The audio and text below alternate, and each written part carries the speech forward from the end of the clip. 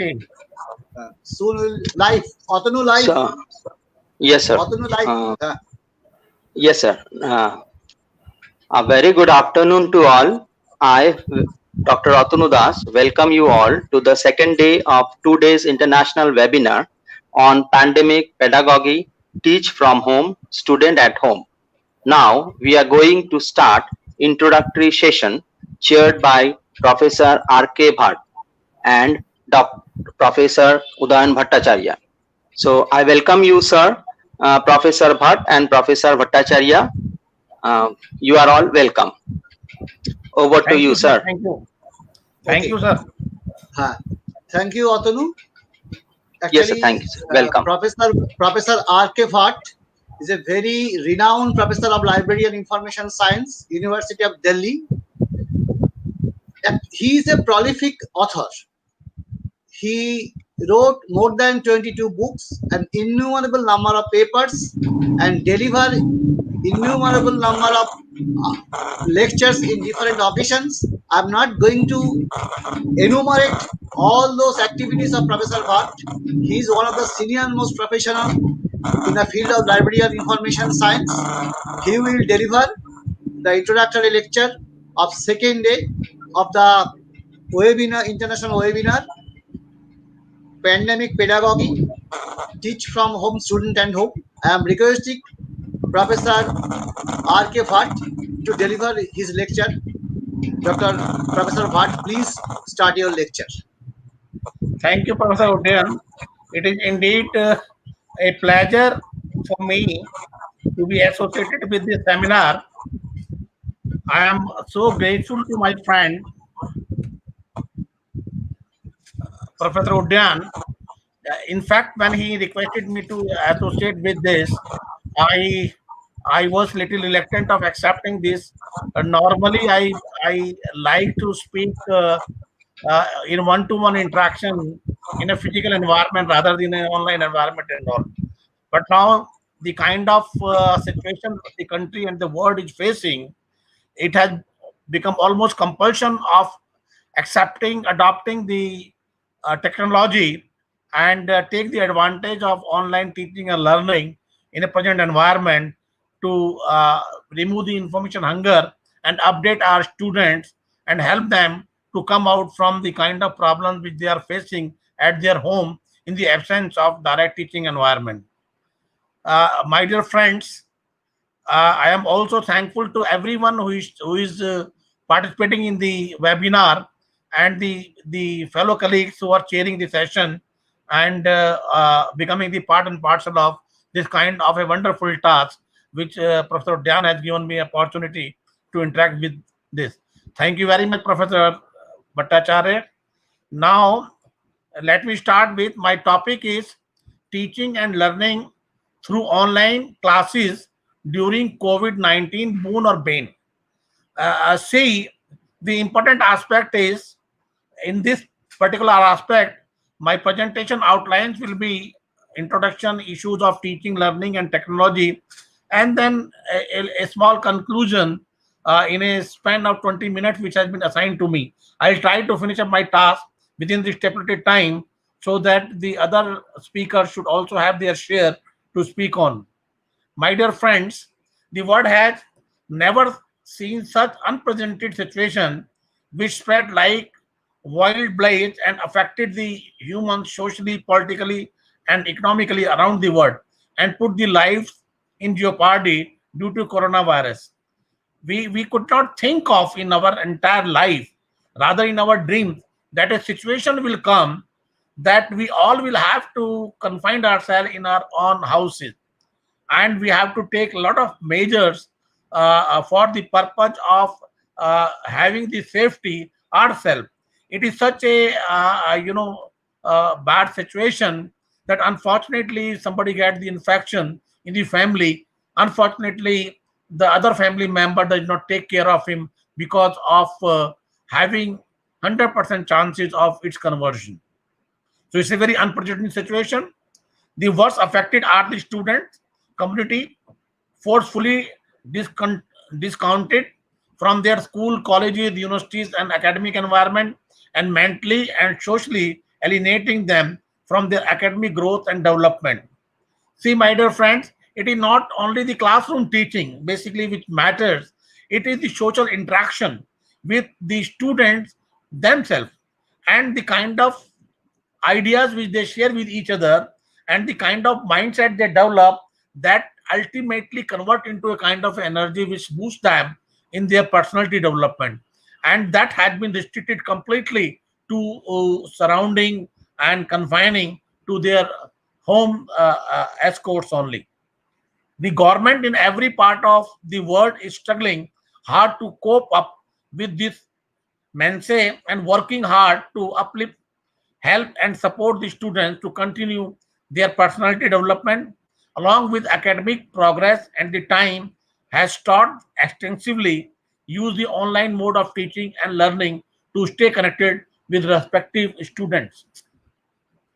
Though the technological advancement have really proved as a boon to help the student to be connected with online conference software with libraries and the teachers, but still there are many lacunas like unavailability of smartphones, laptops and systems at students and poor internet connectivity, lack of e-resources, health problems and family issues pose impediments. Keeping in view all, the researchers designed a questionnaire and conducted a survey to peek in minds of know about the thinking, insight, observation, problems, and experience of the student about the online classes imposed on them to stay connected to pursue their studies. My dear friends, myself and my colleague Manish Kumar, who is assistant professor in the department, we conducted a online survey and we wanted to know the different the opinion on the different aspects and issues of the student in online environment. And I am sorry I am not sharing my paper over here simply because it had been sent for publication. It had not been published, so it would have been otherwise taken by the publisher that it has been made public. So I am just confining certain kind of aspect and issues which I am going to discuss with you. One issue is learning through online classes age, whether students like this mode or not. It's very important aspect.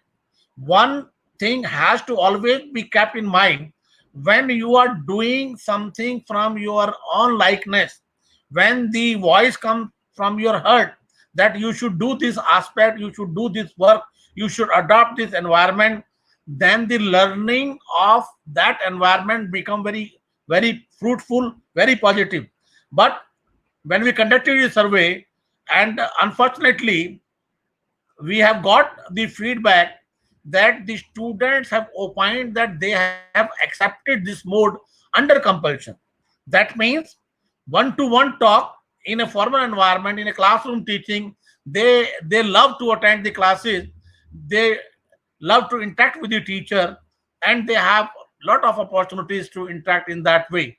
So they have opined that we are compelled because of this unprecedented situation in the country that we have to survive and sustain, and therefore forcibly we are accepting this environment to switch over from traditional to this online teaching, classroom teaching environment, which is not as good as normally we wish to attend in a normal classroom teaching environment.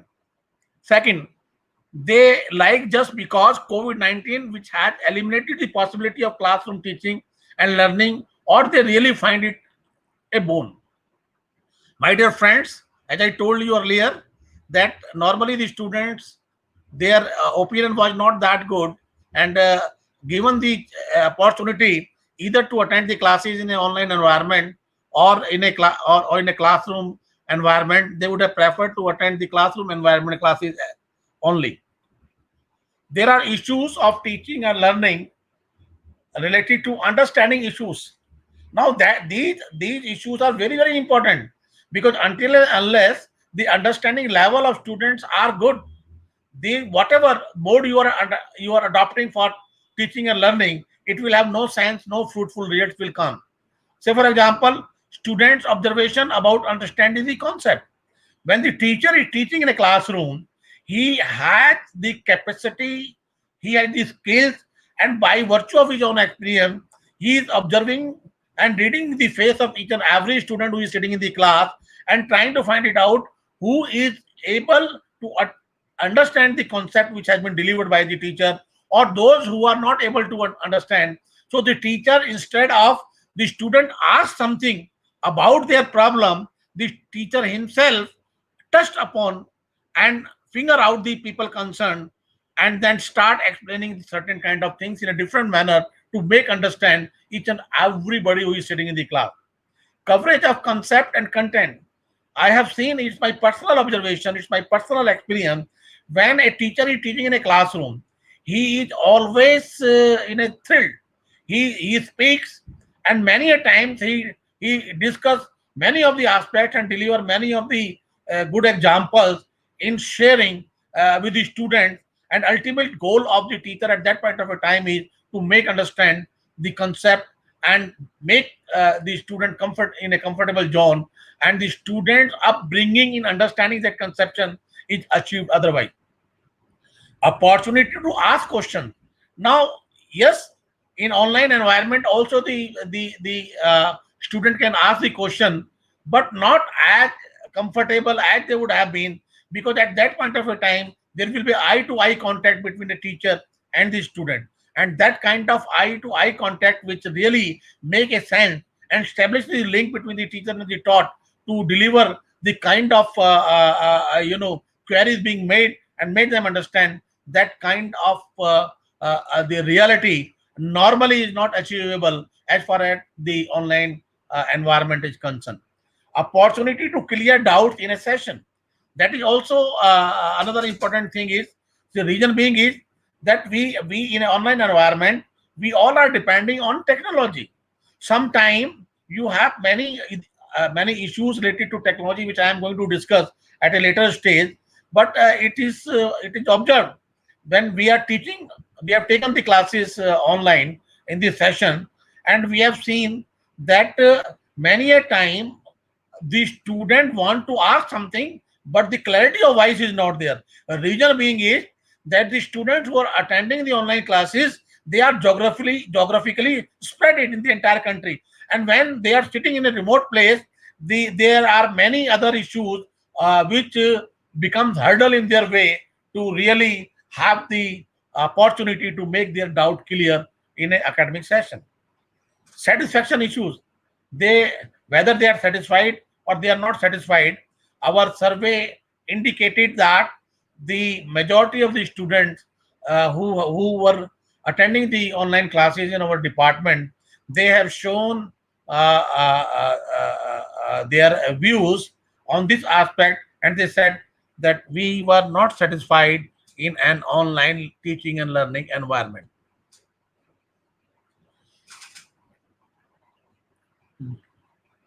Technological issues. Do the student have smartphone facilities? Can we really uh, uh, look into this kind of an aspect? On an average, when I look at the students in my department who come from very far places as well, the 50% of the students may not have smartphones with them. They have phone, but they do not have smartphone. Android phone, they are not able to afford. They belong to either the poor families or from the families which are just in a situation where they are just affording their family daily needs, and they are not able to provide the smartphones and other facilities to their kids. So that is a situation that in online environment, if you do not have a smartphone, if you do not have internet connectivity, then this kind of technology or this kind of environment for those students may not be a boon, it will be bane. Do the student have laptops or computer system or tablet? Yes, we find few of them has, but majority of them do not have laptops. Do not have their own computer system or tablet, and that is the reason that we used to open our department at 9 sharp, and it remain open up to 5:30. And we have two labs, one is for research students and another for our Bachelor of Library and Master of Library Science student, and it is full of students. Students wait for their turn.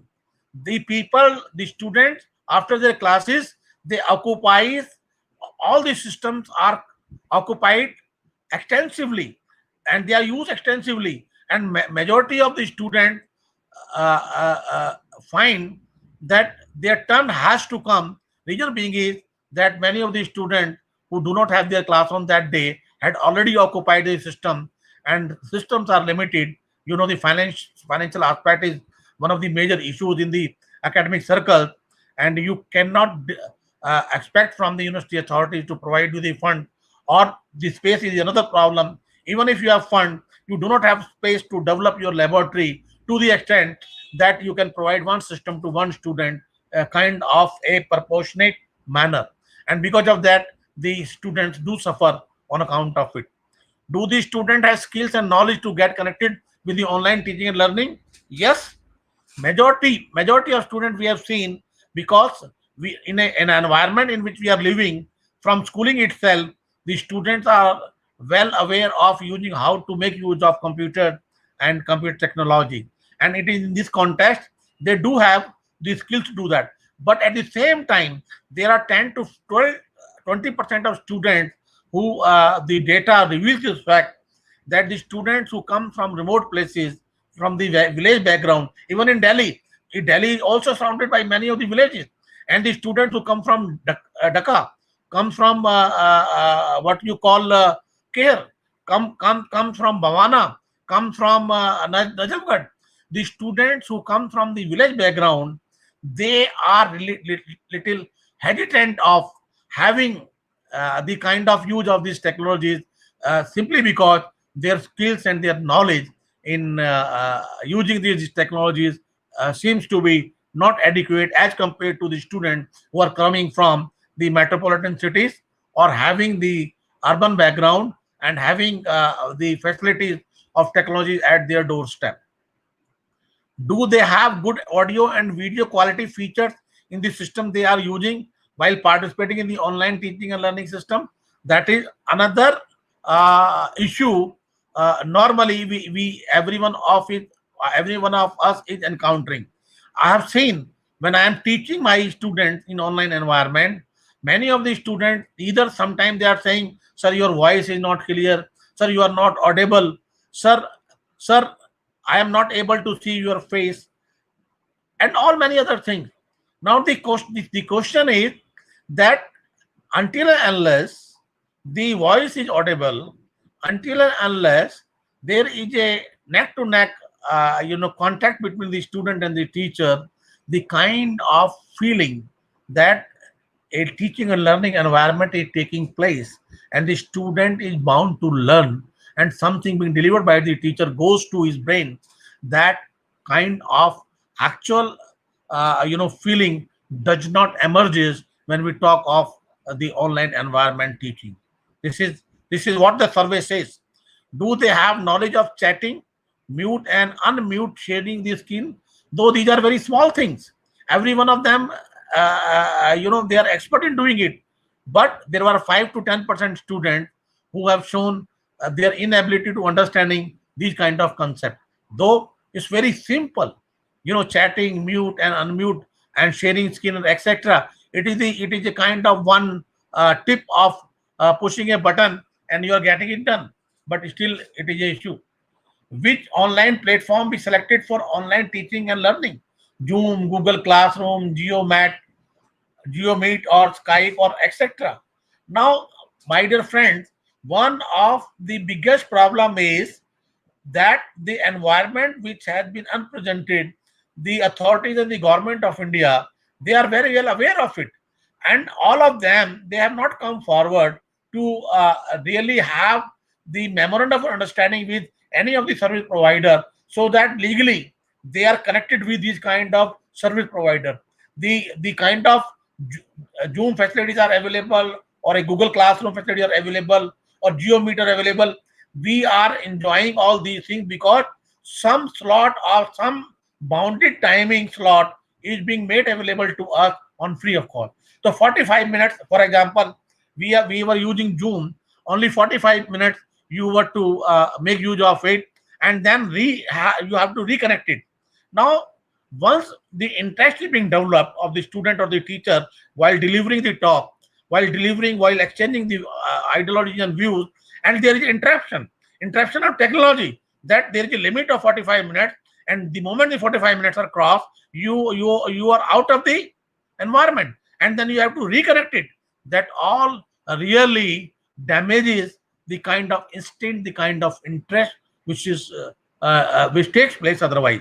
In a classroom teaching, there is a 1 hour class, but sometime when the teacher is full swing, when the students are in much more of mood of understanding, when the lecture is so sweet, the lecture is so interesting, sometimes the teacher continue the class for more time, and he sometimes takes the permission of the other teacher who had the next slot. Please allow me to continue, because students are very much interested in listening and continuing this kind of a topic.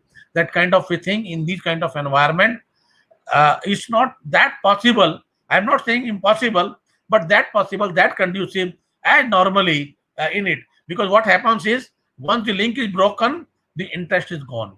Once the link is broken, the zeal is gone. When the link is broken, the interest is gone. When the link is broken, the energy is gone. Data security issues and concern. It's another important aspect, my dear friend. It is being understood. I do not. I am not a technology expert. I do not know what kind of insecurity of data issues are there. But I understand that whatever data is being used on Zoom, and it has been read in newspapers and while discussing with tech, technical experts, that whatever data which we are sharing, that data is being catch hold of that data by the Zoom service providers. It's very dangerous.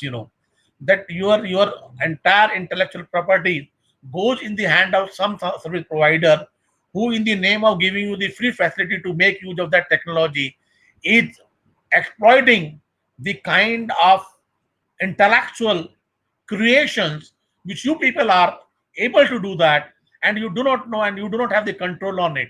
So these are certain kind of technical issues in that. My dear friends, now the question comes, it's very alarming situation, that if the pandemic continues to for another 6 months or a year or so, should we calmly sit at our home and wait for that the COVID-19 say tata bye bye, and sacrifice one precious year or 2 precious years of our young talented students, just in waiting that this kind of giant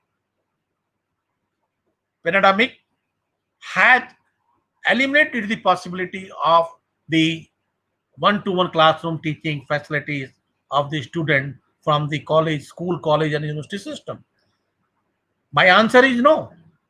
You may have, you may like to have a lavish food in your daily life, but at the same time, because of unprecedented conditions, your hunger has to be moved. Your hunger has to be removed. And in that context, the online teaching and learning has come forward to save we people, that at least we may not be dynamically understanding and learning. It may have many pitfalls and shortfalls, as I have discussed with you.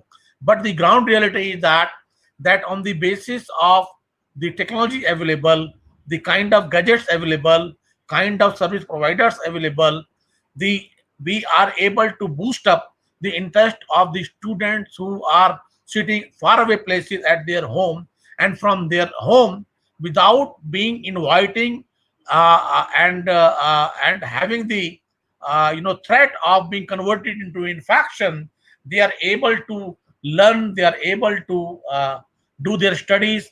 And for that matter, it is because of these technologies, the online teaching environment has allowed us to see the day of conducting the online examination and online evaluation system.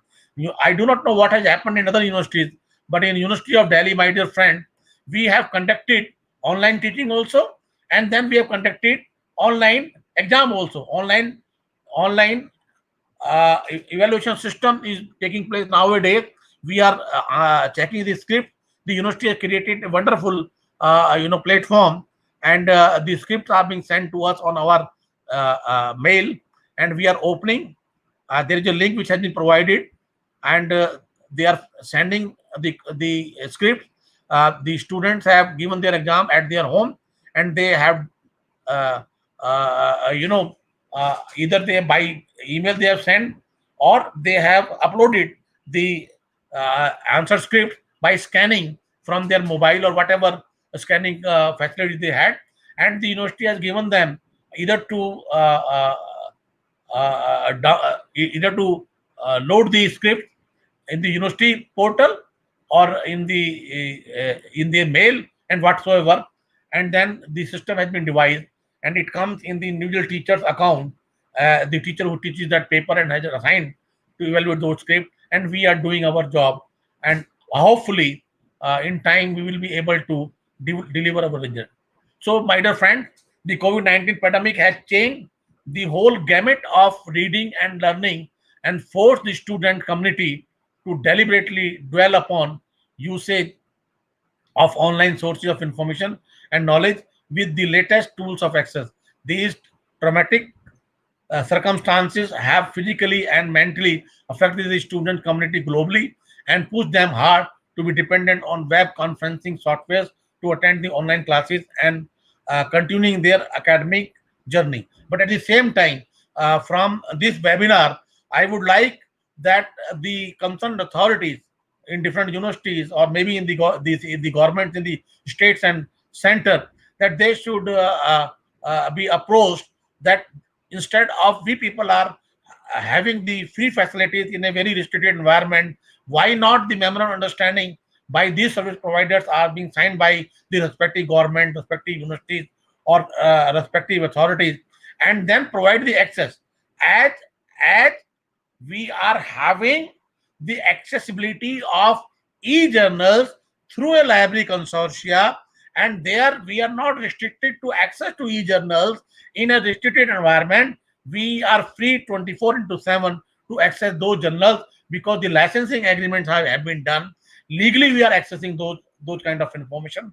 That kind of situation need to be created if we really want to create and use the online teaching and learning environment in a real sense, failing which I am sure that it is not going to be a boon, it is going to be a bane otherwise. Thank you very much, listeners. Any questions? Thank you, sir. As usual, you are brilliant and mind-boggling. We are extremely thank you. Universal Briefing is extremely thank you for your beautiful deliberation. World will not be the same again. As you have mentioned that in university you are pursuing courses online, teaching online, also conduct examination online. In our university, Jadavpur University, we are also taking online classes and online examinations, and hope that in near future, I don't know what is the actual when is the actual time will come when we will meet our student. In teaching, eye contact is essential. We need to see our students. For last 6 or 7 months, we are confined in home. We are meeting our students through online mode, and this is really painful to all of us. You are a veteran teacher. I am also in teaching almost 25 years, so it is really painful. On the behalf of Universal Breaking and on my behalf, I am extremely thankful to Professor Bhat for delivering his mind-boggling lecture. Thank you again, sir. Thank you. I am Thank you, requesting Professor Dr. Udayan. Thank you, Professor Udayan. Once again, Yes. thank you very much for giving me this opportunity, and this slot and the time which was given to me. I have tried my level best, but I am not expert. My expertise are in marketing of information protection services and personality development and the social evils and medias and etc. But since you wanted me to speak and interact in this area, I have just shared with my personal experience. It may be different from the angle of others, because every academician is involved in taking the classes in the online environment and taking the exam and teaching, doing research, and lot many things are taking place like that. We are conducting the Zoom meetings for departmental council meeting. We are deciding our seminar presentations are being done for PhD submission, and all these things we are doing so that the work should not stop. Life should go on, the show should go on, and that way we are doing. But at the same time, we wish that the God should come forward to rescue every.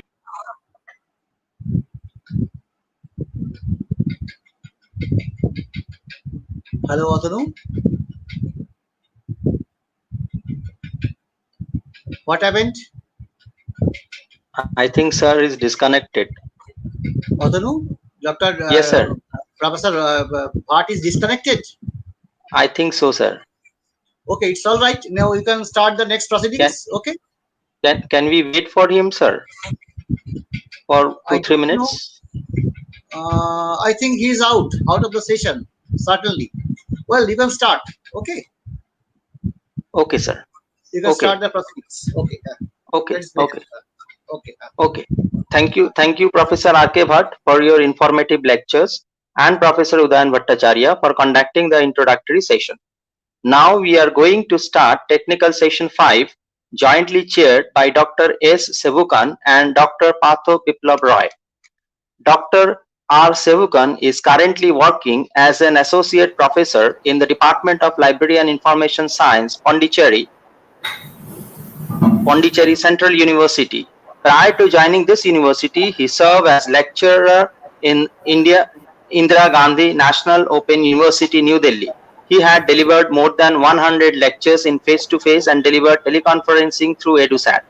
He was member of the National Expert Committee to design curriculum for LIS course introduced as one of the subject at senior secondary level in CBSE school in India. He also a member of expert committee of library and information science nominated by MHRD New Delhi.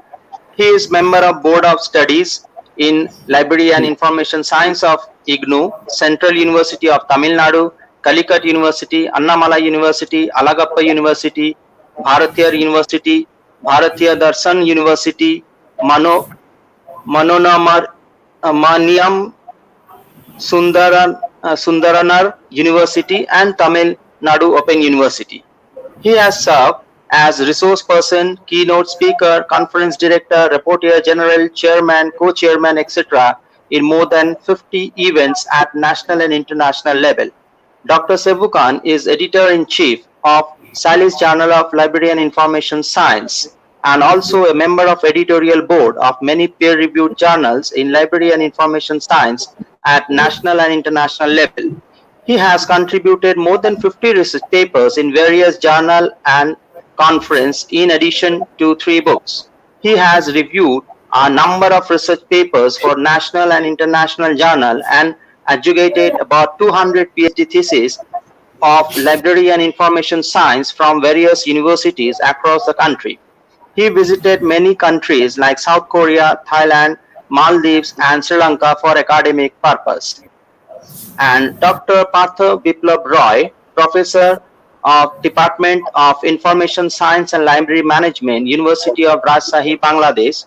He started his career as a lecturer and researcher at the Department of Information Science and Library Management in Rajsahi University.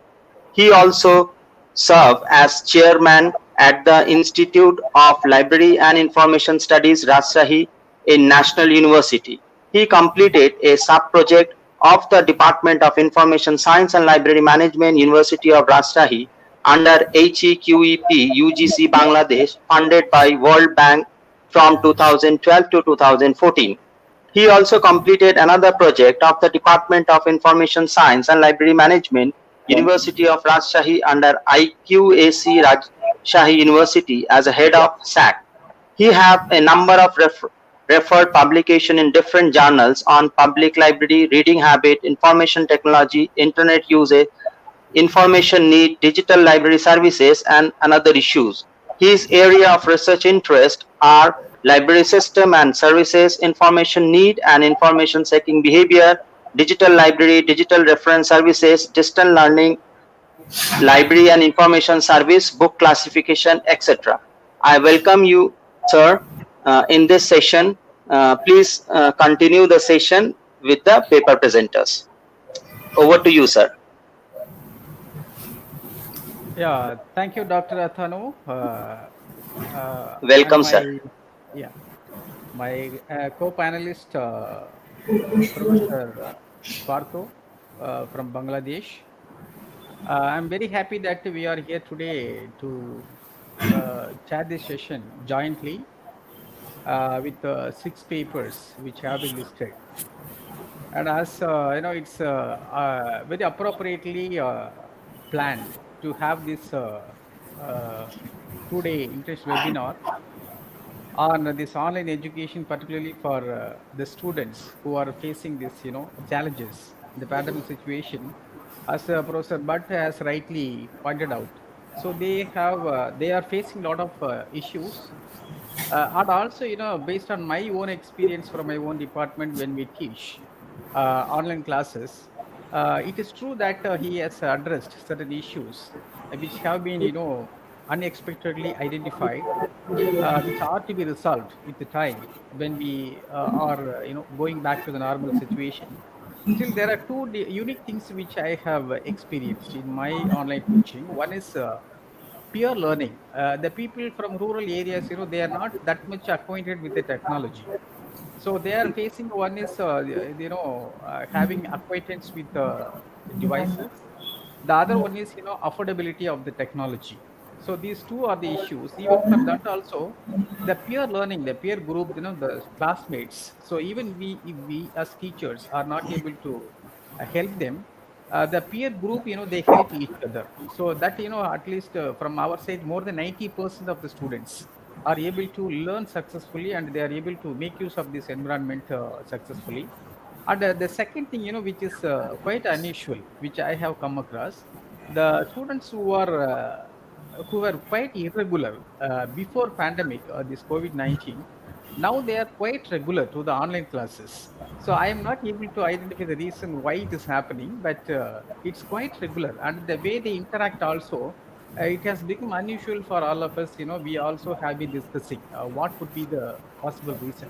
So here, ultimately, what we have to understand here is that our roles are going to be completely changed. So we have to be adaptable to the change. Now, if not, it is 100% online or offline.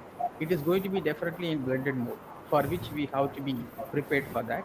And really, it is a very good opportunity for me to chair this session, particularly on this particular topic. So with these few words, I request my joint chairperson, Professor Partha, to start with. Thank you, sir. Yeah. Good afternoon, everybody. Thank you all of the participant of this session, and welcome respected joint chairperson, Dr. R. Sevukan. I am grateful to Professor Udayan Bhattacharya, who invited me to chair this session. I also convey my special thanks to Ranjan Samanta, Dr. Shapun Khan, and others who are involved to organize this 2 days international webinar. At present, we are facing pandemic situation. We are passing such a critical time when we cannot conduct face-to-face interaction, eye contact. In other words, we maintain social isolation, but we want to continue our teaching learning system. We want to continue our library and information services for the benefit of our students, teachers, as well as all of our library users. From this viewpoint, this webinar is very much important and significant for us and for challenging COVID-19 situation or pandemic period. Now I request Professor Sevukan to conduct the next activities, please. Yeah, thank you so much, sir. Thank you so much. Dear authors, there are about 6 papers. Without wasting our time, we have been given only 30 minutes. 30 minutes. It is from 4 to 4:30 as per the schedule. But since we started a bit late, so it may be adjusted. Maybe 5 minutes slightly later. So now we have 6 papers, as I have already mentioned. I request all the authors to take only 5 minutes for the presentation. So with that, may I call upon Mr. Ruth, the first paper on students' perception on online learning amidst COVID-19 from Mizoram University, by taking only 5 minutes. Just please present only the key points through which we will be Yes, able sir. to get at least some questions for interaction, right? Yes, sir. So by Sir, am I skipping audible? introduction, review and all, just only Yeah. the crux of your paper. Okay. Yeah, Yes, please. sir. All the Yes, sir. best. All the Thank you, best. All sir. the best. Yeah. Good afternoon, everyone. My name is Rutlal Thamwanpui, research scholar from Department of Library and Information Science, Mizoram University. And I would like to give thanks to the organizing committee of this webinar and chairperson of this seminar for giving us an opportunity to present our paper. Then I just want to share my screen.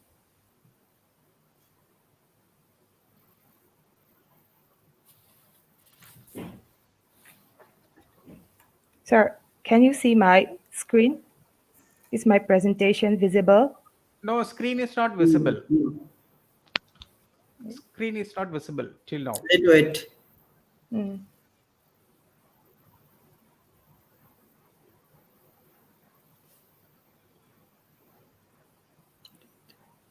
How is it now, sir? No, not yet. You are visible, but your PPT is not. Okay. Let me try.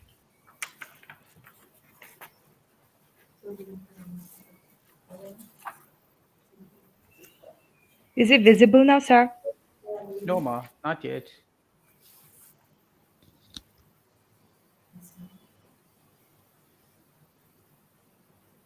Or can you present without PPT?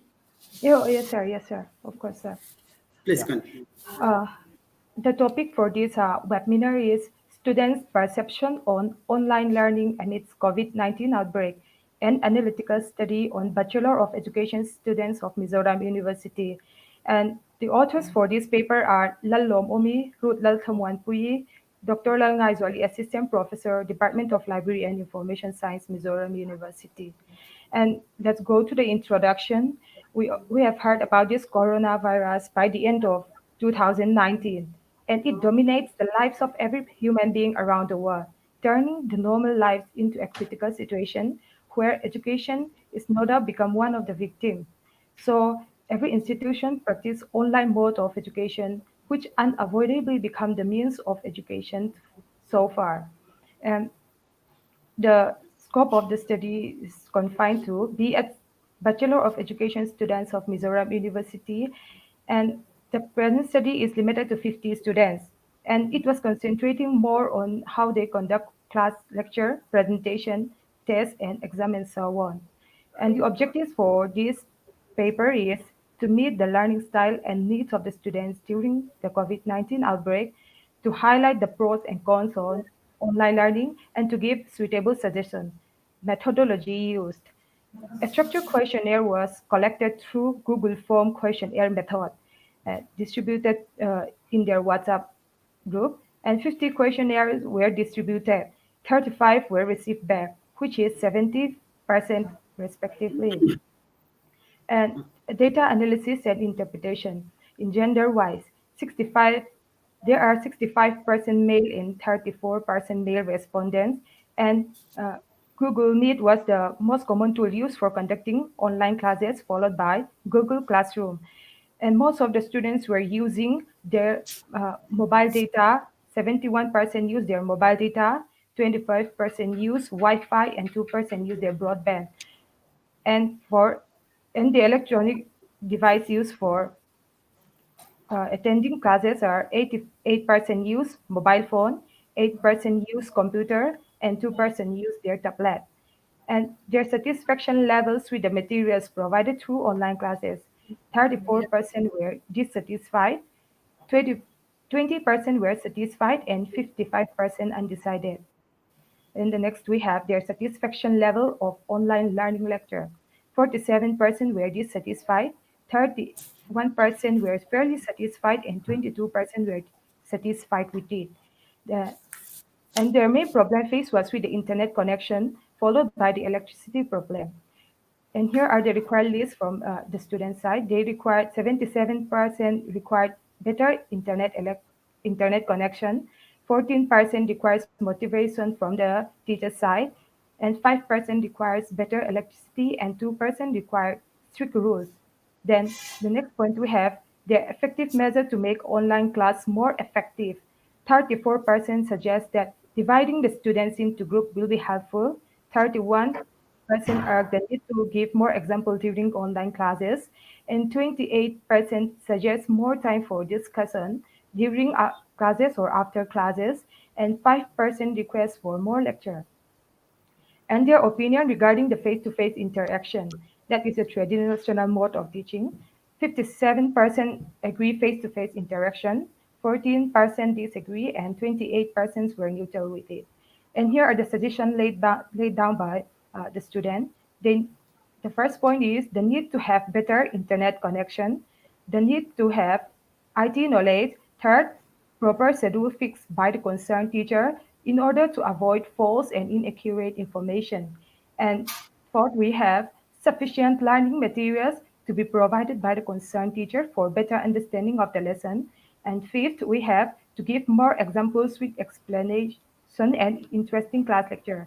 Fifth, we have they need ample time, surroundings, and peaceful environment in order to gain a deeper knowledge through online classes. And next, we have better electricity. Last but not the least, motivation and making the class more attractive and less boring by the teacher. And lastly, we have teachers should update their knowledge, motivate the students regarding their mental health or lesson, and keep in touch constantly to know the students' problem. And lastly, I would like to conclude my presentation. The absence of Blackboard and network connectivity is the constant problem. So we must learn how to live with this deathful virus and find our own way to continue with our education system. We must also use our rapid growth of information technology in disseminating information. Online classes is the most possible way as it saves the time, ease of mobility, cost effectiveness, and better learning technique. So students and teachers are requested to learn and go along with it and try to keep themselves updated and learn to use them in the best possible way. That's all for my presentation, sir. Thank you. Yeah, thank you very much, Roth, for the nice presentation. It was very crisp and clear, and rightly you suggested one thing. The all teachers have to Yes. be properly trained, upgraded with the Mm, latest technology to motivate the students. It's a very pertinent point to be addressed. yeah. I'm very happy about it. Mm, And also, you have mm, selected the right population for your study, B.Ed students, because they are the yes. people who are directly involved in Mm, teaching while studying. Okay, yes, sir. so it's Mm, the right sample. I'm very happy. If mm, you have any questions, please keep it with you at the end after completing all the presentations. Last 5 to 10 minutes we can have for interaction, right?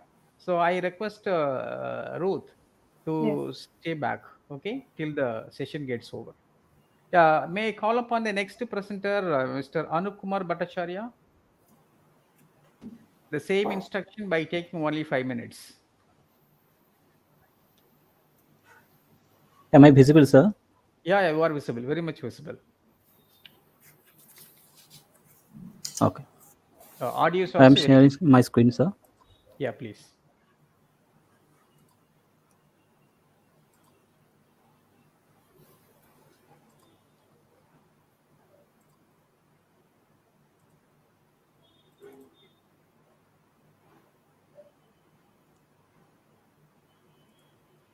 Is it visible, sir? Yeah. No. Screen is not visible.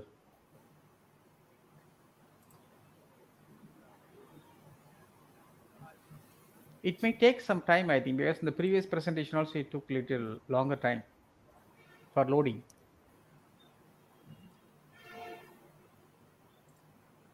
You can continue with your introduction. Is it visible, sir? No, not yet. No. Yes, it's Yeah. visible. Make it full screen, Okay. please, if possible. Make it full screen. Is it visible, sir? The screen? It is Yeah. visible. Press F5. Yeah. Visible now. Yeah. Okay, sir. Thank you. First of all, good afternoon, all. Okay, sir. Good afternoon, all. I would like to thank the entire team of the organizer, as well as my teacher, my colleagues, and as well as the chairpersons. The topic of my presentation is role of academic libraries in promoting e-learning, a new paradigm. The invention of information and communication technology has given a new shape to the learning process. This has changed the way people find information, communicate with others, and also the way people learn. Libraries are the heart of the academic institutions, and the need of the users has also been changed. And the worldwide scenario in the higher education sector reveals that e-learning could only be the solution to satisfy the diversified needs of the learner community. And the modern academic libraries play a vital role in all types of learning activities, including e-learning. It provides technology-based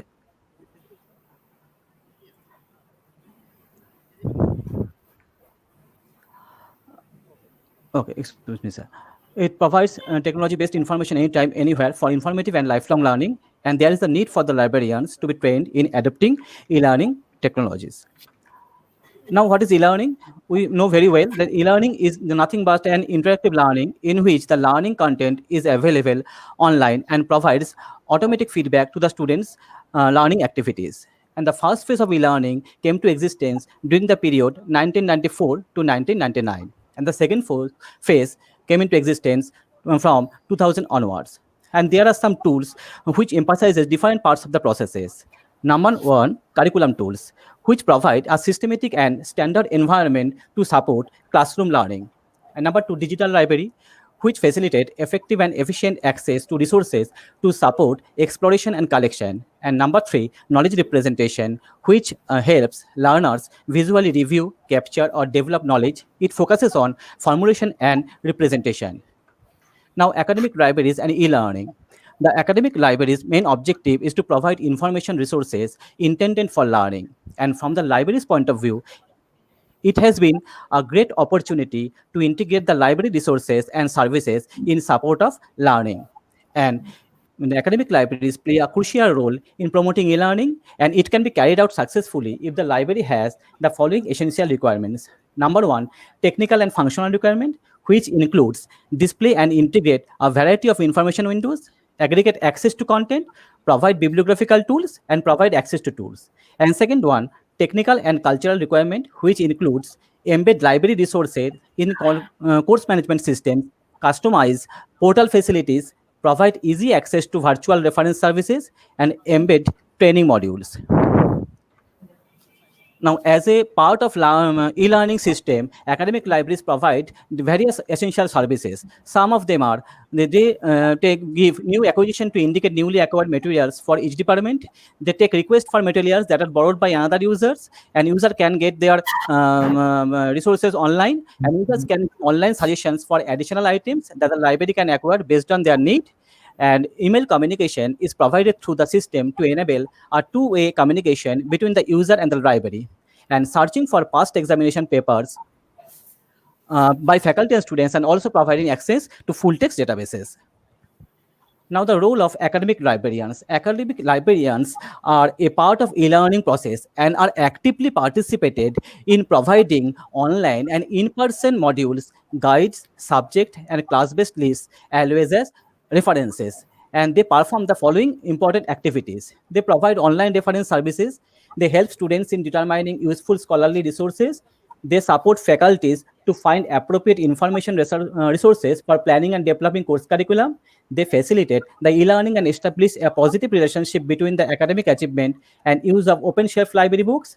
They play a dedicated role in supporting instructors and administrators, and they develop web-based modules to support course integrated instruction sessions. And the development of e-learning has thrown up various challenges that are faced by the e-learners. And there are dangers of increased learner isolation. There are lack of quality service by information providers, lack of organization of information on internet. Not all sites are updated regularly, we see very well, and absence of monitoring mechanism. There are lack of awareness about the use of electronic equipment. There are lack of human interaction, lack of expertise, and lack of motivation. Now, there are some recommendations for libraries and librarians to promote e-learning successfully. Librarians working in face-to-face and virtual classrooms should be given every opportunity to learn about teaching practice. Provision should be made for technical help desks. Libraries should be actively involved in decision-making and implementation process e-learning. Librarians should take up the job of cataloging the learning objects, and the library should be the repository. Librarians should take leading role in intellectual property and digital rights management. There should be collaboration among librarians, faculty members, and instructional designers. And libraries should integrate plagiarism software into course management system to encourage good practice. Now, in conclusion, we can say, with the emergence of improved information technologies, libraries have also been early adopters of new information systems and services. And academic libraries help users by providing wide range of services without wasting times, and they aim at encouraging better use of information resources available on internet. And the libraries ought to be a viable and productive community player in the developing e-learning landscape. Thank you, sir. Yeah, thank you very much, Mr. Anup. It's a general paper, but it is very important for the current situation to understand the role of librarians, how we have to support online learning in the academic institutions. It is really good, very informative paper, and also you won't be surprised if library is equipped with a lecture theater in future for online teaching. So we will have to take care of it. Okay. So with this, Sir, I thank you. Yeah. sir, I would like to say something about this Yeah, please, sir. Please, sir. presentation. Yeah. Thank you, sir. Thank you, Mr. Arup Kumar Banerjee, Bhattacharya, for your nice presentation. Actually, I think this paper is based on Professor Bhattacharya nicely presented the role of academic libraries, the role of academic librarian, and challenges faced by the e-learners. And finally, he showed some recommendations to overcome the present situation. Thank you, paper presenters, Mr. Arup Kumar Bhattacharya. Thank you. Yes, sir. Thank you so much, sir. Can we call upon the next person? Yeah, please. Bangasri De. Yes, welcome. Please go ahead. Good afternoon, everybody. Respected chairperson, co-presenter, respected teachers, and the organizer. Good afternoon, everybody. Good afternoon now. I think all are okay in such pandemic situation. I'm sharing my screen.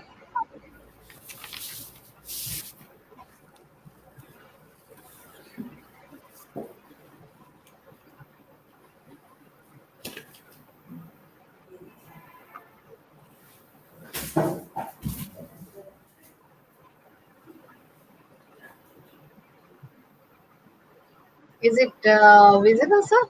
No, not yet. Not yet.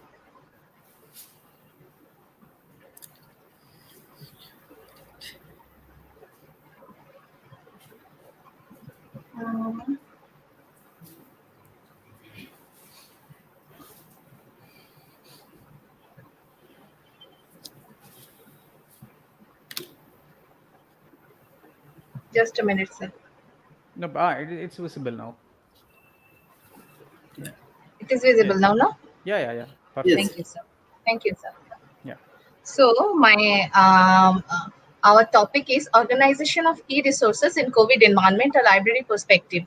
Myself, Bangusri De, librarian, Muralidhar Girls College, Kolkata. and my co-author is Shutapa Chatterjee, Assistant Librarian, Presidency University, Kolkata. In such a pandemic situation, what we are facing, this is a threat to us, and the unprecedented situation.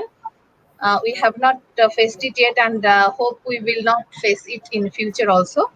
See, now all over the world, the educational institutions suffering a lot. The total closure of the institutions are there. Libraries are also not exception of that. Libraries are also closed to the patrons, the users, closed for the patrons. So, but education can't stop. We can't stop the education. We have to make it run. We have to, all the learners, they must continue their learning process. So the libraries play a vital role here. They, in the library collection, generally of two types. That one can be online collection, e-collection, and other is offline textual collection. But the textbooks are not accessible now. This is there is the access is very much limited. So we must emphasize on these e-resources. See, the print collection is there, but e-resources, we have to develop it more now. There are subscription-based e-resources and free e-resources. The subscription-based e-resources are expensive. This is not possible for all libraries to purchase all these resources. But still, the libraries, the university libraries, they can afford it. So we have to promote this kind of resources also. We can categorize it, we can make it visible through our websites so that the users can access it properly. And beside this, the offline resources, there are many offline resources, free resources. There are many free resources are there in internet. They are scattered. We have to organize them. So the main main objective of our paper is to organize all these e-resources in such a way that most of the library can take help of this. They can customize this according to their own requirement, and they can give it to their website and inform their users. So the organizing resources is a main function of the librarians now. So here we are doing this function by organizing e-resources. There are so many government initiatives are also there. In India, government taken initiative. So we have mentioned all this also. See, our objective is to search, and we searched through the internet various resources. We gathered it and we make a categorized list. We mentioned the subject categories they are covering, their subject coverage, the number of journals or books they are offering. Such kind of information we have given, and we can make a list of that. And also at the end, we suggested some measures. Methodology, that is physical inspection of online leaks. We prepared the list of resources first, then we have gone through the list, evaluated all these resources, and then we added a brief note about the resources presented there. Some e-resources we have listed here. I think this is not necessary to read it out. The users can access it. See, we listed name, the form, supported organization, that is the parent organization, subject coverage, and number of books available in this ebook database. Some more ebooks are there, and e-journals. There are so many e-journals. Journals are very much important for researchers. So this is of high demand. Journals are of high demand, and these e-journals are very, very helpful. But most of the researchers, what we face in daily life, the researchers, all of them are not aware about all these resources. They mostly depend on these subscribed resources, but these free resources are also very much informative and helpful. So our objective is we can accumulate all these resources, we can segregate subject wise, and we can send it to their mail subject wise. That is such kind of awareness service. We can send these links to them by mail and aware them about that. There are some e-thesis database. We have listed it out. Shodh Ganga, I think all of us, most of the researchers also know about Shodh Ganga. This is a very good repository of thesis of Indian universities. But this Shodh Ganga, the contribution from the contribution point of view, this is not 100% contributed. Actually, all the universities are not contributing properly here. So we must have to be more responsible in this regards.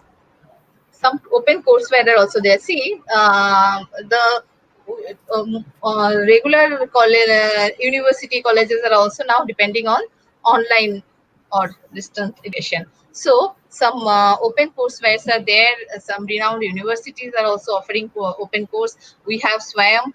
Many of us have already gone through this and attended some courses from SWAYAM. This is a very good initiative of our government. We can inform it to our users. Such some Indian government initiatives are there. This is SWAYAM Prabha, National Digital Library, NDLI. This is a very good initiative of Indian government. This can be called as a referral library, as they're accumulating all the links of the repositories. They're referring to the actual place. This is from KG to PG. We can say from our beginner learners. They also have here we can find documents for them also, and also for postgraduate research scholars.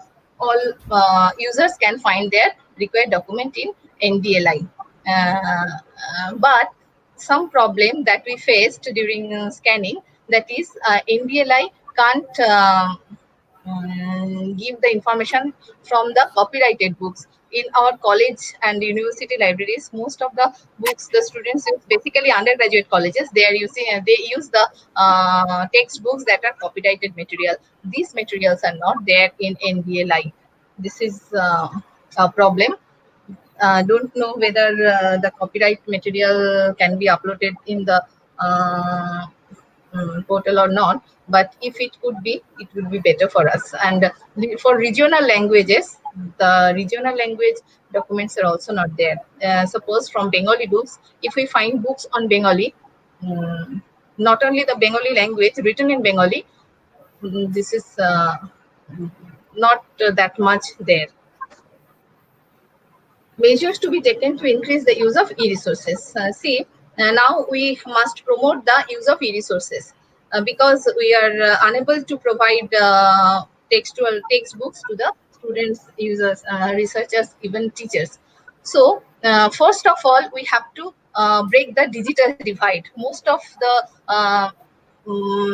say there are so many teachers that who are not that much tech savvy. So we must organize some training programs, some workshops, some webinar, which Excuse me, can madam, help them.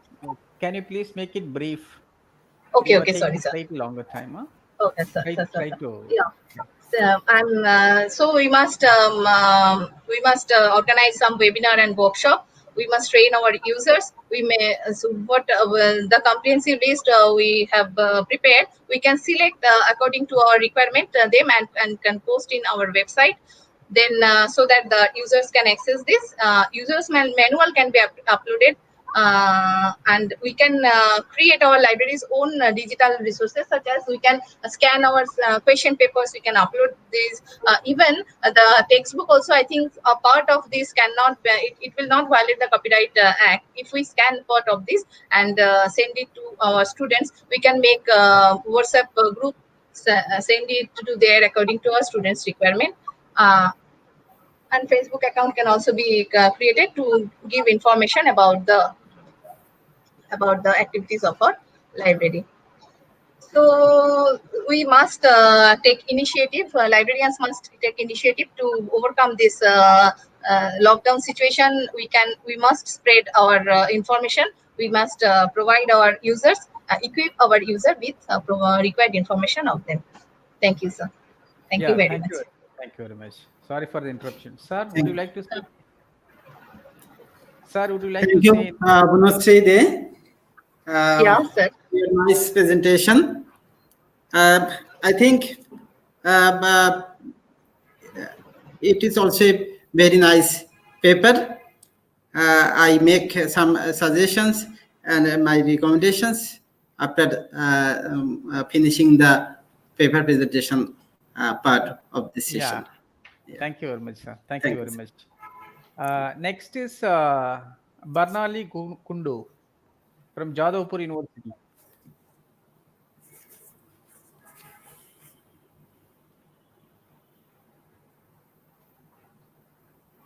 Is next author present? Barnali Kundu or Saurav? Any one of you? It is joint author paper, The Prospect of Online Education in a Developing Country, Risk and Opportunities. Is author connected? If not, can we move on to the next presenter? Please. Next presenter is Falguni Ghosh. I think he is ready. Yes, He's sir. ready for I the am present. presentation. Yeah, yeah. Please go ahead, ma.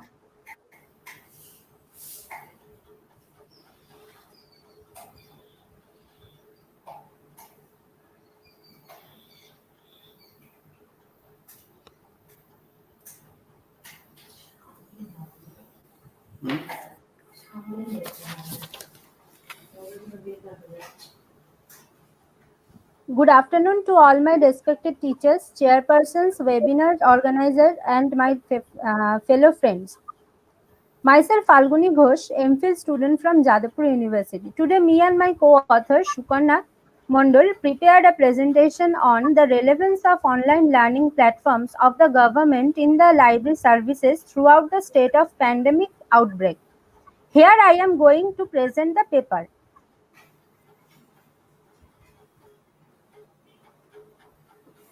Very recent COVID-19 has spread all over the world as well as in the India also. Every day in every sector, nation is facing so many challenges. In case of education, students are also facing the same. As per situation, Ministry of Human Resources, Government of India started various types of online programs to continue school and higher education system. This study highlights these online platforms so that librarians are trying to support students to access and exchange knowledge in a simple way. The objectives of our study is the aim of the is to identify the expansion and the growth of the government taken online and online learning initiatives. The methodology, the limitations of our studies that we are trying to cover all the online educational platform of MHRD excepted eShodh e-learning scheme and eShodh Sindhu, etc. Methodology, the study is based on the sites under MHRD Government of India.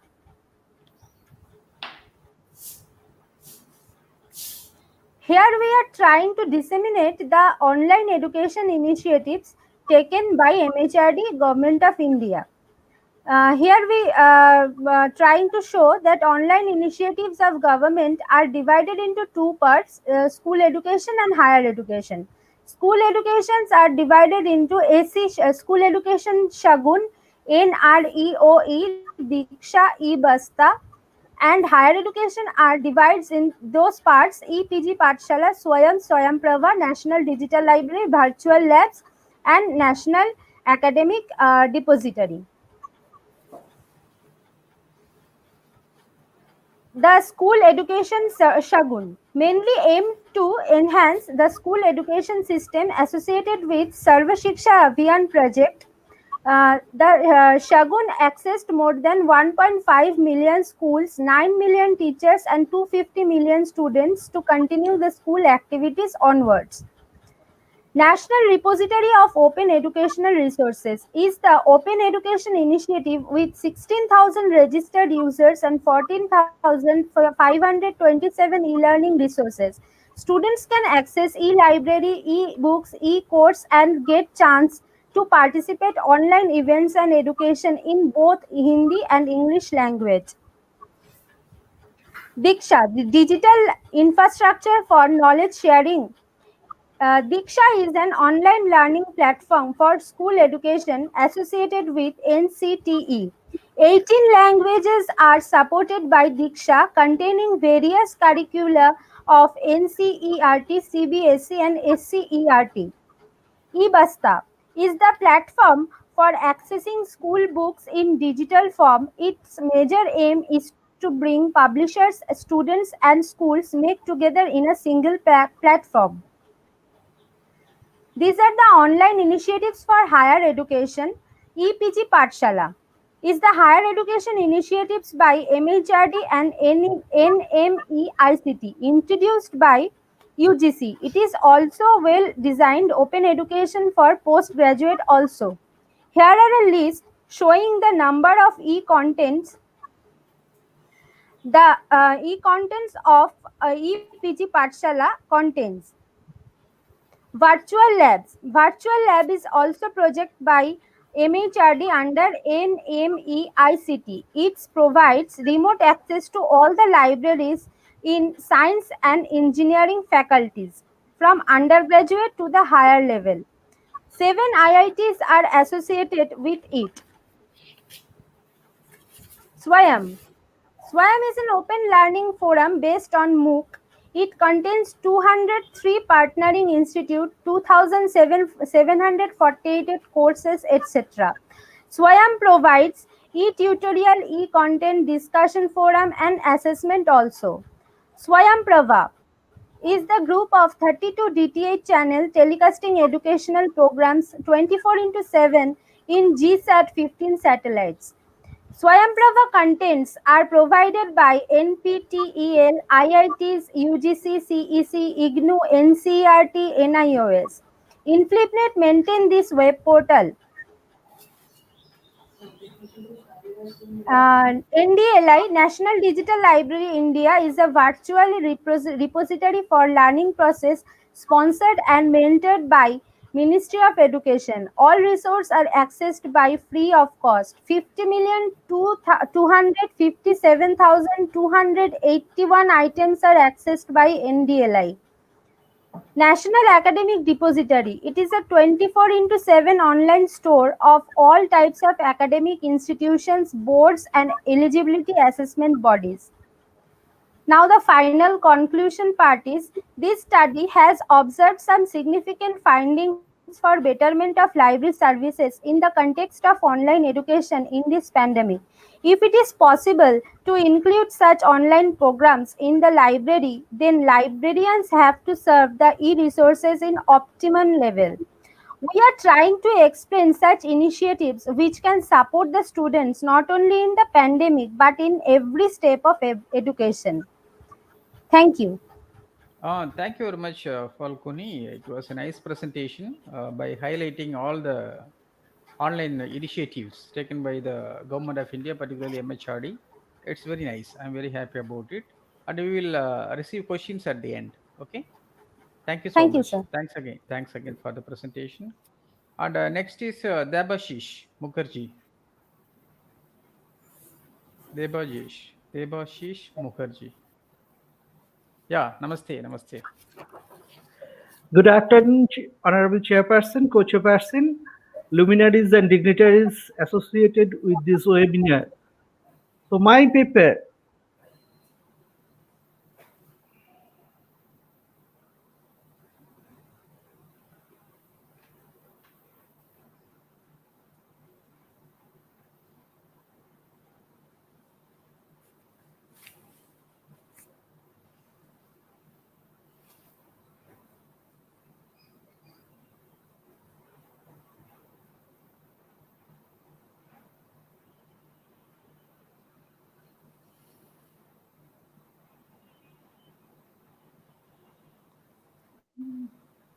I think it's not sharing, no?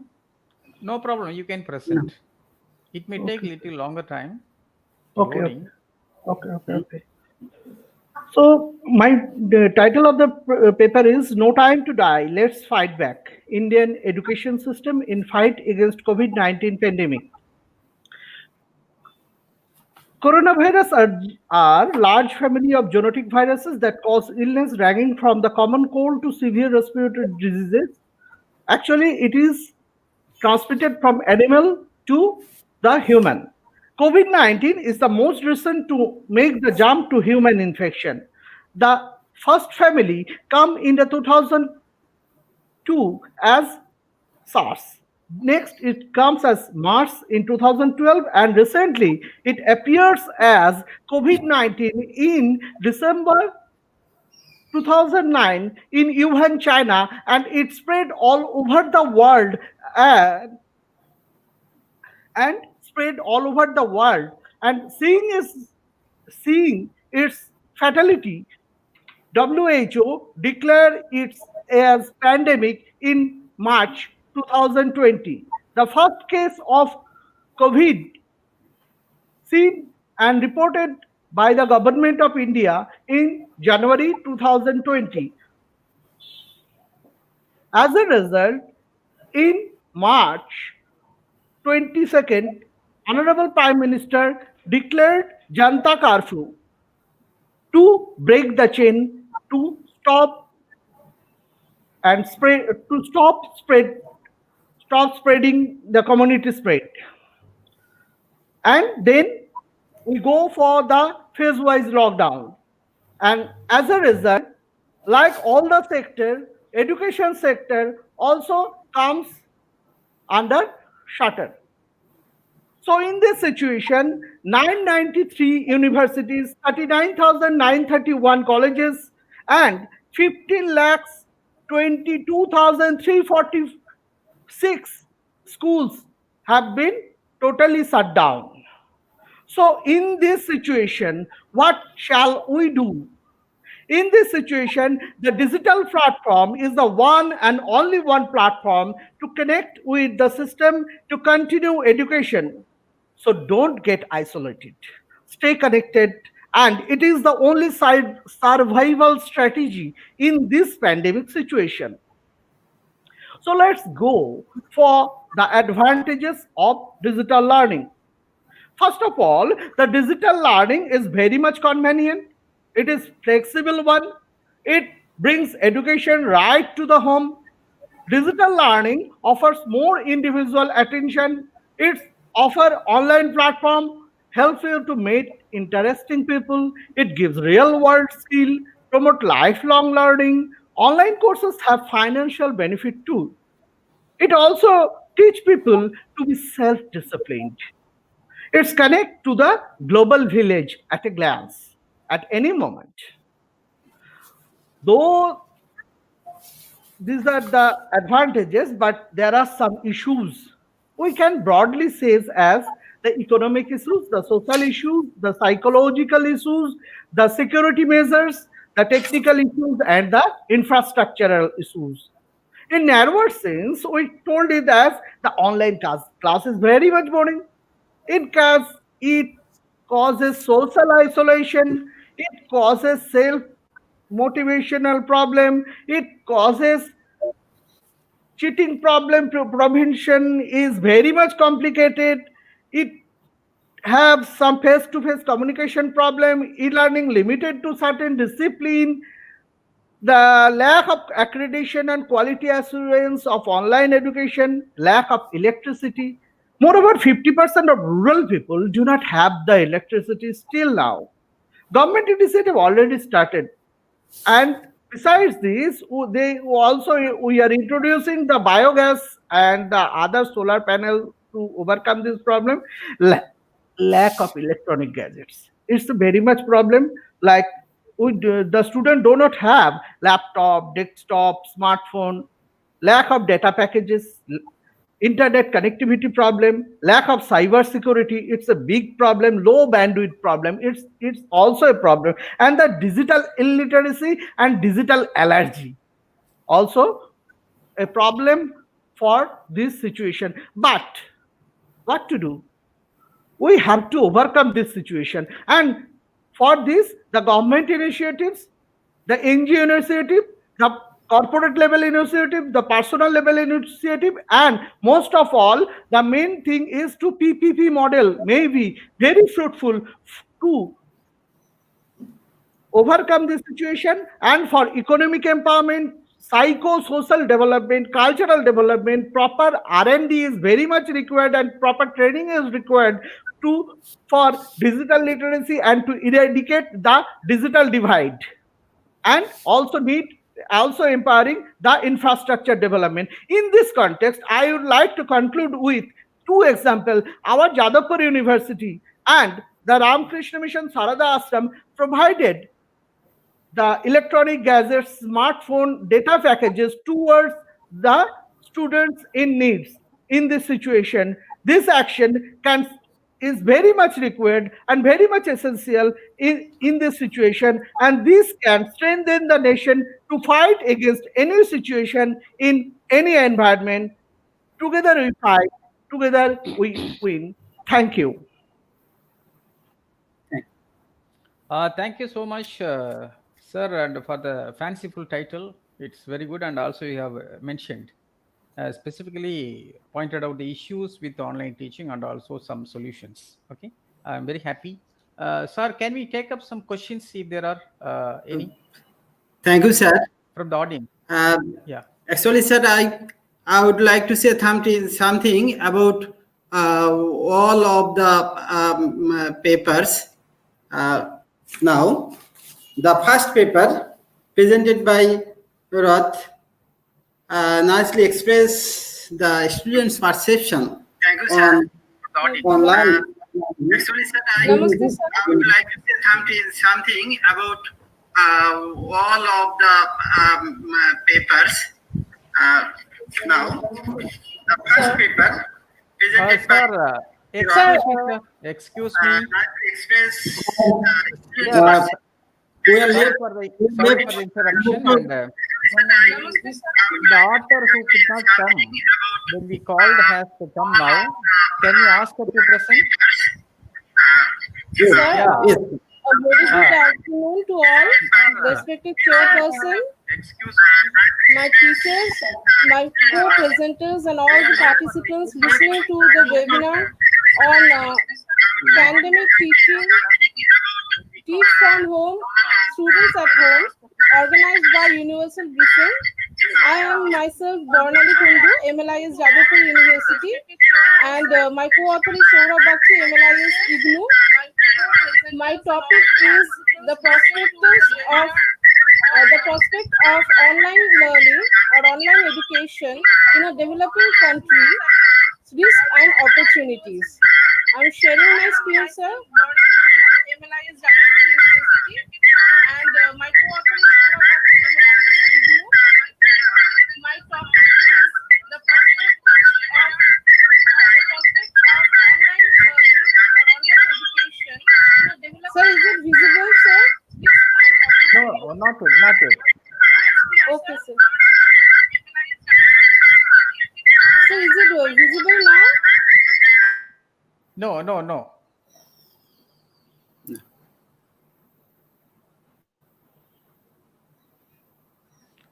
You have unmuted your mic. Yeah. Sir, is it visible now? No, not yet. No. Okay, sir. You please go ahead. Without PPT also. Please unmute your mic. Your mic is muted. Yeah, now it is all right. Okay, sir. Okay. Yeah. Please. Okay, sir. I'm starting with the introduction. The pandemic situation, which is a sir, mic is muted. Yeah, now it is all right. Okay, sir. The pandemic situation is the consequences as spread by the virus of COVID-19. Now, more than 100 countries are taking up lockdown as a measure to control the infection and spread of the virus. Now, online learning has The online learning has become a mode of education because people are being forced to lock down at their homes, and a large population of these are students. Students belonging to schools, colleges, and universities.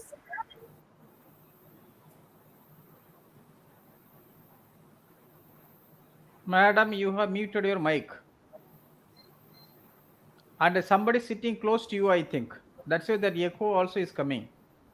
The concept of online education, the role of internet as a medium of virtual teaching, the skills and strategies taken by teachers for providing efficient and effective experience of online learning, the risks and challenges of Somebody sitting close to you, I think. That's why that echo also is coming. the risks and challenges of online education in a developing country like India. Methodology. In this study, it was designed to analyze the benefits and drawbacks of online learning and determine the strategies that make students more successful in online learning environment, especially during the COVID-19 situation. This study is based on present statistics provided by the reports of various organizations like UNESCO, UNICEF. Sir, I think madam has some problem. She has some bandwidth issue. And somebody is also attending, sitting close to her. So that is why this problem is happening. You please go ahead, sir. Okay.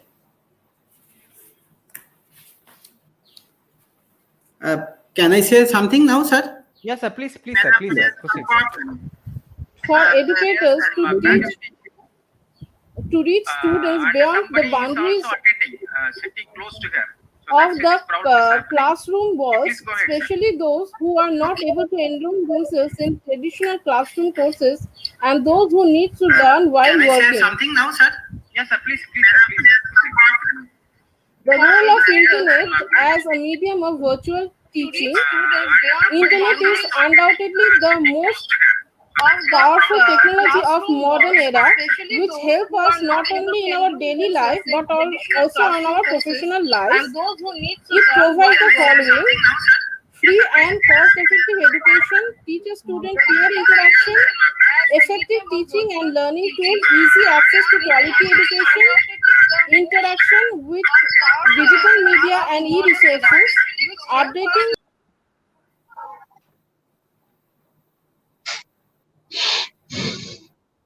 Sir, Dr. Athano, actually it is not clear from her end. You can Yes, sir. just tell her not to continue because it's not Yes, effective. sir. There's no point in Yes, allowing sir. her Yes. anymore. We remove her, sir. You Yeah, please please. continue. Thank you, sir. Okay, Thank you, sir. Sir, Professor Partha. Okay, you're welcome. Yeah. So now I would like to continue my discussion. The first paper presented by Yeroth nicely expressed the student perception on online learning during the pandemic among the Bachelor of Education students of Mizoram University. The researcher has focused on digital distance learning of Mizoram University.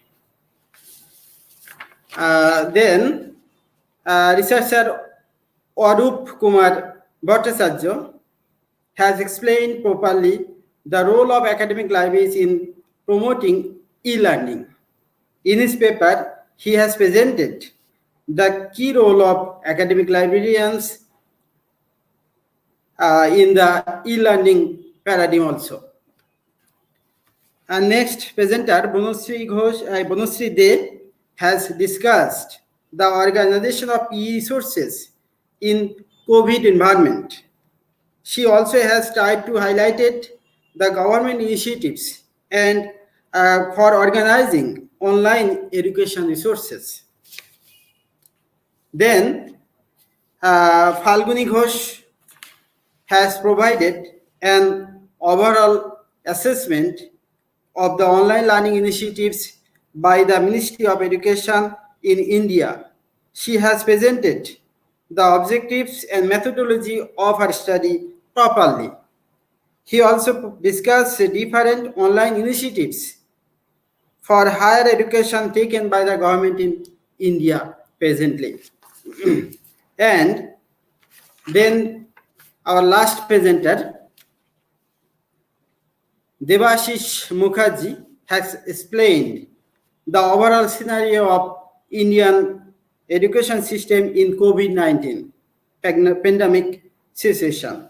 He has presented nicely some suggestions for continuing the education system in India for the benefit of the students and teachers. Last of all, I must say that all the paper presenters, all the researchers of this technical session has tried to provide valuable suggestions, comments, directions for running and strengthening the education system of India, for aiding all the stakeholders involved in education process, for developing the library and information services, as well as for sharing, disseminating documents in any pandemic period. Finally, I would like to convey my special thanks and congratulations to the organizers, especially Professor Udayan Bhattacharya, for organizing and arranging this international webinar, and also for his invitation to me. Thanks you all once again. Sir, please Yeah, thank you so much, sir. conclude Thank you so much. your suggestions. If there are no questions, we can conclude. If there are any questions, we can invite Sir, one or two I think we got much more time. Okay, then we will find wind up, sir. Anyway, thanks for saving my time, sir. And my joint chairperson has briefed everything, whatever has happened. And only my observation is that, here we as information professionals, so we are the intermediaries between the knowledge resources and the stakeholders. So we cannot, as the last presenter mentioned, that we cannot be away from the resources and the stakeholders. We always have to play the middleman role. For that, we have to be prepared, because this pandemic situation will not get over now. It will come again, but that would be constant, and we also have to be constant in changing our attitude to to adopt the changes which are happening. The other thing is, all the presenters, they presented so nicely, and earlier I used to feel very proud that many viewers from outside, whenever I go out for my academic assignments, they would come and ask me, sir, I have seen your videos on YouTube, and I have watched your program in this DTH. So when they used to share with me, I used to feel very proud, because before this pandemic, people had that lack of confidence talking in front of camera without people. So that was a challenging task for people, and we hardly had people to talk. But now everybody is able to present. This situation has definitely mandated people to gain confidence to talk in front of camera. I am very happy about the presenters today. Everybody was able to present very nicely and precisely. I'm very happy about that. And also, it is not only that, creating awareness among us people to have this good amount of resources.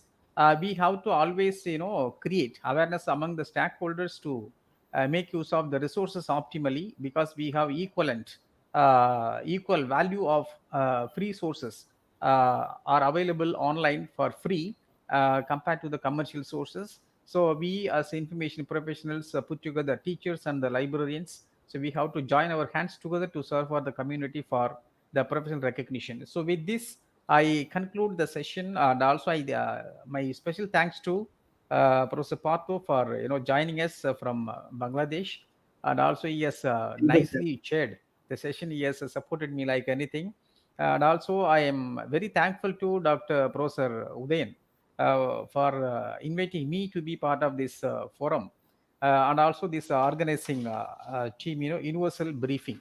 And above all, I thank all the participants for the patient listening, and also the presenters. I congratulate very nicely for, and also I wish them all the best.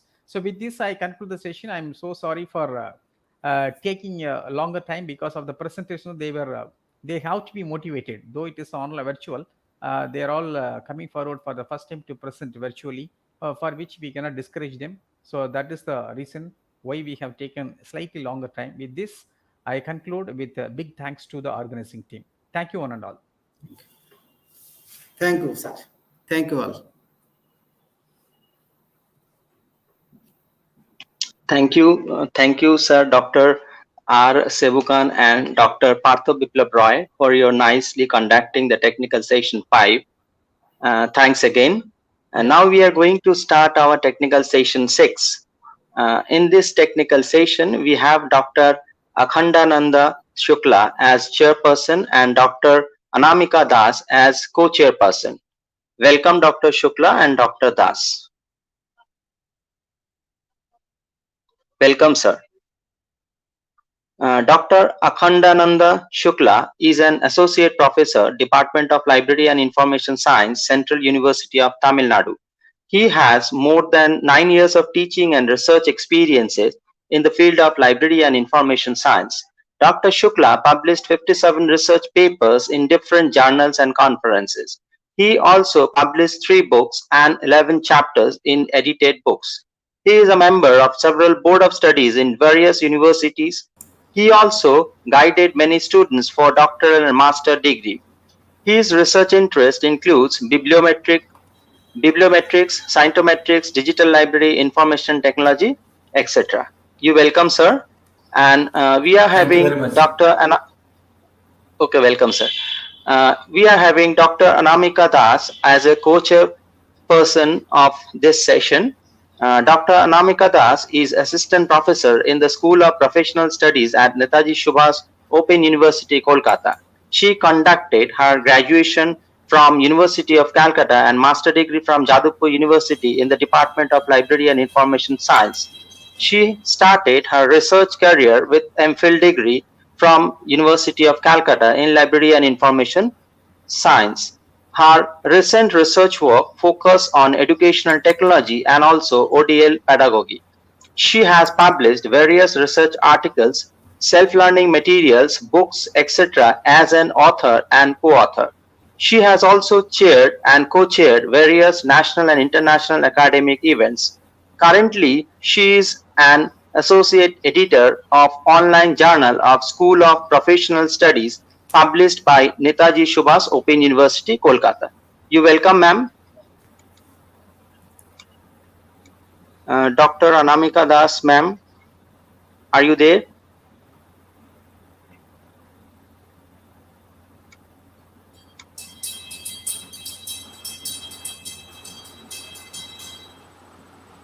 Welcome, Dr. Das.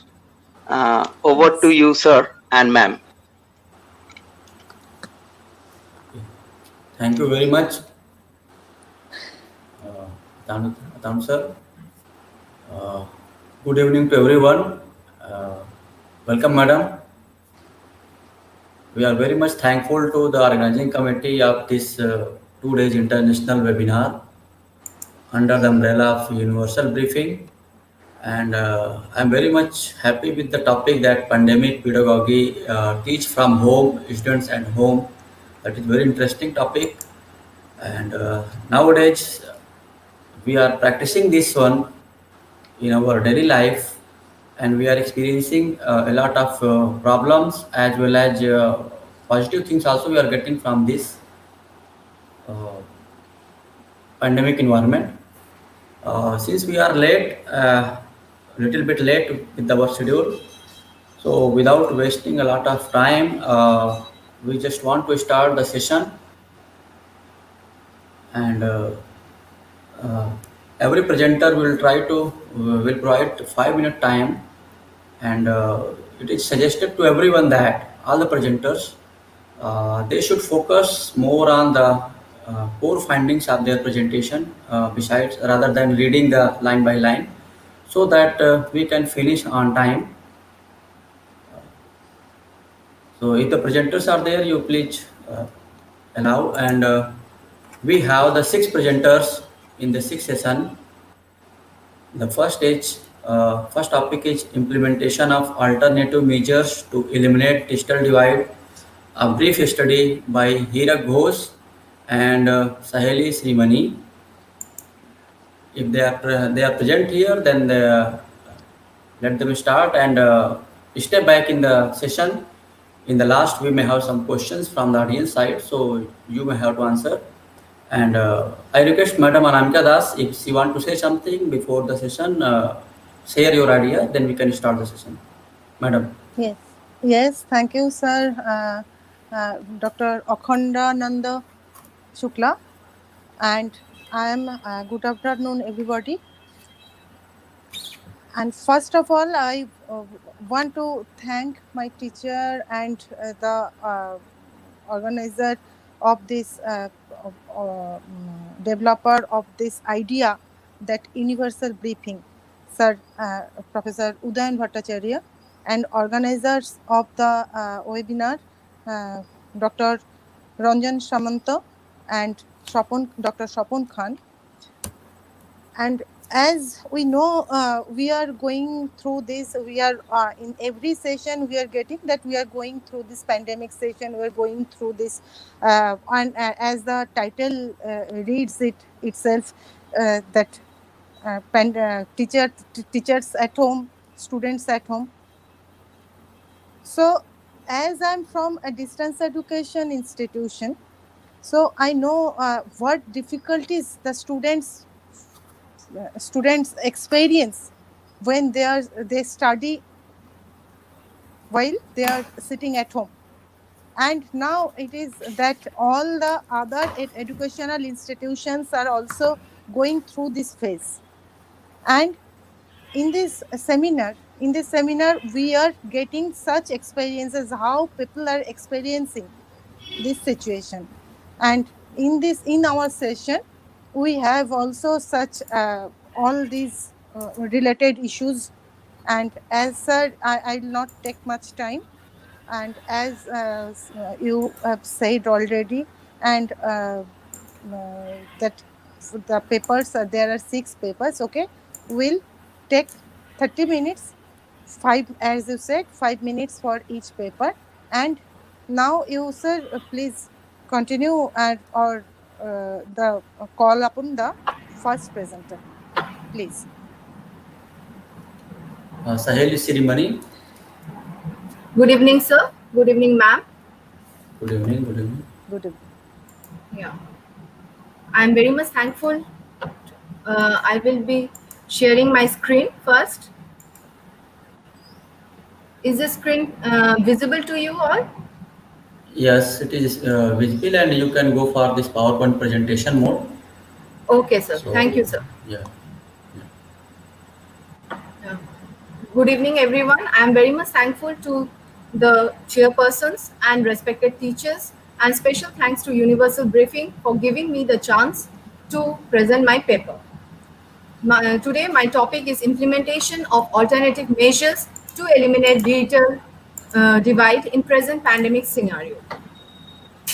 First, the introduction. In this pandemic situation, the right to education and the right to use of internet is complementing each other in this pandemic situation.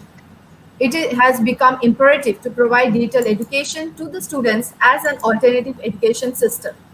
During this COVID-19 pandemic situation worldwide, more than 1.2 billion children in 191 countries are affected by school closure, and more than 6.3 crore teachers are jobless. As a result, education has changed dramatically with the distinctive rise of e-learning, where teaching is undertaken remotely. The National Educational Policy by the Central Cabinet has placed to give the importance to the expansion of digital education, which has been promised to be universal.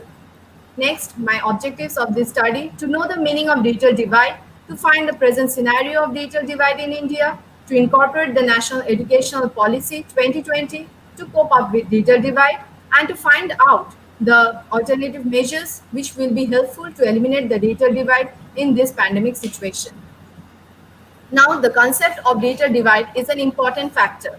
The term data divide, according to Merriam-Webster dictionary, is defined as economic, educational, and social inequalities. Therefore, it may be rightly be said that data divide is nothing but a gap between people who acquire the knowledge of information and communication technologies and who lack this type of knowledge, and also a gap between the people of rural as well as urban areas. Now, the present scenario of data divide in India. To apply for higher education in today's pandemic situation, we all need internet. For this data divide, the educational sectors are facing a huge impact. Two main barriers of this divide are financial barrier as well as geographical barrier. Financial barrier, as technology and internet is very expensive even today, so most of the parents cannot afford for the same. And at the same time, it is very important to be highly data savvy in order to progress in our life. But in the country like India, it is not possible as most of the people are now also illiterate, especially in rural areas. Now, what will happen to those whose children goes to marginal schools where these technologies are exclusive even to the teachers? Now, for that, I can draw an example before going to the depth. One is a man from Gamar village near Himachal Pradesh was recently in deep distress as after the union government announced a country-wide lockdown on 24th March this year, the school where his children studied decided to go for online classes. But disappointedly, he did not have a mobile phone as well as sufficient amount to buy the one. He has to approach to the banks and also to go for pillar to pillar, but all in vain. At last, he has to sell his cows. The situation is same in most of the villages as well as elementary educational sectors. In the recent reports of TRI, India has a population of around 133 crore, with only 68.76 crore using the internet, and that is 52% of total population. In urban areas, 43.99 crore use internet, where in rural areas only 24.76 crore is using the internet. In the city, out of every 100 people, 104.25 use the internet. That means that one has multiple connections in the city. But in the village, only 27.57 out of every 100 people have internet connection. Though the telephone and internet subscribers are increasing day by day, then also the divide exists. Here, the urban-rural distinction is quite at stark. Now, the national educational policy and data divide. The effort being made to study using the online platform using digital educational apps is undoubtedly commendable. The medium is convenient as anyone can study at home, especially by watching the recordings later. Digital education is another pillar of government policy. In National Education Policy 2020, more than 50% students will be registered in online system, and gradually it will be enhanced to 100%. Although digital education is emphasized in the new education policy prepared after 34 years, but computers, smartphones, as well as internet are still not easily available to marginalized people. National Educational Policy 2020 does not mention how education can be delivered to all by preventing digital divide. In this new policy, will inequality be more spread to hamper the right to education? According to our Prime Minister, the internet will be made available to all within the next 3 years. As long as it is not implemented, it is necessary to think of alternative measures to eliminate digital divide in this corona atmosphere. First, the self-help group, inspired by Muhammad Yunus of Bangladesh, Iqbal Qadir created the Grameen Phone Company and delivered phones at a very low prices through village-to-village group initiative. Here, the system can also be applicable to give access to the phones and internet to everyone with the help of these self-help groups. Next, the local clubs and local cable services can be used for this. Next, the child-friendly smartphones. In this current context, the central and state government can think of ways to provide low-cost or free internet data and smartphone to those who do not have the luxury to buy or use the smartphone and internet connection. For that reason, child-friendly smartphones can be delivered to the students at different levels. The Department of Women, Children and Social Welfare, Government of West Bengal, have been implementing an innovative program called Home-Based Parenting for last few months. UNICEF Jadavpur University and Vikramashila Education Resource Society have extended a helping hand in this scheme. Next, the funding for financially background students. In this case, the name of Jadavpur University comes first. The university authority has pledged to provide smartphones about 200 needy students and 3 months data recharge about 1,000 students. So far, 20 lakhs has been deposited in the fund for this purpose. Needy students are also being provided smartphones and recharged internet data through the Welfare Committee of Ramakrishna Sarada Mission Vivekananda Vidya Bhavan, Damdam. Last but not the least, the current corona situation has made everyone aware of the importance of library. A library or a librarian can bridge the gap between the students and books, especially in rural areas, where the local library can deliver the required reading books to the students at their area through mobile library or books on wheels. Recently, the Department of Transport of Government of West Bengal has started offering low-cost book regarding reading and internet access through books on wheels on tram. Last, the conclusion part. Digital learning is becoming increasingly essential as the openings of educational institutions are uncertain till date. In the near future, the use of both online as well as offline electronic resources must be increased in the field of education. Human as well as digital inputs, physical classrooms as well as digital classrooms must be coordinated. Otherwise, not only in the inequality in educational sectors, but also huge gaps will remain there in long run in different sectors in the society. Thank you. Okay, Shaili. Thank you. Thank you. Thank you, ma'am.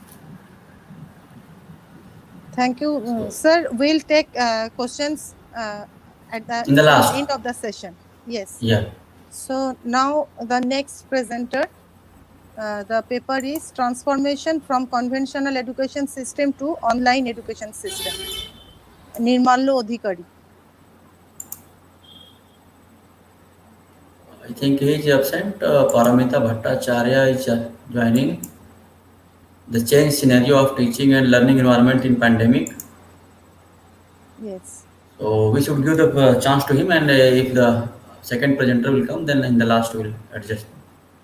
So Paramita Bhattacharya, if you are, you can start your presentation without wasting time.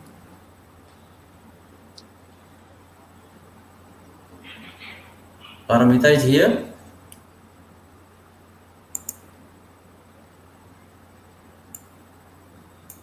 Nirmalya Adhikari, Paramita Bhattacharya.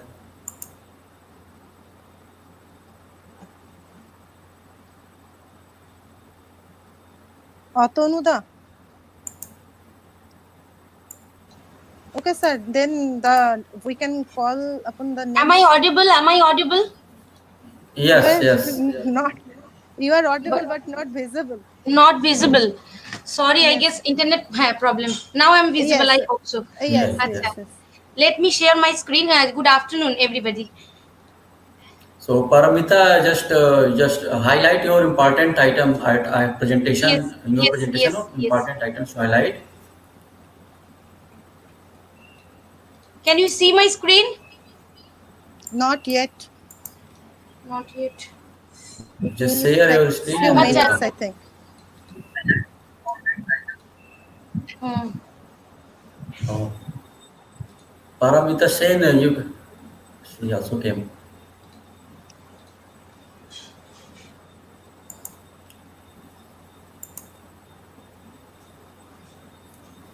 Now it's visible, I guess. Yes.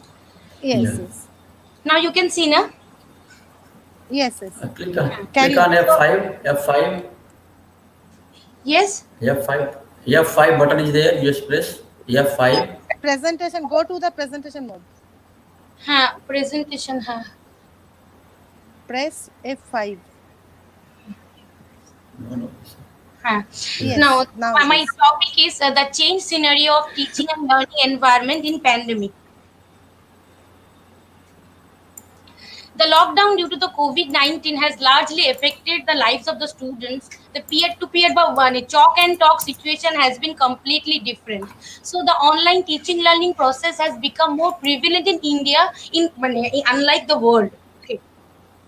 Now, objective of my studies, the changing teaching tools and techniques, attributes of online teaching and government initiative, library services, and some data presenting education scenario. Now, the tools change from chalk to mouse or stylus, blackboard to jamboard, toys to virtual toys like YouTubes and animation things, practical presentation, no practical or very less presentation by the teacher, which is presented virtually by the teachers, textbooks to online books or e-books, and copies, scanned copies that sent by the students in Google Classroom and in other kind of such kind of tools.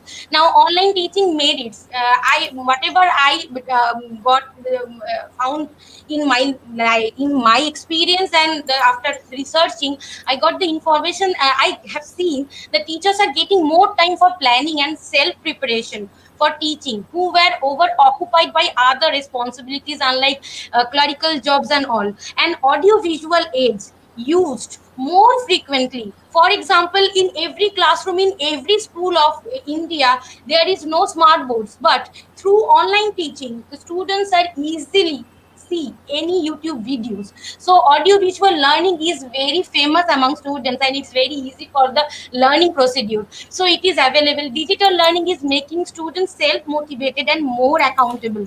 They are able to identify what they need to learn, find and use online resources, apply the information on the problem at hand, and even evaluate result and feedback. This increases their efficiency, productivity. It makes the teacher and students much, much, much more smarter, which in turn, in future, will bring a huge change in the education system. Now you can see the picture UNICEF during the um, um, uh, during the corona situation. See the radio, television, and paper based learning and online system, the graph is much more higher than the rest of the pictures. So it reflects that the online situation, the students are getting much more interest in rest of the world. But in India, the situation is slightly different, because due to the socio-economic condition, we are coming to those points. The people who can afford tools for online classes, they are benefited only. That creates digital divide and knowledge divide among the students. Teacher-students interaction becomes much lesser. One by one, teachers cannot see them, so it's difficult to maintain the discipline among the class. Teacher is entirely dependent, teacher and students both entirely dependent on internet connection and the technical things like mobile phones and computers. Syllabus has become much shorter than the previous one, and evaluation process is under vulnerable situation. The students are suffering from insecurities, anxiety for studies, for exams, for jobs and future, and they're addicted to mobile phones, internet, video games. That is not good for the health. So, and over these reports I have got from UNESCO, UNICEF, these from these websites. I have seen that over 365 million students, 365 million children are missing out on important school feeding programs, which keep them healthy and motivated. The economic crisis resulted in domestic violence, child labor, children marriage.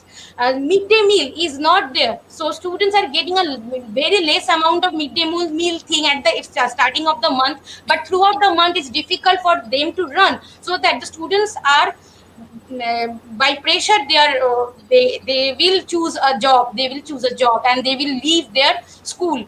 Children with special needs, special children and refugee families suffers a lot. Home learning may create added pressure for the first generation learners. Unlike students, teachers are suffering a lot. They need socio-economical support as well to handle the situation, to talk with the parents, to talk with the students individually. Now, government initiative. The Ministry of Human Resource Development, they have taken a huge number of initiatives like TV programs, radios, educational channels, Diksha, e-Pathshala, National Repository of Open Educational Resources, Swayam Prabha. These are the things. But who will it is the job of librarians to say make a bridge in between the patrons and in between these websites. Okay, so librarians are too struggling along with the teachers and other management to run the system smoothly. They assist the patrons in getting online resources. Library websites and blogs support the system well. Otherwise, library websites, they will not get question papers, they will not get e-books, e-textbooks. They tell stories and organize cultural programs and competitions and extensive live services to engage students. When teachers are busy in solving syllabus, the librarians perform as a counselor. They listen, they guide, they motivate, and become friend of them. If students cannot reach towards library, then library must reach to them. Now, scenario in India. As schools worldwide struggle with reopening, see the condition in throughout the world. Only 43% of schools around the world lack access to basic hand washing with soap and water in 2019. It is a data of last year, so only 43% avail water and soap. And for the rest of the students, there is a huge question. 8% of the students from the age of 5 to 24 in India have computer and internet connection. So the rest 92%, what about them? 63 students from Kerala committed suicide in COVID. Devika and another girl, they committed suicide because they cannot afford a smartphone. As per the UNESCO report, about 14 crores of primary and 13 crores of secondary students are affected, which are two mostly affected levels in India. See the number of children affected by school closure globally. The number is rising high day by day. Time to think. On behalf of UNESCO, Stefania Giannidi, Assistant Director General for Education, briefed participation on the education response to the global crisis worldwide. She emphasized that without a timely action, 17 million of children and youth are at risk of not returning to school next year. 17 million throughout the world, they will not return in next year. Also making a reference to the finding of the latest global education monitoring report that estimates that 40% of poorest countries fail to support learners at risk during COVID-19 crisis.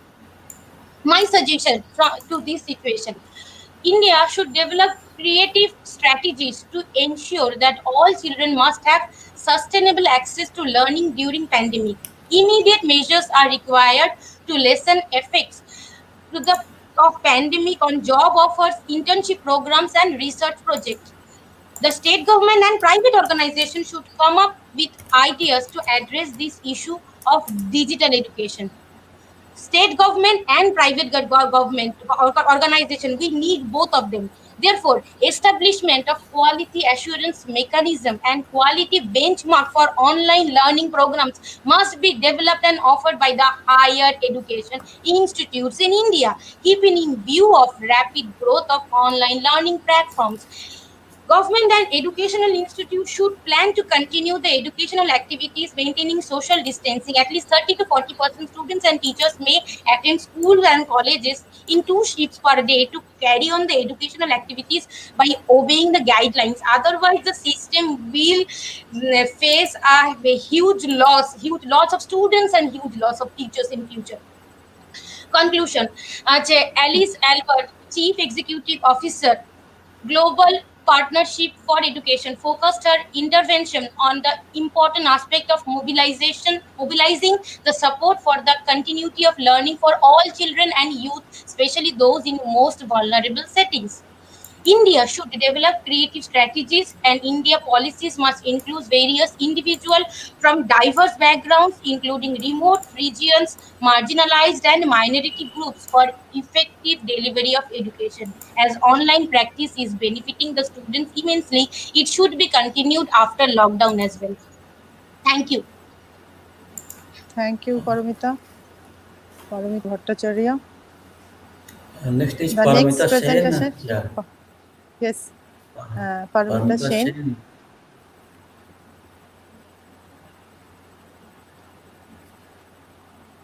On changing role of academic libraries from print to e-media, with a special reference to college libraries under West Bengal State University. Paramita Sen.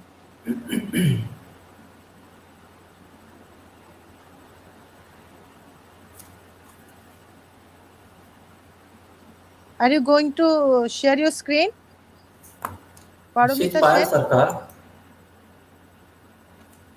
She is Payal Sarkar. Okay. Paramita Sen, again, Paramita Sen is absent. I'm here. Maybe they are having issue. She's coming. She's Technical, yes, maybe.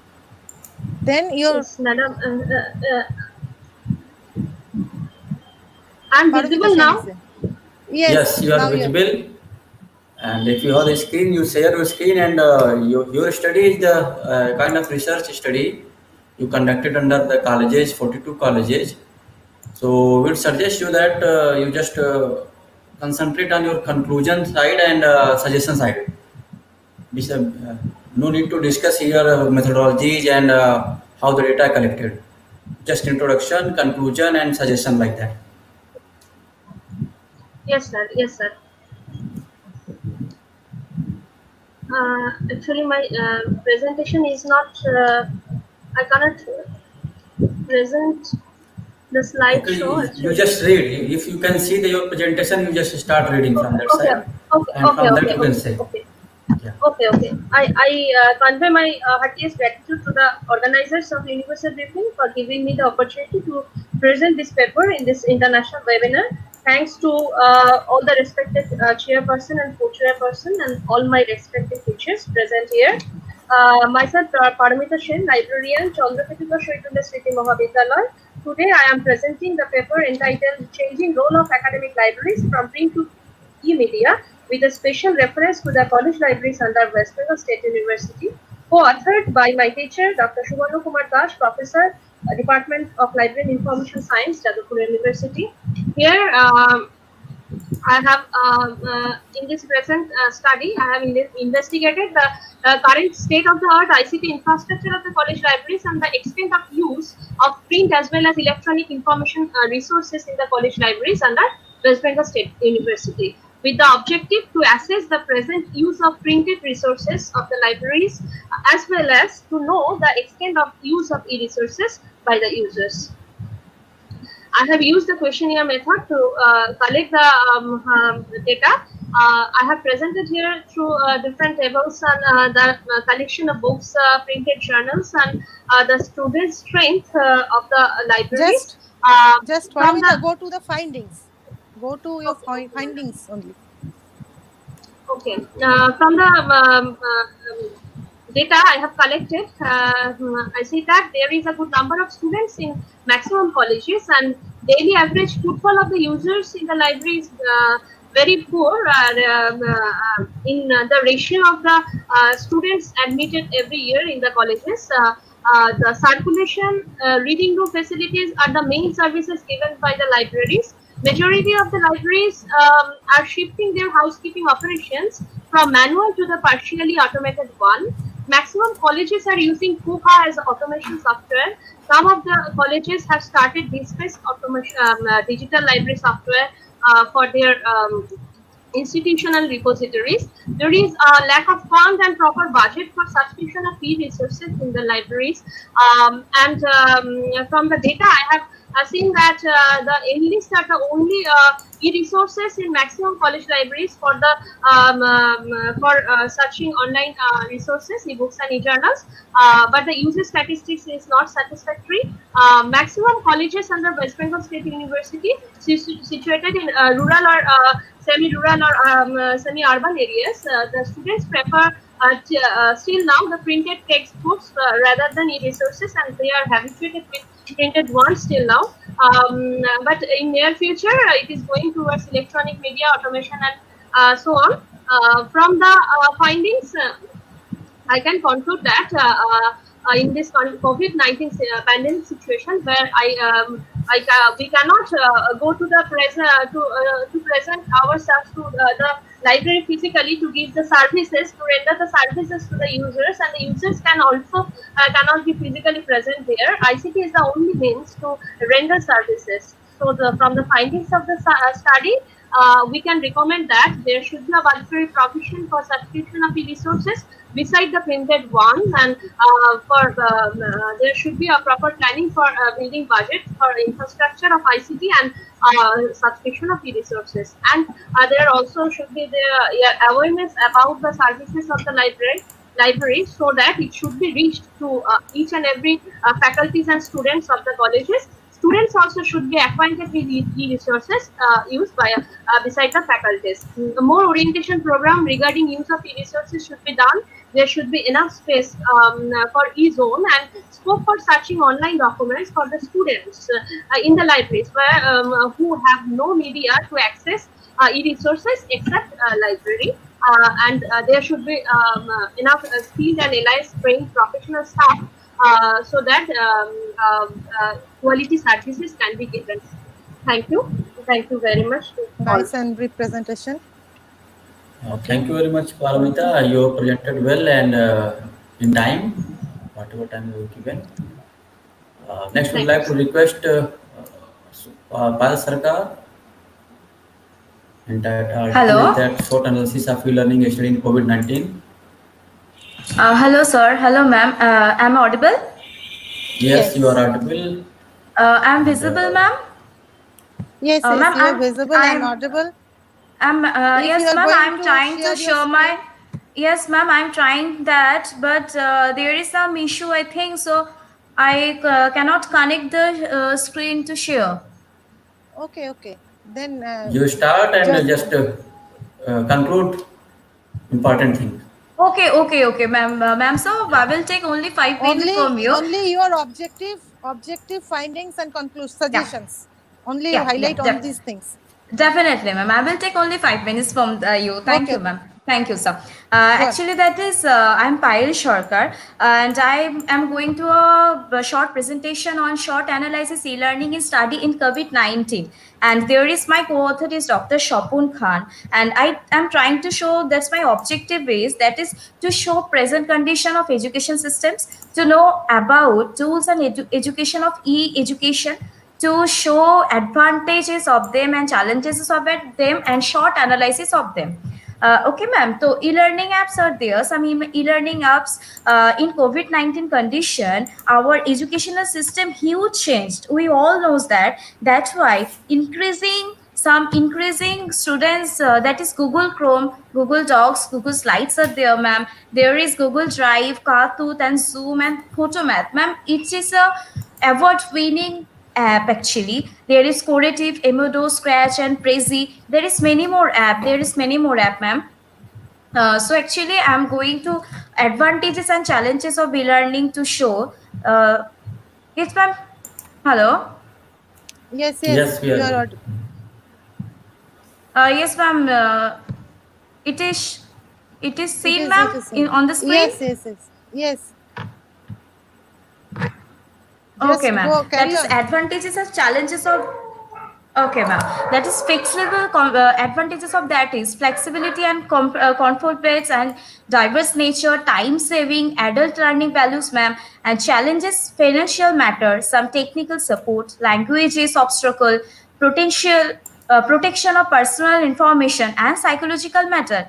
Next slide, please. That is short analysis of e-learning. That is the main thing of my topic. That is strength, weakness, opportunity and threat, that all know.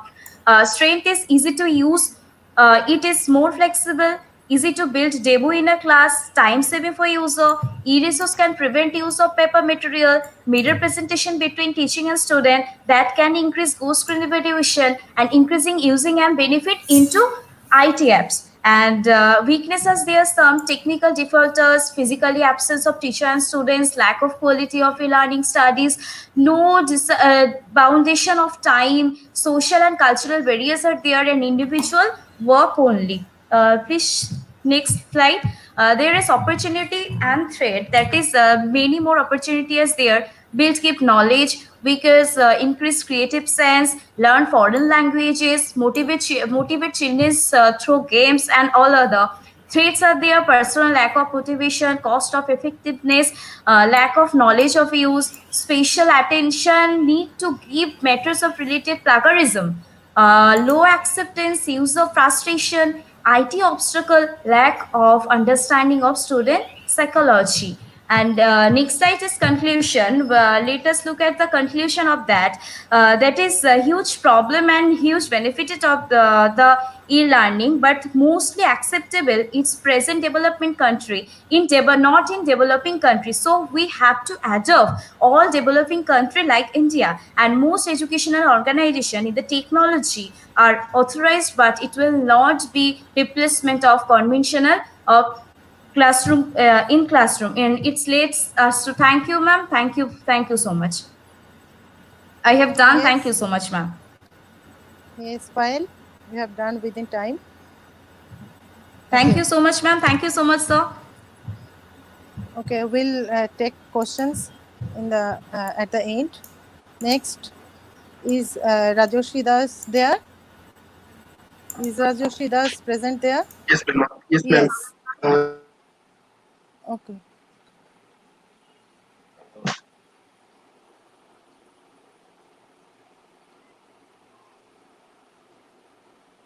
Hello. Yes, ma'am. I just shared my screen. Yes.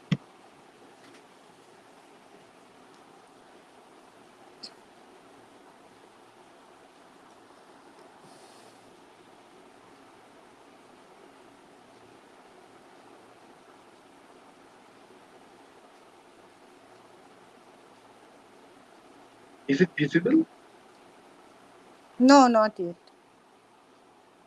It will take a few minutes, I think. Now? No, not yet. Is it visible? Wait for 1 or 2 minutes, I think. Okay. No, not. It is not visible. You start your presentation and introducing yourself, and then I think it will. Yeah. Let me. Be presented. Yes. Yeah. Good Yes, afternoon, it is coming now. sir and madam. Thank you.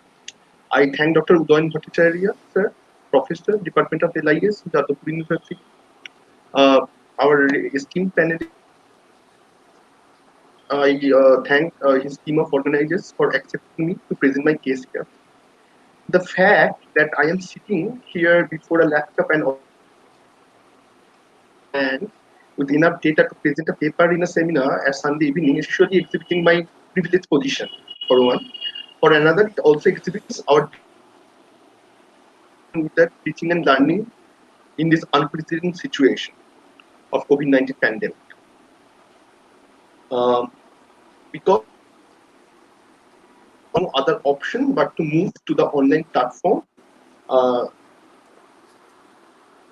But do we really do not have any other?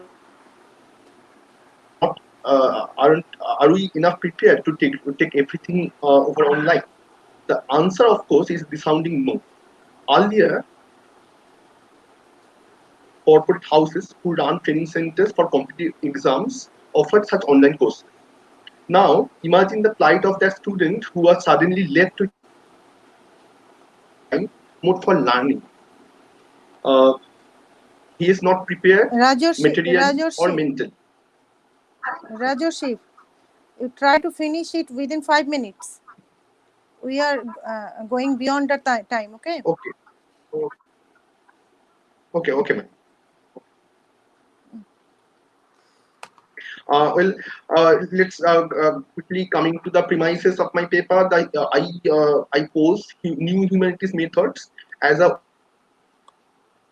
fight with this menace that we are seeing in this COVID pandemic.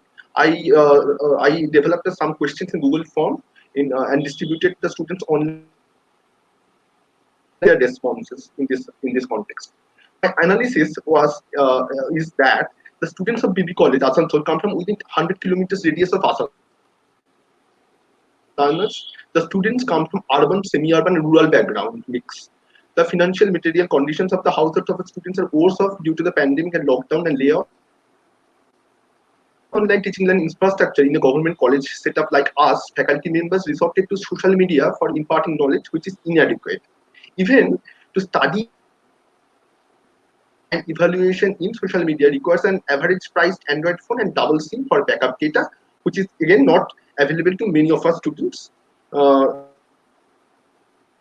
Remind that our students also come from a tribal village which only have a one smartphone in one household, so all of them will gather to that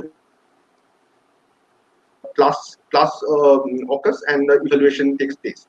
Apart from material conditions, the cultural conditions required, that is proficiency in English and all, are lacking.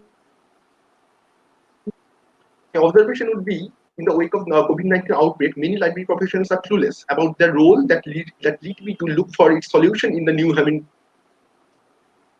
humanities, which also deal with not only human but also non-human, that is ecological aspects of our experience, existence, and also non-living elements, that is artificial intelligence, etc. Even to understand functions online, we need to look at these methods and learn about it, and also mania that we are suffering from. After all, nobody will remember how many webinars we may have conducted during the crisis, but how much empathy we can bring into the life for that matter. Now, coming to the recommendation section, new humanities practice, including digital humanities, teaches us to employ unconventional ways to explore the world. All the more now, interdisciplinary projects may involve, but not limited to, like creating digital archive on local apps, culturally sensitive app development, documentary filmmaking, etc. may work well for our students to get to see them, and also may prepare the students to face unprecedented challenge lying ahead in a creative way. These are the students archiving projects throughout the world. Into the details due to the paucity of time, but these are the wonderful example how the interdisciplinary approach come together from the library to create a which is in turn helpful for learning and teaching methods. These some of the archives here example of hand holding with say about say from the history and the physics and mathematics, etc. So coming to the undertaken from the Central Library BB College is follows. I tried to create a RAR archive, the digital archive of RAR Bangla. Now we all know that RAR region, and I tried to create in the 100 kilometer radius, tried to gather the cultural artifacts therein, like manuscripts, the fair of Asansol, the marriage, funeral, and baptism register of the very old church of Asansol, and in our college and in this archive, we all can see. We also tried to create an online library with for all our students. They can get back to this or whenever they need. And this is the artifact we or webinars throughout this session. Month-long webinar we organized to brainstorm on the prevailing crisis. I convened an international e-conference on sustainable development, academia for reference management and citations, organized a webinar on mental wellness during COVID-19, and to impart empathy, and film studies. That is very important, I believe. Now to coming to the conclusion part, the advent of the printing press library acted as an open space for learning. It disrupted printing technology and trade barriers for learners. The same way, I believe digital archive can afford collaborative space for learning in digital. Source for fighting against misinformation, fake news. I just 2 points to go on. Shall I? Yes. Okay. Yeah. Carry on. Can we space for collaborating? Actually, your network is. Okay. There are some network issues in your side. At your side, you have difficulties in networks.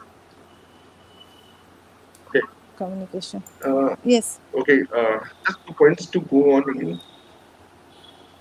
Yes, go May on. include these new humanities and liberal art methods to better. Okay, liberal methods to better understand the crisis and which is largely unpredictable. This is all. I thank you all. Thank you, Rajesh. I could not see the full presentation, but I have seen your abstract and whatever you presented. That is very nice presentation. You have given new kind of thing in your digital humanity article. And I would like to request Madam Anamika Das, if she is here, so she can conclude concluding remark if she want to give. Otherwise, I can start. Madam Anamika.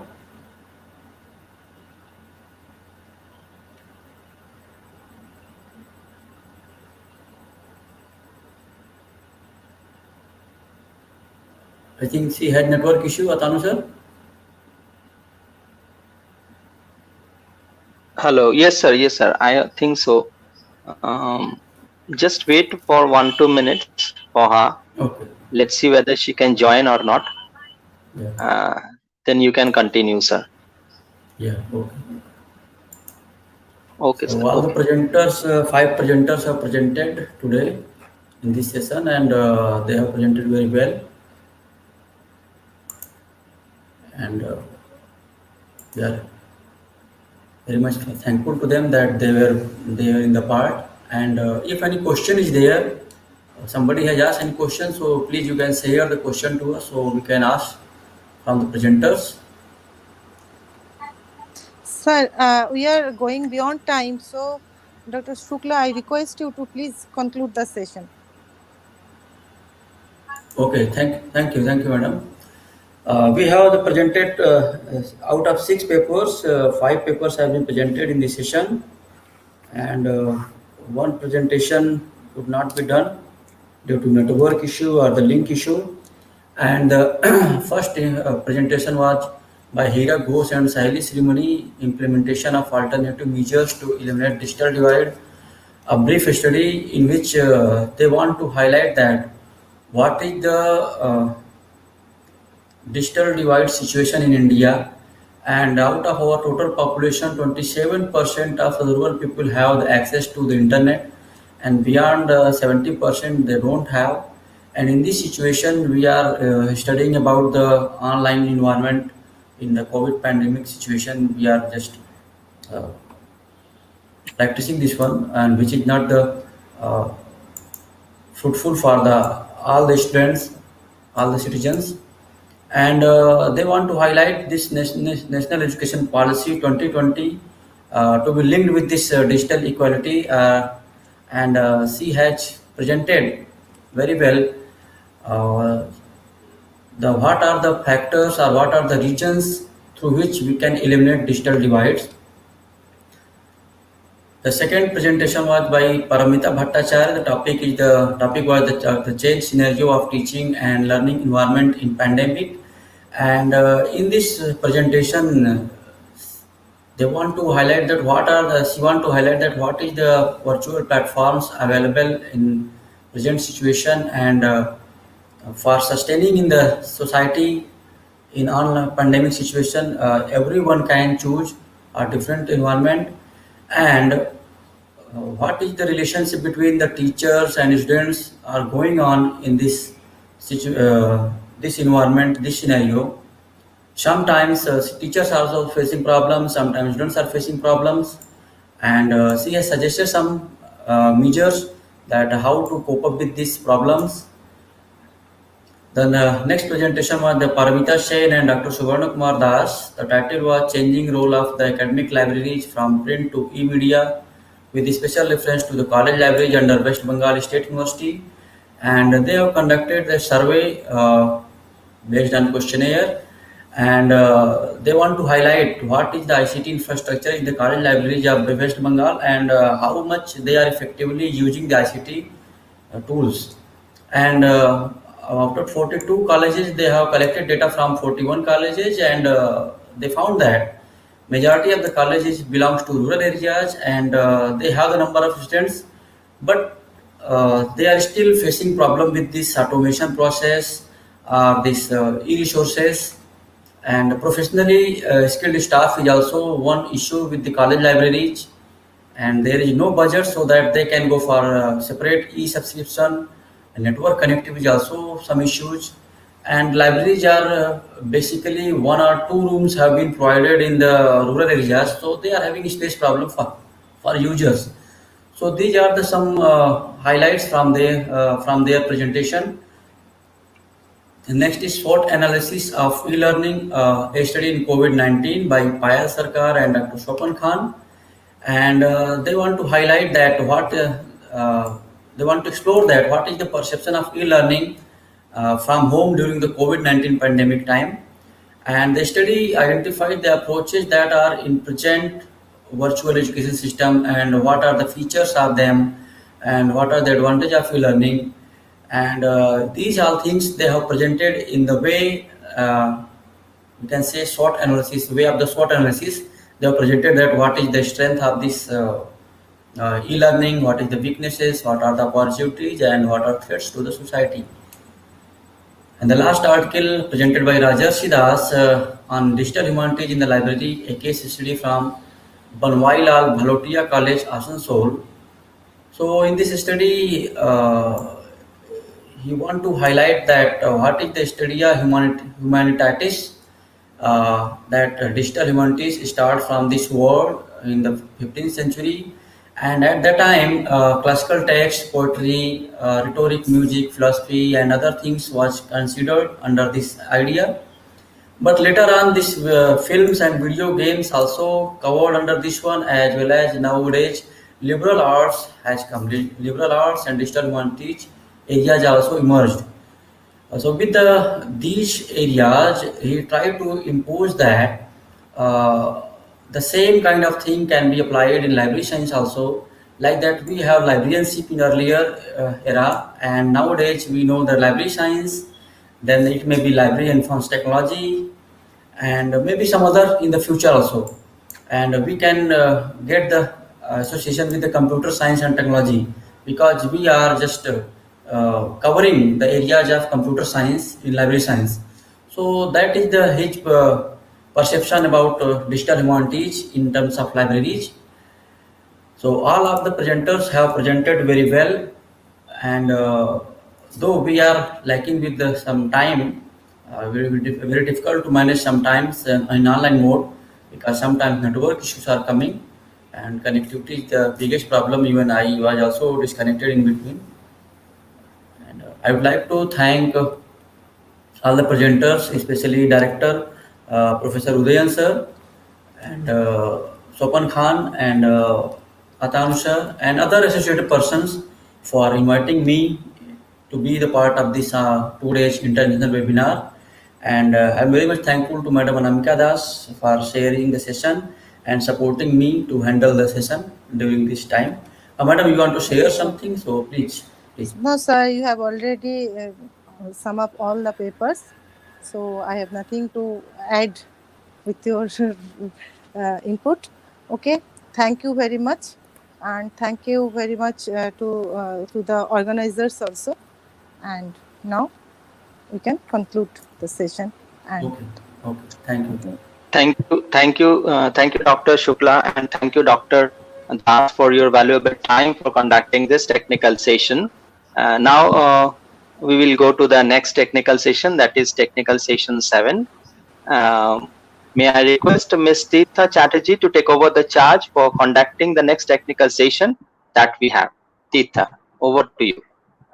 Thank you, sir. Now, next technical session 7 is going to resume. I would like to invite and introduce our respected chairpersons of this session. Joint Chairperson Professor Manoj Kumar Sinha did graduation, post-graduation and obtained PhD degree in zoology Library and Information Science from C.M. Bhagalpur University, Bhagalpur. He also acquired BA degree from Annamalai University and postgraduate diploma in higher education from IGNOU, New Delhi. At present, Professor Sinha is HOD in Department of Library and Information Science, Assam University. He has published more than 300 research papers and articles in the areas of library and information science, botany, zoology, and environmental sciences. His areas of interest are traditional librarianship, academic library system, public library system, HRD issues, user study and user education, user empowerment through ICT, digital library, indigenous knowledge system, etc. Many research scholars awarded master and doctoral degree under his supervision and guidance. He has been associated with few journals as a member of editorial board and reviewed many research papers for Indian and foreign journals. He has been associated with many Indian universities as subject expert to evaluate MPhil PhD thesis, CAS promotion, direct appointment, etc. Now I am going to introduce our joint chairperson, Professor M.P. Singh is working as professor in the Department of Library and Information Science, Baba Sahib Bhimrao Ambedkar Central University, Lucknow, UP, India. He has more than 20 years of administrative and teaching experience in the LIS profession. Professor Singh has been written 4 books, 14 edited books, and published more than 80 research papers in international and national journals. He has been presented more than 100 research papers and chaired many sessions in national and international conferences. Professor Singh has been visited more than 7 countries and awarded and honored by many awards at the international and national platform. I request our chairpersons to please start the session. Good evening to all of you. Good evening to Professor MP Singh, sir. A very good evening to all of you, sir. Thank you very much, sir. So, a very good evening to all the panelists and all the participants. At the outset, I would like to extend my sincere thanks to my friend, Professor Udayan Bhattacharya, Department of Library and Information Science, Jadavpur University, Kolkata, Dr. Ranjan Samant, Librarian, Number Baliganj Mahavidyalaya, Kolkata, and Dr. Sopan Khan, Librarian, Narsinang Dutt College, Havra, West Bengal. All the organizing committee members, and Universal Briefing, a platform for information exchange, for giving me this opportunity to jointly chair the session with my friend Professor MP Singh. Welcome Professor MP Singh from the Department of Library and Information Science, Baba Sahib Bhimrao Ambedkar University, Lucknow. Thanks to Universal Briefing for selecting the very current topic of the 2-day webinar entitled Pandemic Pedagogy from Home Student at Home, and given all of us this opportunity to give our opinion and share our experience with other stakeholders. Since the outbreak of COVID-19 in March 2020 in India, we have been working from our home. Many guidelines have been issued from the MHRD, Government of India, state government, and other local authorities to impose the lockdown. Now, partially lockdown is withdrawn phase-wise and waiting to things become normal. All the students, right from pre-primary school level to higher education and research, all have been facing this problem, and we have taken the help of technologies to do online teaching learning. Many publishers come out with their e-resources and provided us to support teaching learning. Libraries are also closed, and we are trying to give services remotely. This situation forced us to go for online teaching learning. These changes were all of a sudden, and we never thought to go for online mode of teaching learning. We all are gradually learning from each other and try to finish our courses, examinations, taking our student into confidence. Many library professionals organizations have started organizing many online training and programs for teachers, researchers, and students to cope up with this situation. Many schools and colleges and university departments, libraries have started organizing many webinars. This is one of like that. During this period, we learn a lot from our peers and friends. We have also organized 1 week online lecture program for our teachers, scholars, and students successfully in the Assam University. We are taking classes online, conducting internal and final examination online using various software like Cisco WebEx, Zoom, Google Meet, Microsoft 365 for teachers, MS Team. Thanks to all the software companies for providing their trial version to use during this situation. With this, I invite my friend, Professor MP Singh, sir, to share his view, and then we will have presentations. Professor MP Singh, sir, please. Thank you very much, sir, and very good evening to all. Indeed, I feel honor and pleasure to be here to sharing a chair with Professor M.K. Sinha Saab. For that, I would like to thanks the organizers of this 2 days international webinar, especially Professor Udayan Bhattacharya and his organizing team to this opportunity. I also congratulate Professor Bhattacharya and entire organizing team of this webinar to choose a unique theme. Sinha sir already told pandemic pedagogy. We all are taking classes, online classes for our students. And this pandemic pedagogy teach from home students at home under the umbrella of universal of briefing. As we know that due to spread of COVID-19, a pandemic all over the world, although India is also not escaped from its pandemic in this very bad situation. All the industries are too affected from this pandemic. In this context, the number of questions is arising that how to maintain pre-level COVID-19 situation, how to continue teaching come education. I think the theme of this webinar is more relevant in this situation due to fewer availability of the education infrastructure, not only urban areas but also rural areas. Online education system is not more relevant due to one or another reasons. Don't want to discuss in more. The significance question is arising here that where we are stand with this time and where we should be stand, especially in the context of online education. There are needs of the present hour to redesign the teaching pedagogy, rethinking on education system of India, and also rejuvenating the teaching tools techniques. As we know that we are running this session also running is very delay. I would like to share one thing here. As we know that the COVID-19 has affected almost every aspects of daily life in almost countries.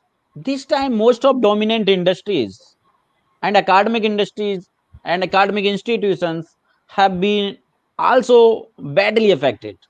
All of a sudden, the world has changed forever our priority, our processes, our preferences, perceptions, and also perspective, even whole lifestyle. Maybe every walk of life, transport industry, hotel industry, construction industry, sport industry.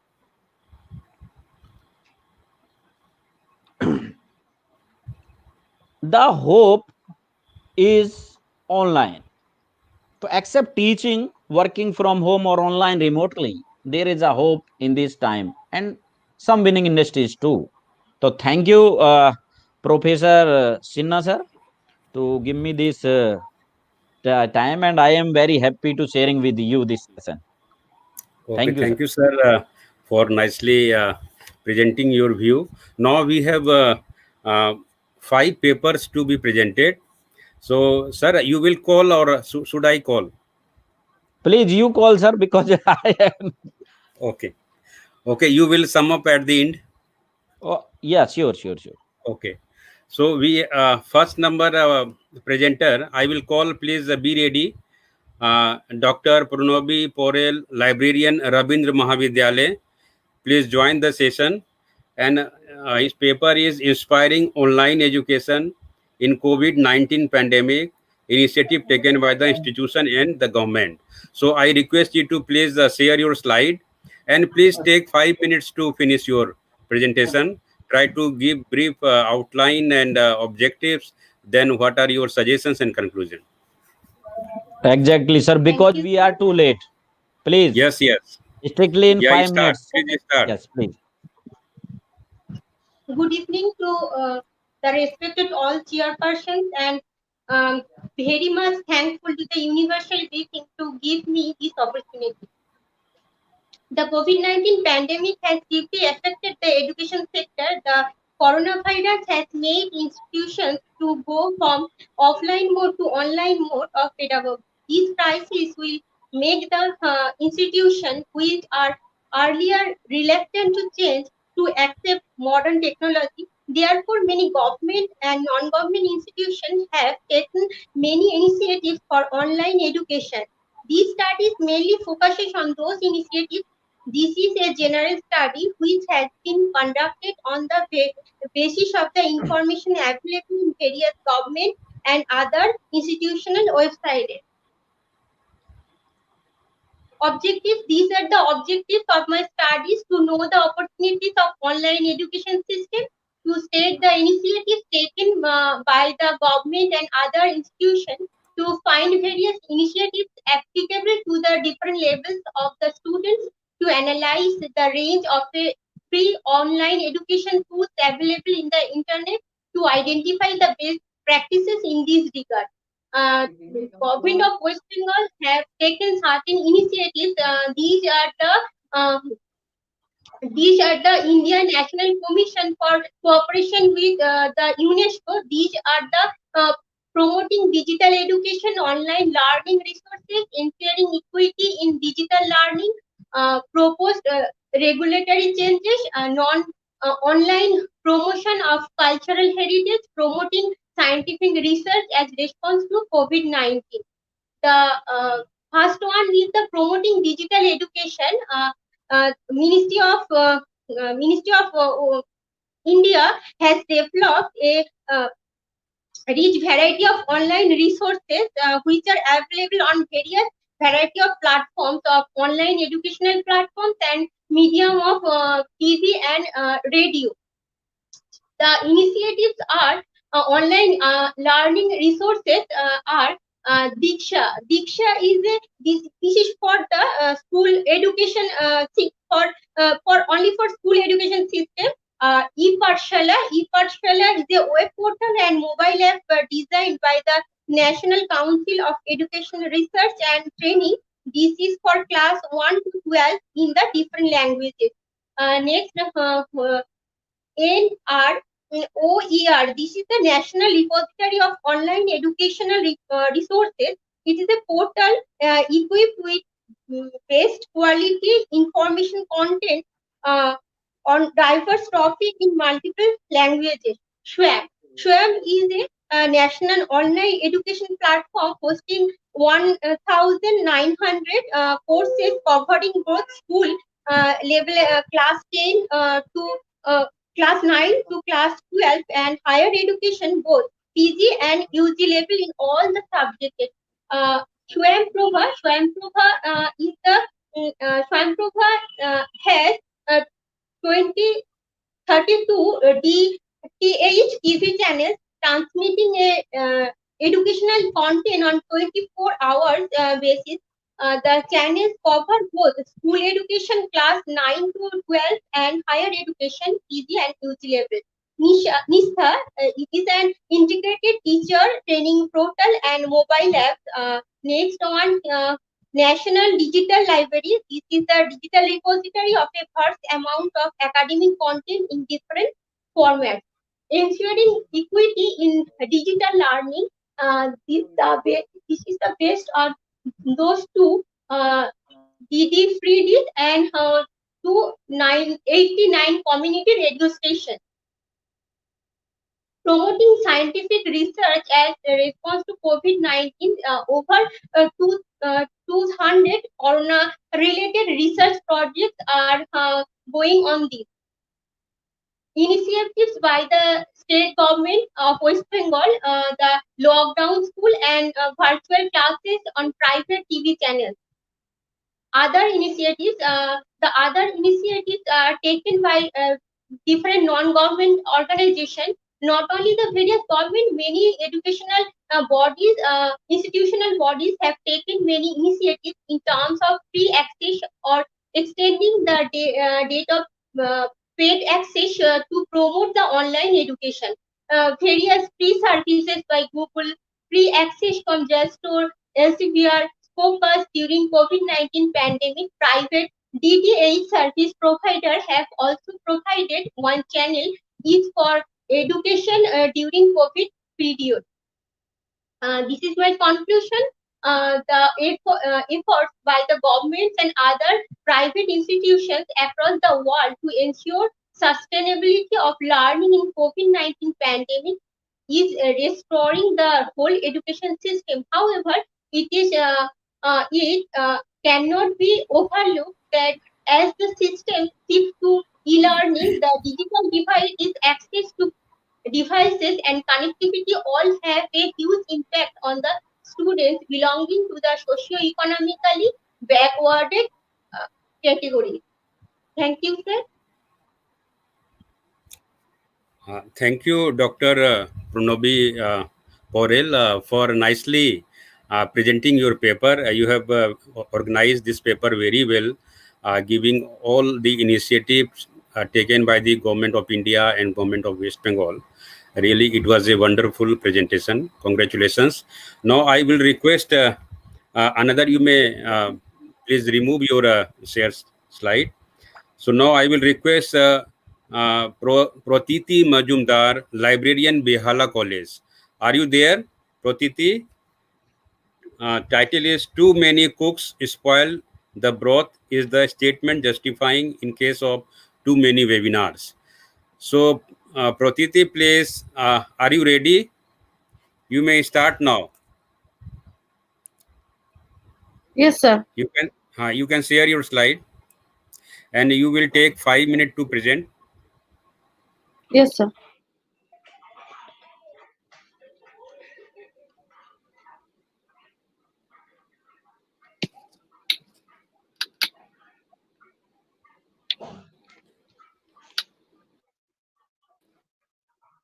Sir, am I visible?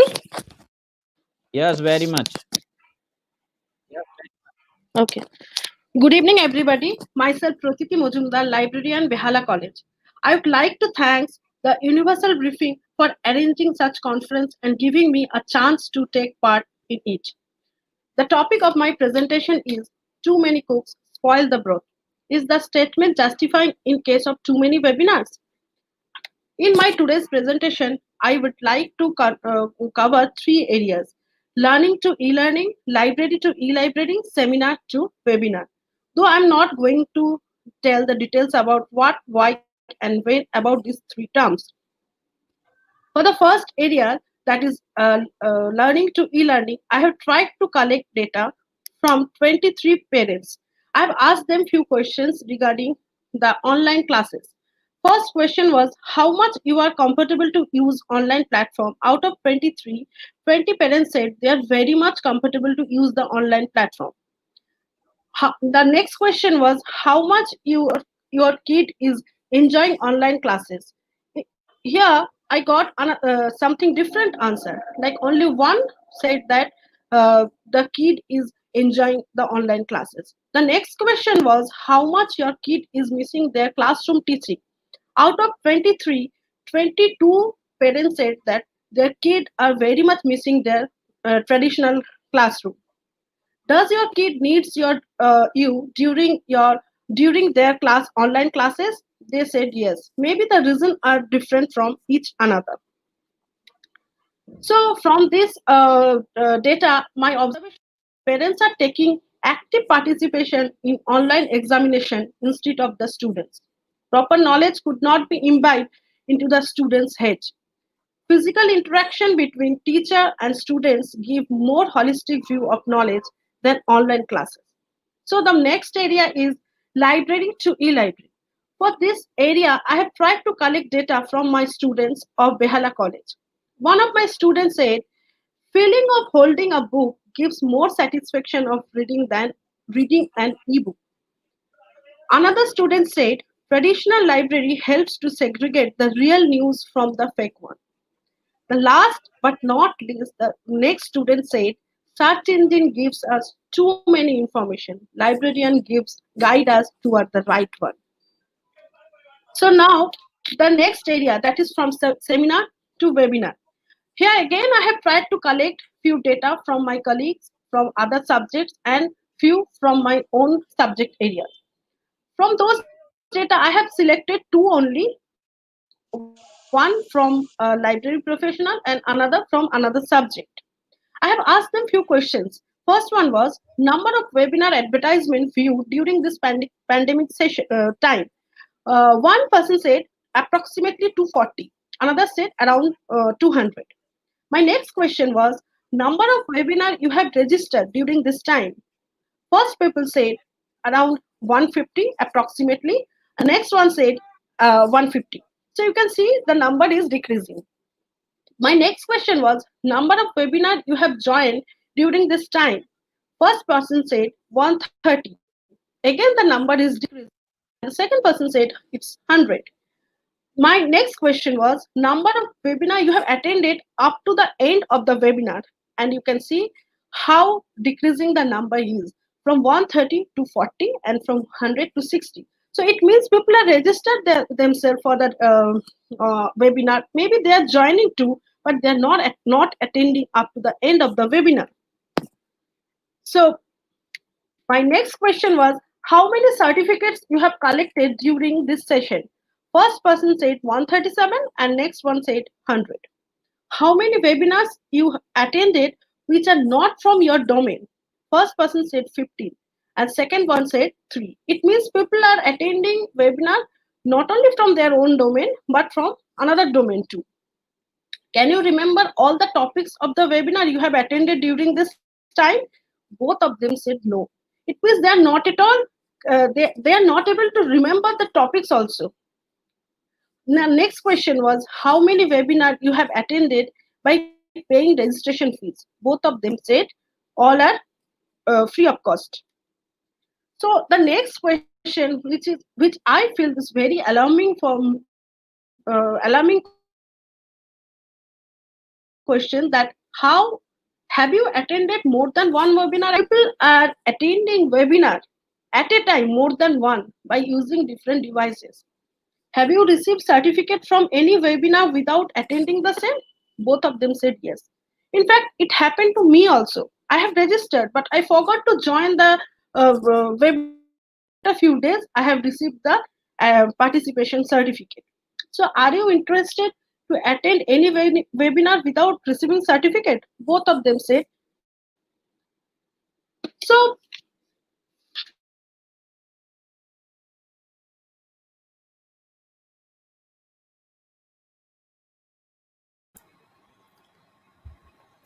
I think there is problem in internet. Pratiti, can you hear me? Maybe some network issue, sir. Yeah, she is trying to join.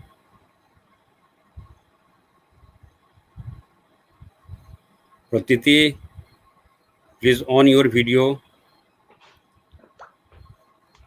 Maybe poor bandwidth. Disconnected. Yeah. So Pratiti, you have nicely presented the real ground situation of the online webinar. We are also, since I think since April 2020, many library organizations and universities, colleges, they have been organizing online webinar. And we are also, as a professional, I am also attending. Many of my friends are also attending. And at the same time, there are 2 or 3 webinars. So now choice is your which you want to attend. So that problems come, and really lot of information we have been receiving. In fact, online webinar, many things we learn from the webinar. I frankly speaking, I also, since in this stage also, I am very much interested to attend the online webinar, and whenever I get the time, I try to attend. So this gives me a lot of new information, because one cannot know everything. So whenever you join any webinar, and definitely you will learn something. So she has studied a 3 point of view from school, colleges, and professional level, and these are the ground reality. This is new thing for us, so we are trying to do. So our children, really, our children are missing lot their school, and they are actually not comfortable. They are feeling bad also. At a stage, they are attending, listening to the audio and video. So there is a health issues also. So, but what we will do, actually, this time we had to face this situation only. So, thank you so much, Prakriti, for nicely presenting the topic. Now, I will request another mind mapping tools and technique, Seuli Sen Gupta, librarian GMSM Mahavidyalaya. Can you listen me, Seuli? Yes, You sir. can share your slide and take 5 minutes to finish the presentation. Okay. Yes.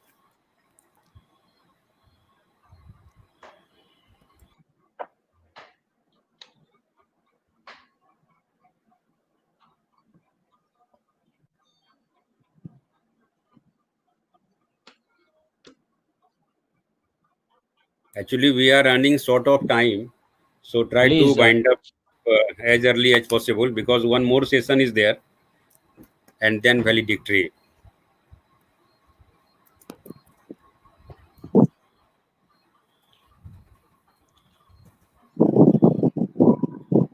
yes, everybody, Yes, we please can see start. your presentation. You may start. You are disconnected, perhaps. Again, please try.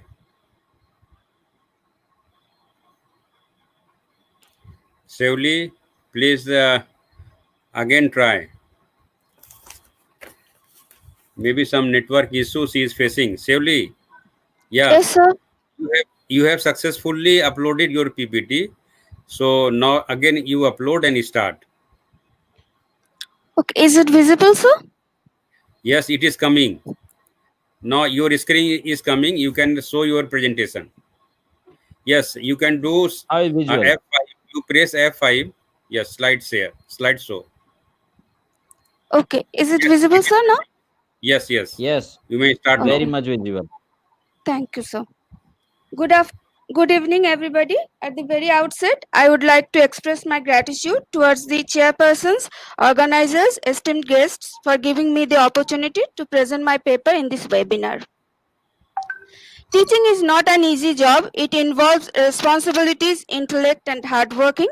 It becomes even harder in this pandemic situation to teach the students and guide them from home. To resolve this issue today, I will be talking about a tool that will surely make the teaching learning process much easier, effective, productive, and brainstorming too. My topic is mind mapping tools and techniques. The mind mapping is the process of creating mind maps, a graphical representation of ideas and concepts. They are evidently present in brainstorming, note-taking, problem-solving, memory, learning, and visual thinking techniques used by the psychologists, educators, engineers, and other professionals that need to think intensively before making conclusions.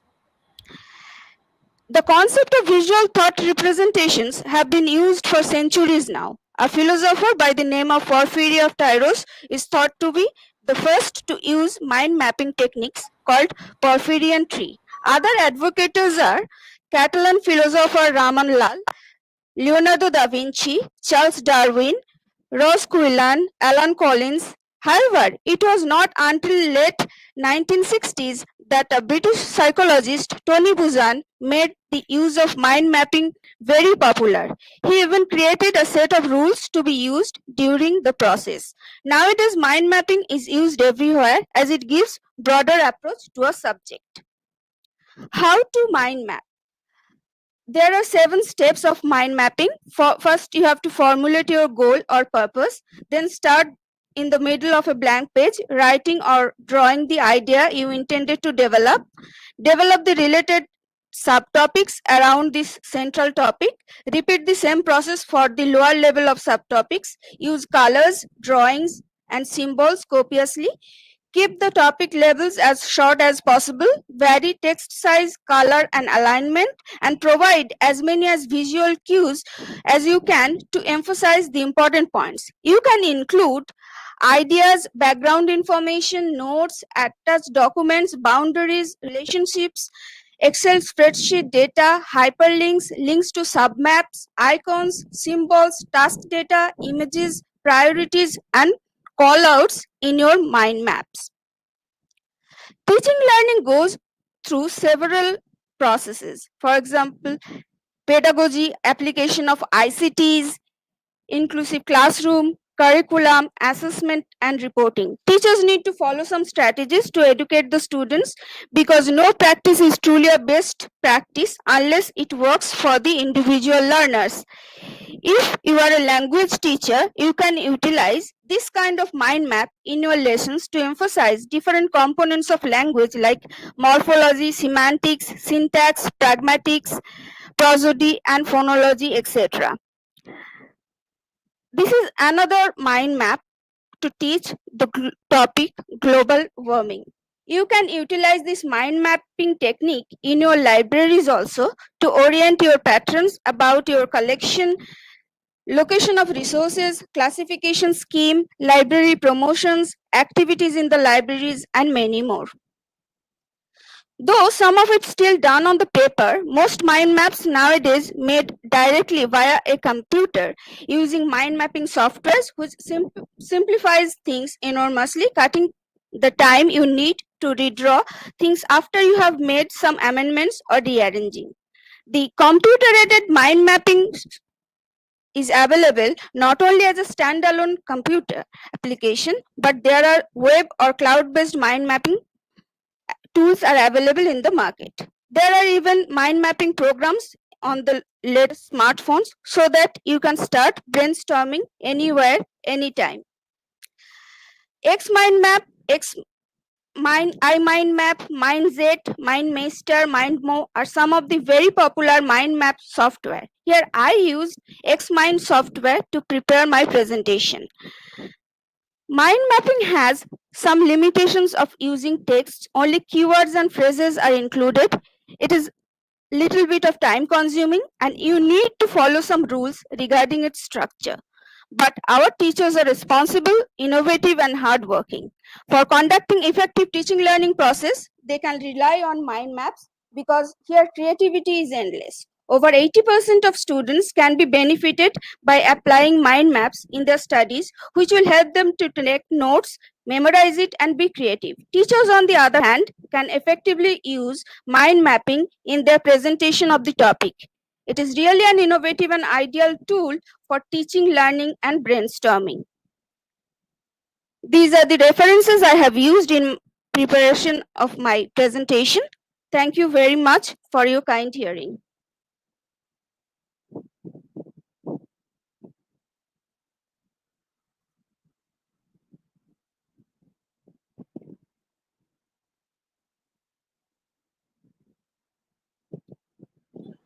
Sir, please unmute first your mic. Okay.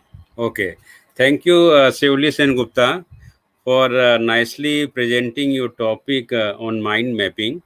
It is a very emerging topic, and these tools and techniques will definitely help our teachers to plan their lectures and deliver. So it was very interesting paper. Congratulations. Now I will request Sonali Datta and Anindita Nandi for their paper Learning in COVID-19 Era, Curse or Blessings. So if you are available, please unmute yourself, Anandita, and start your presentation. Good evening, sir. Am I audible? Yes, you are much audible. Yes, you are audible. Please upload your presentation and continue.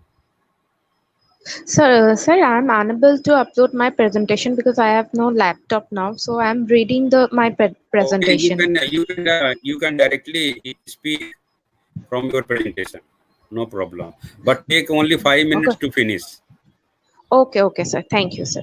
Good evening to all of my respected teachers and chairperson. My topic is e-learning in COVID-19 era, curse or blessings by Shonali Datta and Anindita Nandi. I am Anindita Nandi, library assistant of DPS Public Library, DPS School of Ruby Park.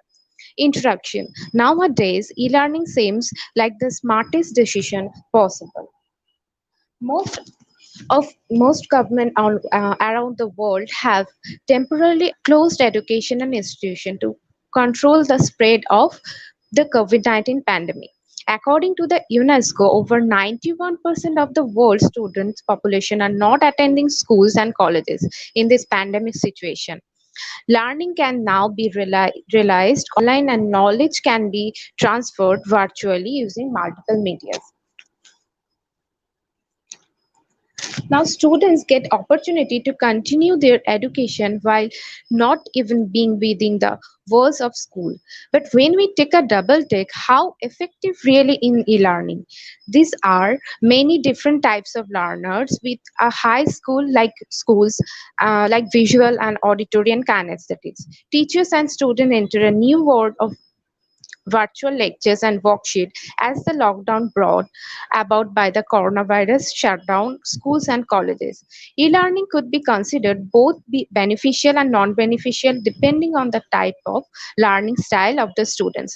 Each teacher usually has a certain way that they're teaching a lesson and inserting the internet into their lessons could put their plans. My objective to this study are to understand the technology and adaptation to teaching, learning, student and teacher experience in this COVID-19 lockdown and enlist the views of learners and educators on online learning and enlightening various online tools and platforms and also the highlight some merits and demerits of online learning. So there is some advantages of online learning. There are a flexible and comfortable platform and also the cost efficient and students always stay connected with the teachers and there is no language barriers and unreduced data and also social media can be a fantastic tool for communication and collaboration. And there is some also disadvantages. The most important points are technological challenges. Lack of technology knowledge may students cannot attend proper online classes and test also. And there is no face-to-face interaction and no time commitment. And in rural areas, electricity problem may happen and some people are unable to afford cost on electrical gadgets during lockdown. Nowadays, we all know that Zoom, Skype, Google Meet, and Cisco WebEx, and you're on your YouTube Live. These are very much popular free online platforms that support live video communicating. Then, what is my perception of learners on online learning during this lockdown? They felt happy due to the utilization of time in attending online classes during the lockdown period. Initially, they have faced some difficulty in joining online classes. It is very effective for physically handicapped learners who can learn at home. But they felt unhappy for not having required technical knowledge to join online learning and unable to require technical gadgets with high speed internet. Online learning is felt to be less effective, less systematic to the traditional education. So face-to-face classes for the some courses may conducted again after lockdown. And what is the perception of educators for online learning? They felt very happy due to utilization of time in conducting online classes and ensure prior information on online class or induction to meeting schedule would help the educators in better perception in subject matter. As learners at places are scattered placed during online classes, it becomes very difficult for an educator to monitor their activities in real time and also to draw their attention towards the subject. And very poor attendance and less interaction of learners are observed during these online classes. Swam, MOOCs, and Shodhganga, ePathshala, NDLI, Shindu, Swam Prabha, these are some initiatives for online learning during this COVID-19 period. And conclusion, online learning is the most common method in today. It engages both educators and learners. Time is very crucial. So is this future of our student. It is time to embrace the challenges and fix nowadays, face to them, and also convert these cards into blessings. It would not be wrong to say that online learning has come out as a savior of our student aspiring to excel in competitive exam. The ongoing lockdown due to pandemic COVID-19 has certainly impacted for students, while some of the students are losing hope to fulfill their dream and are switching to online learning to ensure their perception does not suffer. The current lockdown has left everyone brooding about what is going to happen next. Thank you, sir. Thank you for nicely presenting. I was actually disconnected for some time due to net problem. Thank you, Sonali. Now I will request, sorry, Anandita. Thank you, Anandita. Yes, sir. Yes, Anandita, Thank you, yes. sir. Nandi. I will.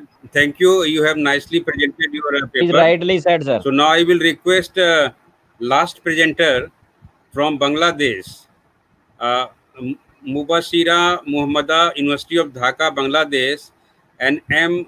Monirul Islam, Prime Minister's Office, Bangladesh. So I will request you please unmute yourself and start your presentation on school libraries on pandemic situation in Bangladesh, a strategic website model for providing resources to the students. So you are requested to present and take 5 minute time to present your paper. Okay, sir. Thank you very much. Yeah, you may start now. Okay, sir.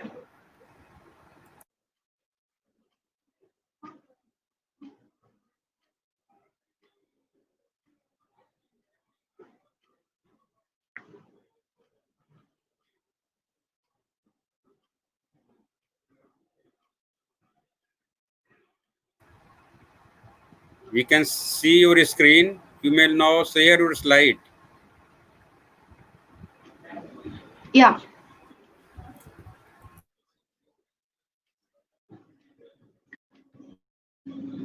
Okay, sir. Can I start?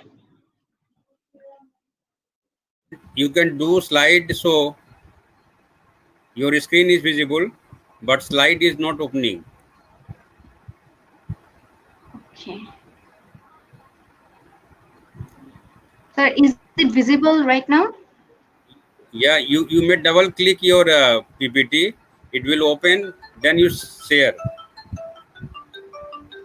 Okay, sir. Hello, everyone, and good evening.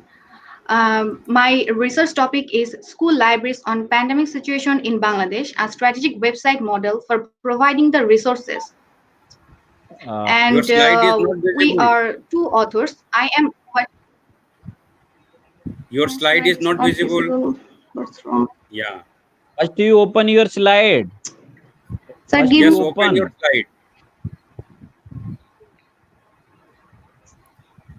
double click on your slide. First you open your slide, then do slide share. Okay. First in backend you open your slide, then do slide share. If not possible, you can Go ahead. Yeah, from your paper you can read. If not possible to share. Sir, It started is coming. it visible right now? Is it? Yeah, it started coming.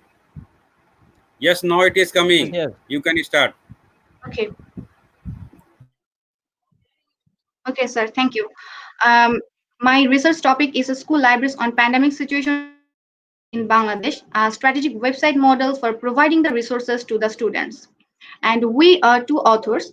I am Mubashira Mahmuda from University of Dhaka and M. Monirul Islam.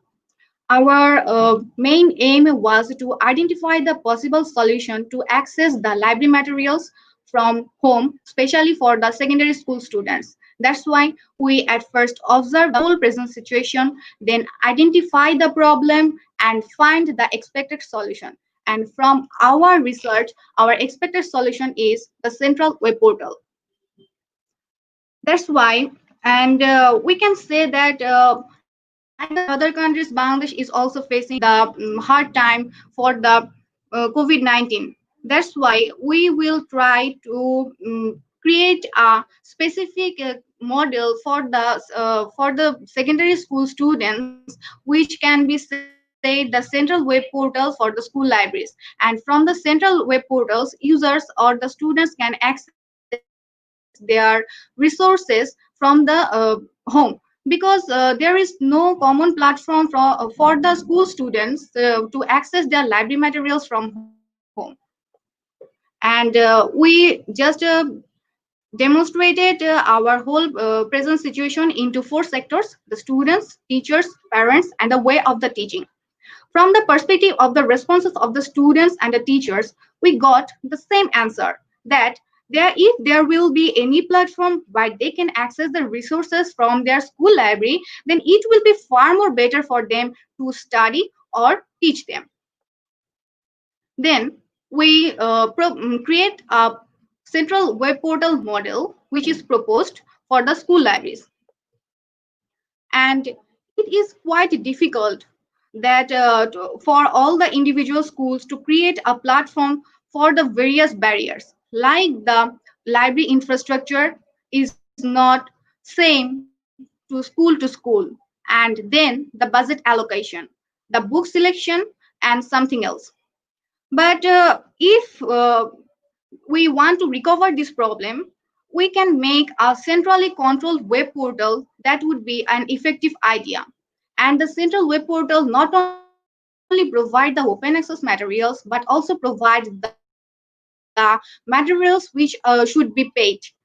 And all the students or the teachers must have an account to access this web portal.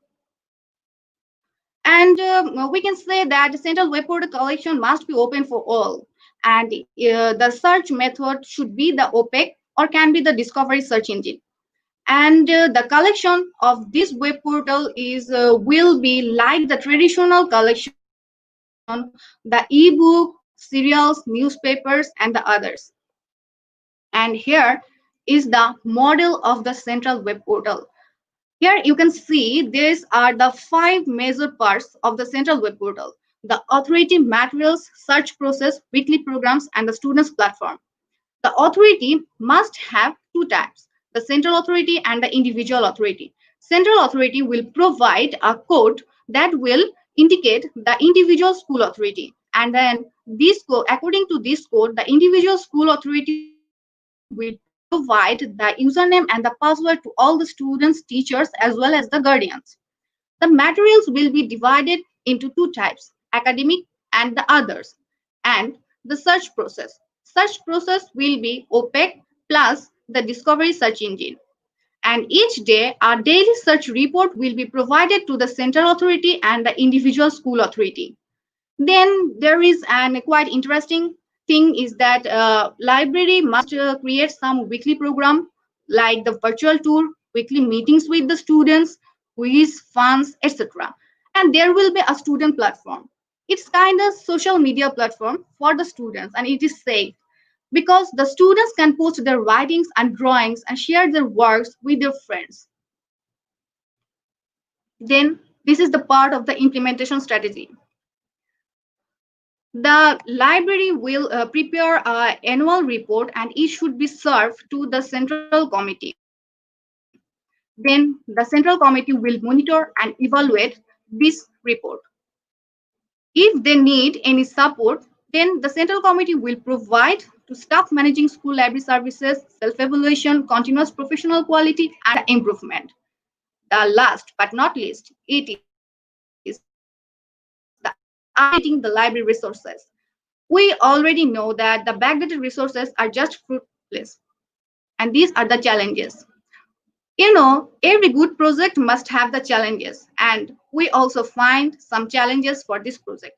These challenges are quite same for other challenges to any other projects, but that's why I don't elaborate this. These are the lack of the willingness to connect the people to the online platform and enough expert manpower and adequate budget. Then slow download speed and limited access of the computer. Safe internet for the students. These challenges are difficult, but it doesn't mean that these are impossible to solve. So the willingness to connect and the proper and last the conclusion. School library always play a significant role to support the school courses curriculum. However, the national curriculum is yet to be formulated in Bangladesh. This attempt will help the librarian and the authority think about the model for the central web portal for the school libraries, where users can access not only from their schools but also from their home. And this should be helpful for the children, because we all are know that the children are quite stuck in this situation to their home, and they are feel quite boring to study their academic curriculum from their home by Facebook or Zoom app. And for this regard, if they get some access to use or read the non-fiction materials from their library by a central web portal, then they can pass their free time. And it also be beneficial for the teachers, because they can search various references books from these services. And that's from all from my side. Thanks to all. Thank you, Mubasira Muhammada, for nicely presenting your paper on school library in a pandemic situation in Bangladesh, and you have proposed a design, web portal design for providing services to all school libraries in Bangladesh centrally. That was a wonderful proposal. I think government of Bangladesh will consider your proposal and definitely sanction grants to develop such a web portal. So in India also we have Implement Center, which is connecting all colleges and university institutions in India and providing central services to all these stakeholders. Likewise, at the school level, we also don't have any such portal, but we have National Digital Library of India. Your user from Bangladesh, they can also use. Huge resources are available in National Digital Library of India. Any member across the world can become the member by creating their login and ID, and many resources are there. You encourage your uh, teachers from school and colleges and university, they can become member of that, and they can also utilize those resources. With this, thank you so much for nicely presenting your paper. So with this, we completed this session. In this session, all the 5 papers have been presented very successfully, and all papers are of very high academic value. So now I will request my joint chairperson, Professor MP Singh sir, to kindly briefly, sir, conclude the session by saying few words. Thank you, Professor Sinha sir.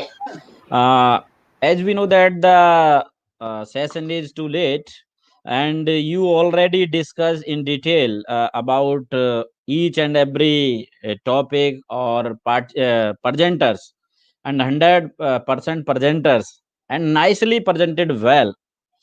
Uh, all were presented very informative and also very impactful, thought provoking uh, lecture. So I congratulate all of them. And as we know that in this pandemic situation, only hope is online education.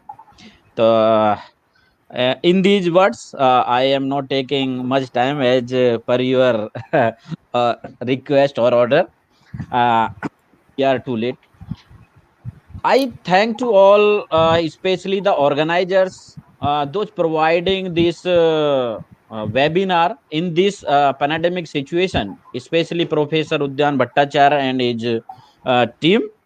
And I also thank to the coordinator of this seventh technical session, Tirtha Chatterjee ma'am.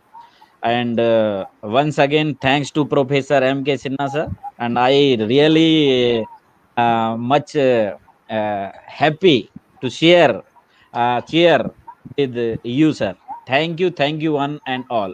Thanks a lot. Thank you, Professor MP Singh sir, for giving concluding remark. Now this session comes to an end. I take this opportunity to thanks all the members of organizing committee, especially Professor Udyan Bhattacharya and his team, Dr. Ranjan Samanta, Dr. Sopan Khan, and Ms. Tirath Chatterjee for coordinating the session.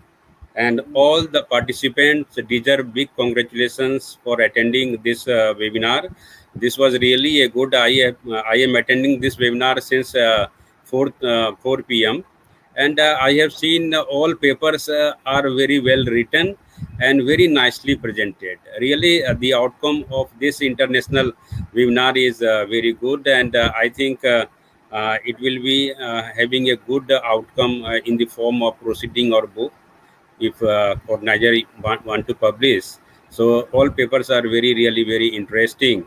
So with this, I conclude here. Now I hand over mic to Ms. Tira Chatterjee for final announcement. Thank you so much, sir. My heartfelt thanks to the chairpersons for their endurance of this session.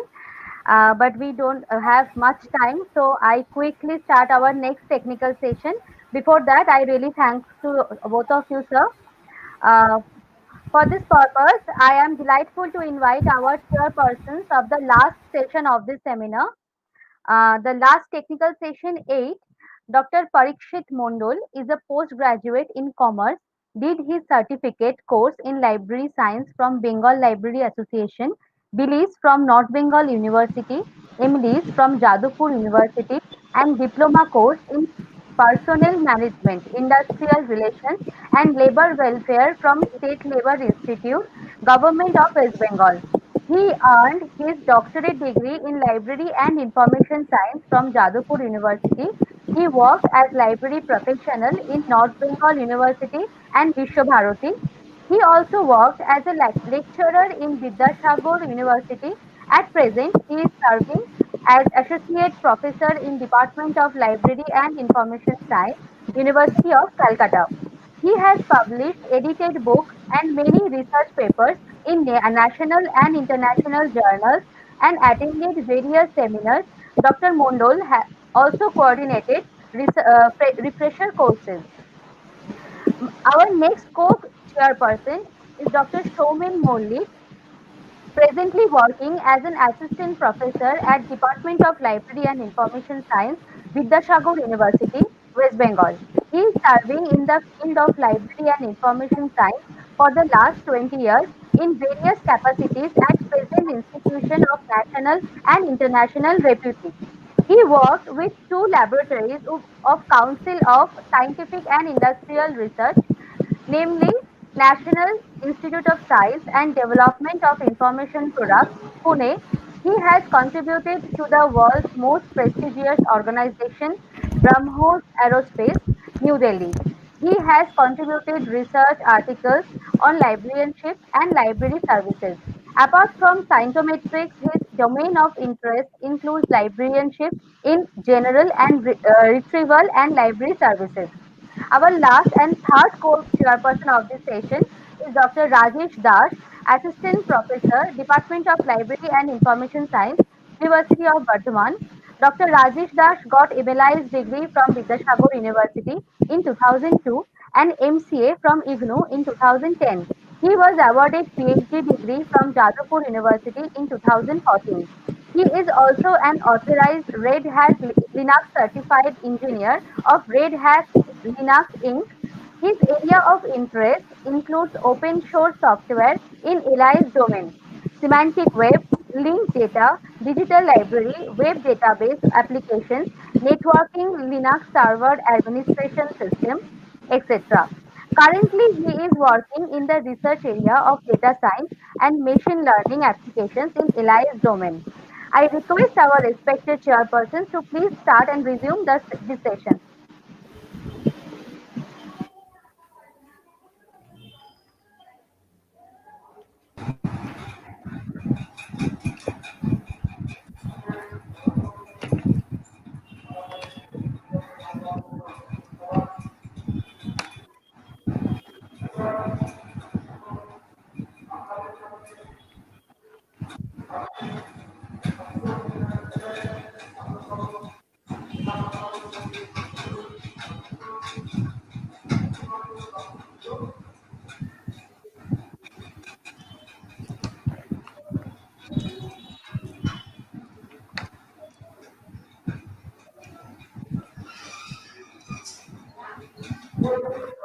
Sir, sir, am I audible?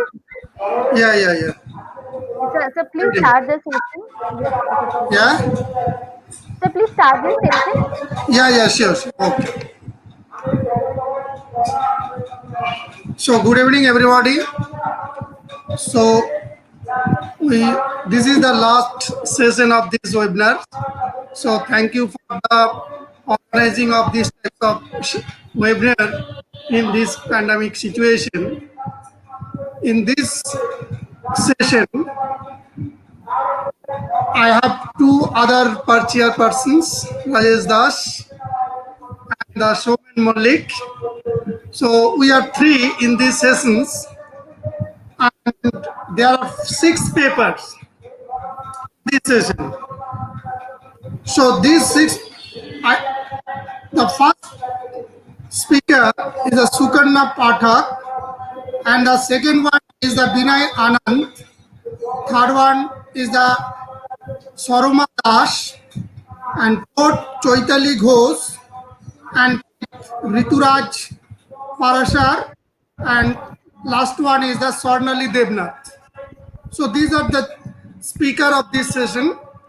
So I welcome to our two joint co-chairpersons, Showman and Rajesh. I call the first speaker, Sukarna Pathak. The topic is thinking digital to being digital, blessing or shame. So I invite the first speaker to speak his or her deliver.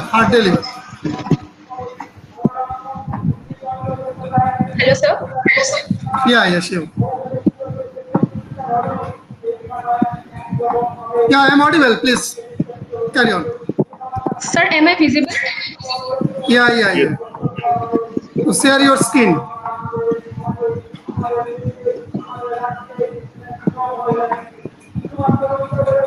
Sir, is my screen visible? Yeah. No. Your screen is not visible. Share your screen. Yeah. Share your screen.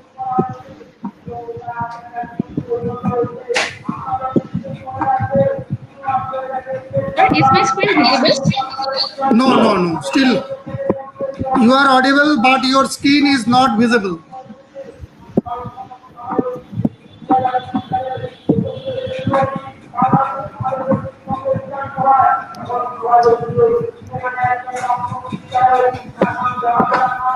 First open your PPT, then share.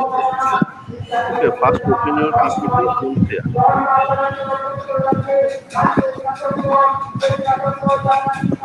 Sir,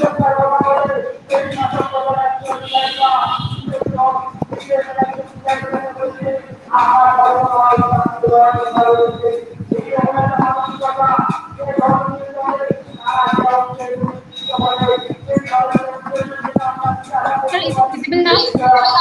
No, no, open your PPT. First you open your PPT. Then you go to the share. Screen shares. Sir, I have opened my PPT, but it's not coming now. Screen shares. Share your screen.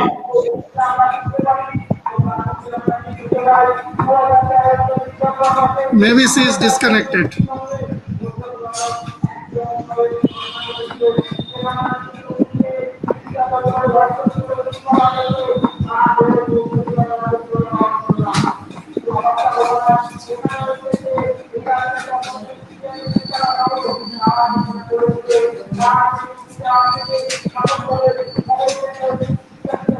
নাম পিছনে একটা বলো।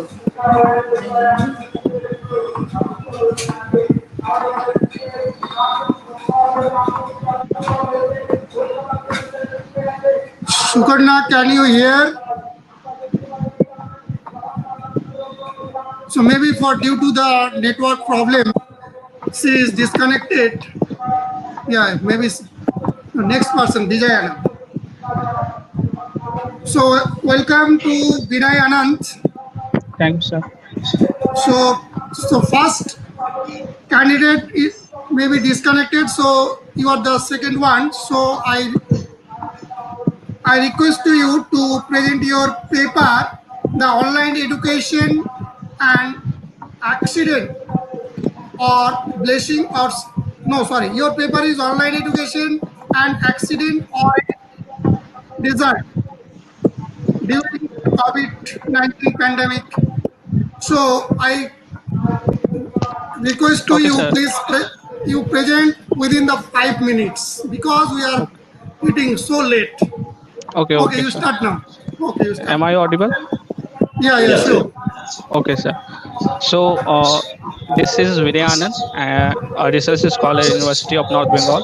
And first of all, thanks a lot to Universal Briefing for giving me an opportunity to present my paper on this platform and in front of respected teachers, allies professionals, and my seniors. Okay, so I would like to request to technical team, could you please share my PPT if is it possible?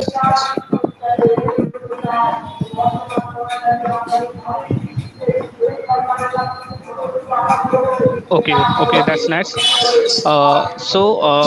My paper topic is entitled as Online Education and Accident or a Desert During COVID-19 Pandemic.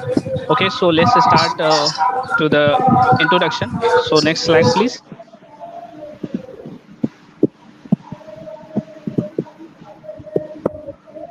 Next slide, please. Okay, so here the introduction. The worldwide spread of COVID-19 pandemic has badly affected not only our society but also our different sectors. Okay, and the educational sector has also badly affected by this virus. All the schools, all the schools, colleges, universities, and educational institutions were temporarily closed. The government imposed Janta curfew, and it was compulsory for the citizens to follow Janta curfew to stay at home so that to stop the transmission of virus from person to person. The police went around the cities to create public awareness, and this pandemic has shifted the whole educational activities into online mode. And here is the question striking on my mind, that is pandemic an accident or a desert, or you can say sweet, or you can say rasgulla. Okay, so this is my topic. So let's next slide, please. Okay, so here I'm going to talk about some objectives of this study. Okay, so I'm going to try to conduct a SWOT analysis of online education during COVID-19 pandemic, and plus to explore the new educational technology, and to explore government initiatives of different countries, and especially Indian subcontinent countries. Okay, and finally, I give some suggestion for optimizing online education more effectively and efficiently during pandemic-like situation. So, okay, so next slide, please. So here I'm going to describe some strength of online education. Okay, so online education has a power to serve student to learn anything, anytime, anywhere, at any pace. Okay, so during this pandemic situation, it has worked as a panacea, and the e-learning provides the features presenting the content in a very interesting manner: color images, video components, graphics, animations, complex simulation, different types of sounds, enrich and facilitate the curriculum that would be very difficult to understand only from textbook. It empowers students to get the education from their laptops and smartphones, and the education are in the palm of the students. Now students are not dependent only on a classroom. They have many different resources that helps them to get advanced way of education. Okay, so next slide, please. Here are the some weaknesses. So online mode of education doesn't provide a proper teaching learning environment. So it does not bond the students for a long time. Students are not sitting on the chair in front of computers, in front of smartphones for the purpose of learning. Online classes are not as engaging as offline classes, and students are getting very easily bored very in a short period of time. Teachers and students are not accustomed to the latest educational technology, and it requires the huge amount and high speed of internet data. And final one is, and the most important, the student doesn't have the self motivation for e-learning. Okay, so next slide. Here are some opportunity of online education. Uh, there are lots of opportunity for innovations for making online teaching learning process more engaging and more interesting. Now teachers are more independent. They can teach at home as per their convenience. So it's an opportunity, and the students are not dependent on their classrooms, because online mode provides biggest opportunity to students being a self-regulated learner. Okay, so next slide. So there are some threads. As you know that a coin has two aspects: positive head and tail, positive aspects and negative aspects. So that's why same the online education are also have some threats, some negative threats.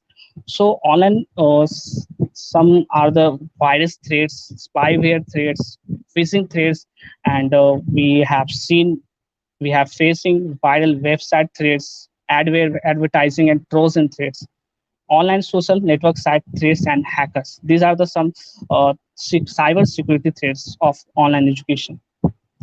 This causes a great deal of distraction. Both student and teacher do not receive proper attention towards teaching learning process due to it creates a distraction, because we have seen notification, WhatsApp notification, messenger notifications, and they are very distracting for e-learning, e-education. So it is seen many times teachers facing abuse and humiliation during online class. We have seen currently many times that teachers facing humiliations during the online classes by the students. Okay, so these are the threats. Next slide, please. So here I'm going to describe the some national learning platforms in Indian subcontinents. Okay, so they are, as we know that uh, in the world, many countries government taking initiatives for growing online education, for online education more accessible and more approachable. So I'm going to talk about some countries in Indian subcontinent countries. So in India, Diksha, Swayam, NROER, Bangladesh, digital contents, ebooks.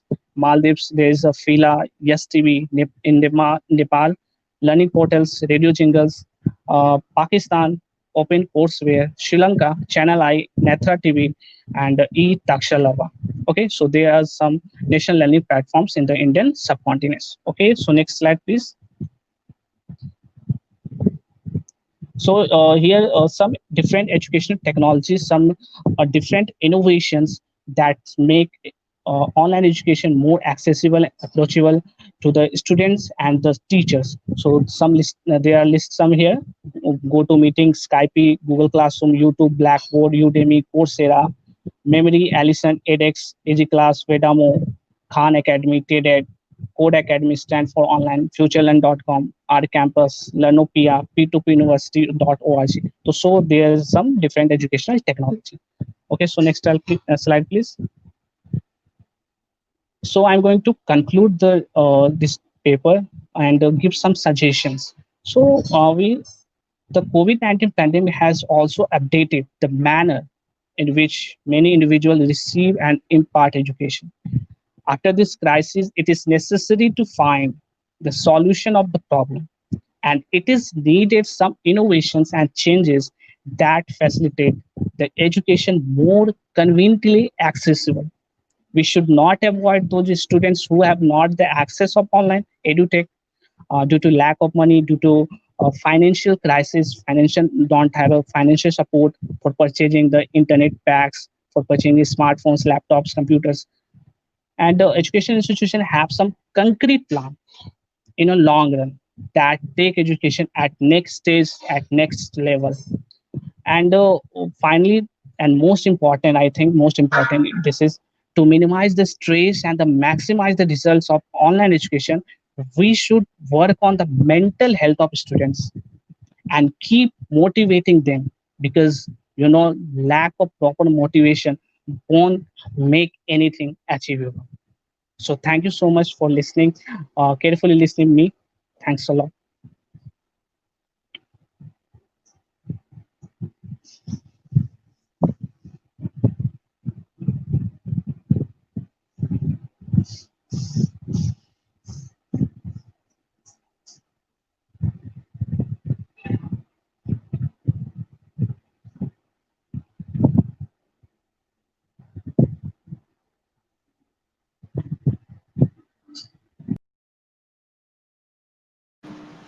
You are muted. Yeah.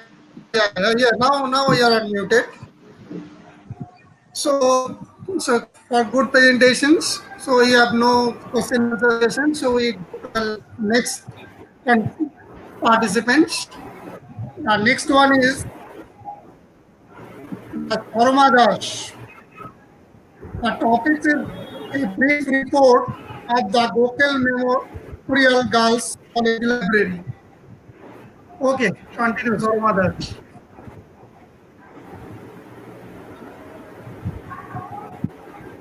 Soroma, unmute Please yourself. unmute Dash. Respected Chairperson, Co-Chairperson, and the Director of this webinar, Professor Dr. Udayan Bhattacharya sir, and the other team members of this universal briefing. Okay, I am sharing.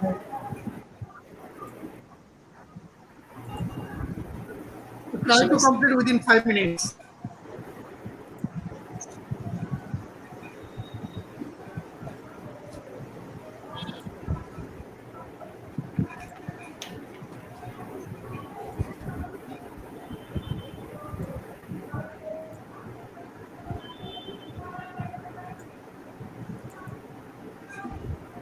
Sir, it is visible? Is it visible? No. Yes.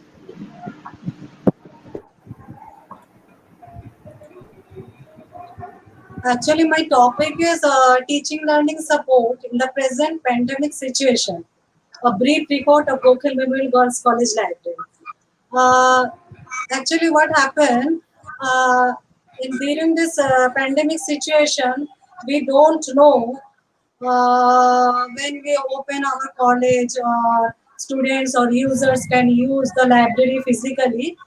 That is why it is my small initiative to make our library services to our students or users at their comfort zone. So what I have created that uh, due to due to the present pandemic situation of COVID-19, our daily life is very much affected, including education sectors. In this situation, teaching learning processes are now going through virtually. To support this system, many libraries are taking the upgrade their services so that users, students can get full support from the library at their home by maintaining all rules and regulations which Government of India specified. Objective of my this report is to reach our library services to our esteemed users at their home by maintaining social distancing to keep them safe in the present pandemic environment. What are the steps I have took is that first I create one web page, library web page. Earlier what happened, it is totally depends upon the third party and control is totally on that person or that team, and every time we have to pin that third person to update this notice or whatever what upgradation we have taken in our library to upload the web page. And in some cases small colleges, they have not sufficient fund to maintain their library website pages, but that story has gone. Nowadays we can open or create our own library web page without any cost. This is the main point, without any cost and totally controlled in our hand. Control system is in our hand. So these steps I have taken for last 1.5 months before, and to convey information regarding library to the users through its Facebook page, to create awareness program within our user by taking online library orientation programs to guide our users how to access the endless resources like registration, activation of account in enlist, because so many students they don't know how to activate the mail. Some are got the mail but they don't know how to activate then access the enlist. So we have to try to take some online awareness program regarding this matter. To render library services through ICT, we sometimes we interaction with our students or users, teachers through mail. This is our college library web page. Here I have mentioned some headings or link. Home, that is a CU syllabus. It is this our college is under the CU. That is why I uploaded CU syllabus. College exam papers I have uploaded here. New arrival titles, Facebook, enlist user registration and form I have uploaded here. Library notices.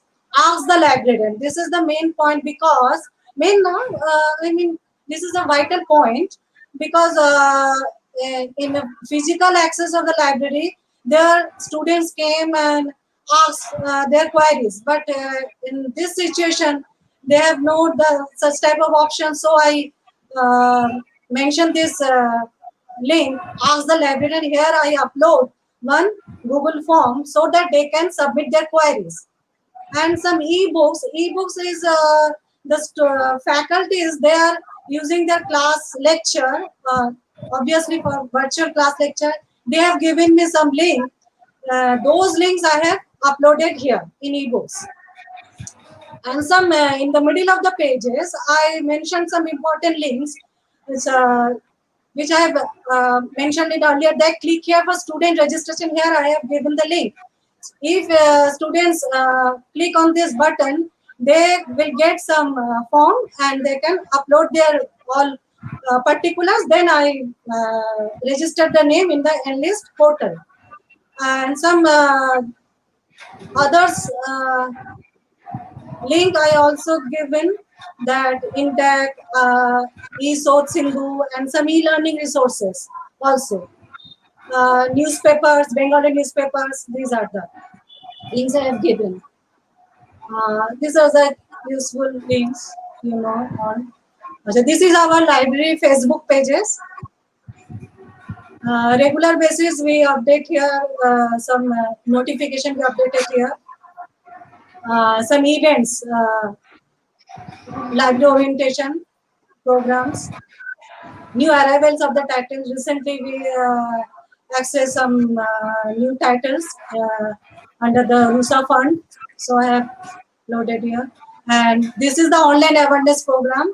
On 16th and 17th September, recently we organized online orientation program because no users or students, they don't know. We have created this web pages. So we want to share this awareness program, how to access these our web pages. Online awareness program web page.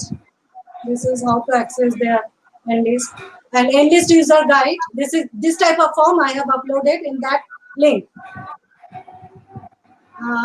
Enlist activation. This how to activate this mail I have shown in their user orientation program.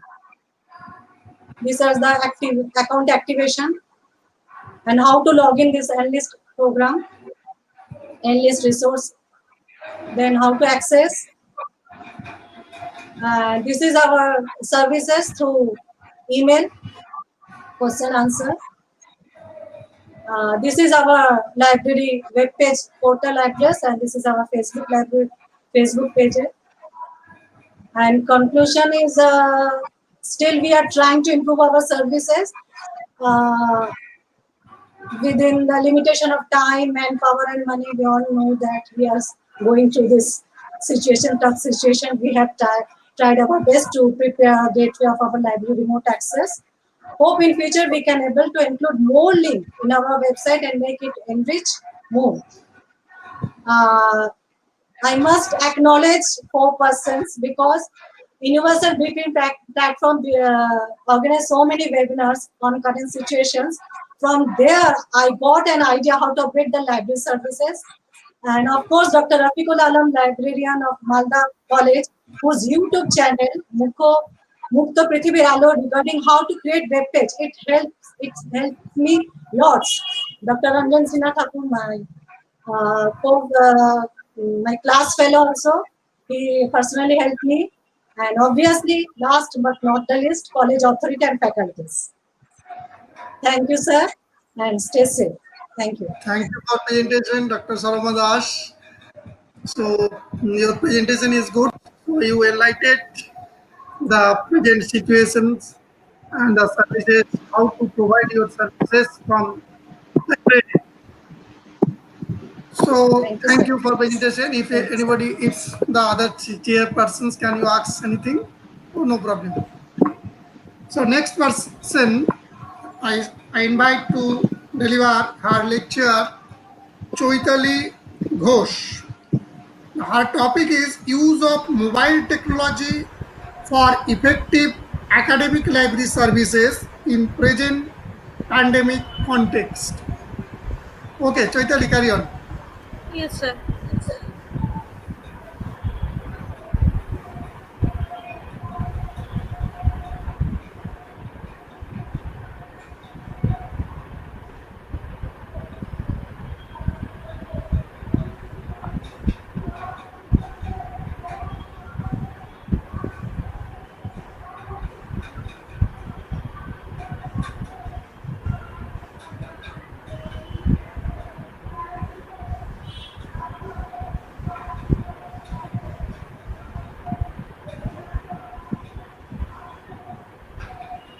Sir, my PPT is not visible, no? No, not visible.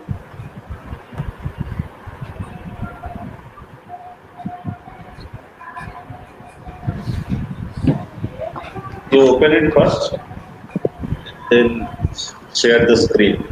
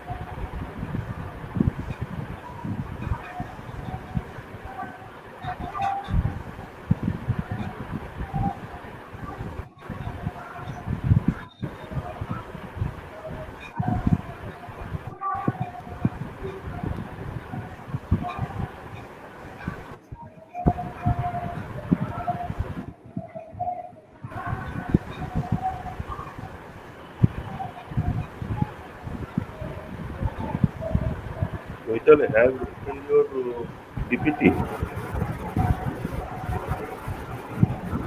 First, open your. Have you Sorry, sir. have you opened your PPT? No, sir, I can't.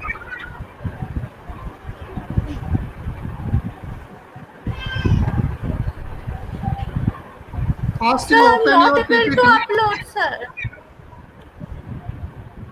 What needs to In upload? your, Just open your PPT first and just share the screen. can you hear your Okay, sir. PPT Okay, in sir. your Okay, screen? sir. Okay, sir. Can you hear your PPT in your screen first?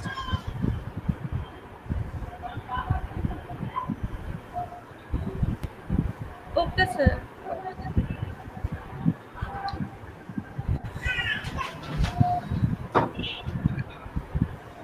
Have you seen your PPT in your screen?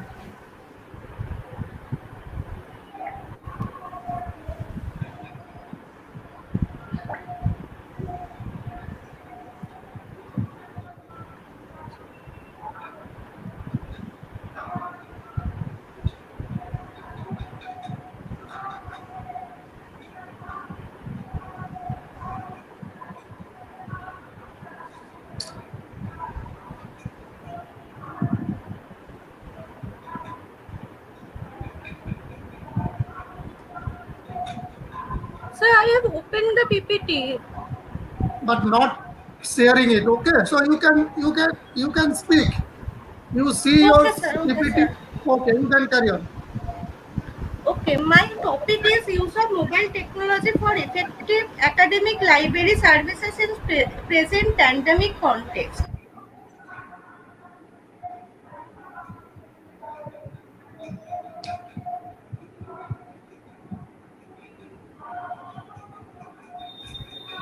So due to technical problem, due to network problem, she has left. Yes, sir. So maybe the next person or the next speaker will come. I request to the organizer to enter the next person. Sukarna Pathak, that is the first one. First person, yes. Yes, first participant.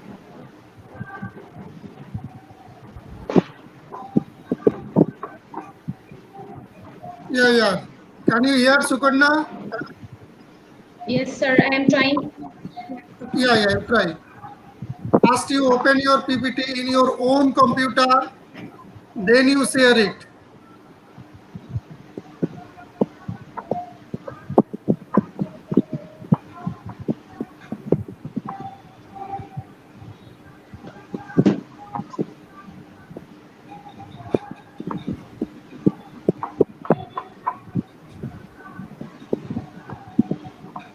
Sir, is it coming? No, no, no. No. Have you seen your PPT in your own computer? Sukarna, can you hear?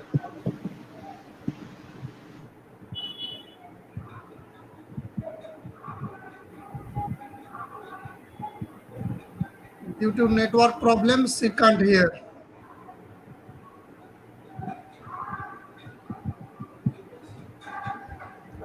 Sukarna, can you hear me? Yes, sir. Sir, is it visible? Is it not visible? I am asking that. Can you see your PPT in your computer? PPT visible? So you You can open your PPT. Otherwise, you can read your paper. has you opened? Yeah, it is Yes, sir. coming maybe. Coming. Yeah, it's came. It's visible here. Now visible. You can carry on.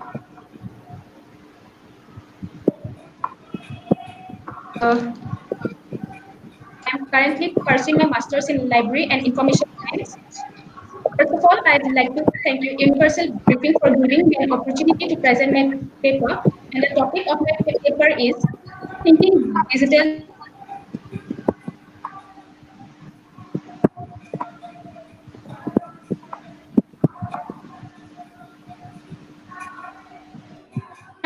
paper, the government of nearly all the countries declared lockdown in an attempt to stop the spread of this deadly virus. As a part of worldwide lockdown, the educational institutions are also declared closed, because of which students are forced to stay at home, thus impacting the educational cycle of millions of learners. Technology has gained unpredicted momentum during the pandemic condition. It has been perceived as a panic to combat all the educational related issues. We can see the concept of education changing overnight, with digital resource emerging as an indispensable resource to learning.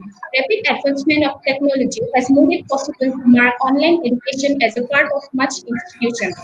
Next, I'll discuss about some of the government initiatives for online education. First, Diksha, it is an online platform for school education. This platform provides learning material relevant to prescribed schools curriculum to teachers, students, and parents. During the pandemic period, Diksha has been accessed for 215 million times. The second is Sahgun portal. The Sahgun web portal has come from the word Shala and Gunbata. It is a two-word initiative that provides a platform for the exchange of educational information. One of the part of the portal is a repository. It consists of resource material including good practice, image, video studies, and newspaper articles, etc. The third one is National Repository of Open Educational Resource. The NORER is developed by NCERT. NORER initiative sets out to bring together all digital and digitizable resource across every level of school and teacher education. At present, 13,635 files, including collection, documents, audio files, notes, and videos, are now available on this portal. The fourth is NISTHA. NISTHA is a capacity building program for improving quality of school education through integrated teacher training. It aims to build competencies among all the teachers and schools principal at the elementary stage. The fifth is National Digital Library of India. NDLI is an initiative of the Ministry of Education through its National Mission on Education through Information and Communication Technology to develop the pilot of a national digital library. The main aim is to build a virtual repository of learning resources that are available in digital form and provides a single window search portal from to facilitate the focus searching so that learners can retrieve the right resource with least effort in minimum time. The sixth is e-Pathshala. This web portal is developed by Council of Educational Research and Training. It has 18,086 audio, 2,000 videos, 690 ebooks, and 540 books for first to 12 standard in various languages. And the next is SWAM. This is a national online educational platform hosting 90,000 courses covering both school and, and higher education in all subjects including engineering, humanities, social science, law, and management course. A unique feature of SWAM is that it is targeted with a conventional education. And the last is SWAM Prabha. This platform has 32 TV channels transmitting educational contents on 24 into 7 basis. These channels are available for viewing all across the country using DD-free dish, set-top box, and antenna. Now, even the private DTH operators are broadcasting these courses through their channels. Next, I'll discuss some of the benefits of online education throughout COVID-19. With coronavirus pandemic, there is a sudden change in our education sector all over the world. There was a time when online education seems quite challenging to us, but because of the pandemic situation, our attention changed from physical education system to online education overnight. Students seem more comfortable and active during the online classes with the teachers, maybe because of the new mode of teaching.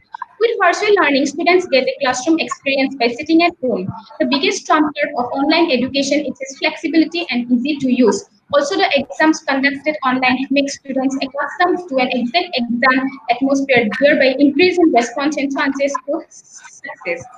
Advances in technology now allow students to study entirely online while also socializing with classmates, watching lectures, and participation in subject-specific discussions. Internet has made learning more advanced. E-learning is more economical than physical education. Most of the study material available online are free of cost and one can access it as many times as they want. Moreover, the cost of transportation is also reduced. Students with shy nature are more comfortable with virtual education. Their home environment provides them with a warm atmosphere to make the student more functional during online classes. Next, I'll discuss the challenges of online education throughout COVID-19. Online education is a necessity these days. Although it gives a student an opportunity to learn, it also distracts them. Once the educational lessons are done, they start surfing other things. Hence, the impact of learning is uncertain and not always optimum. Education is not limited to syllabus only. It also includes disciplines, manners, morals, and interaction with other students and teachers. These traits are difficult to inculcate through online teaching. Online education seems to be non-democratic in nature. It creates a rift between the rich and the poor students. Before, before an online program can hope to succeed, it must have students who are able to access the online learning environment. Lack of access, whether it be for economic or logistic reason, will exclude otherwise eligible students from the course. This is a significant issue in rural and lower economic neighborhoods. Prolonged use of mobiles and laptops for online teaching learning is both injurious to teacher and the student.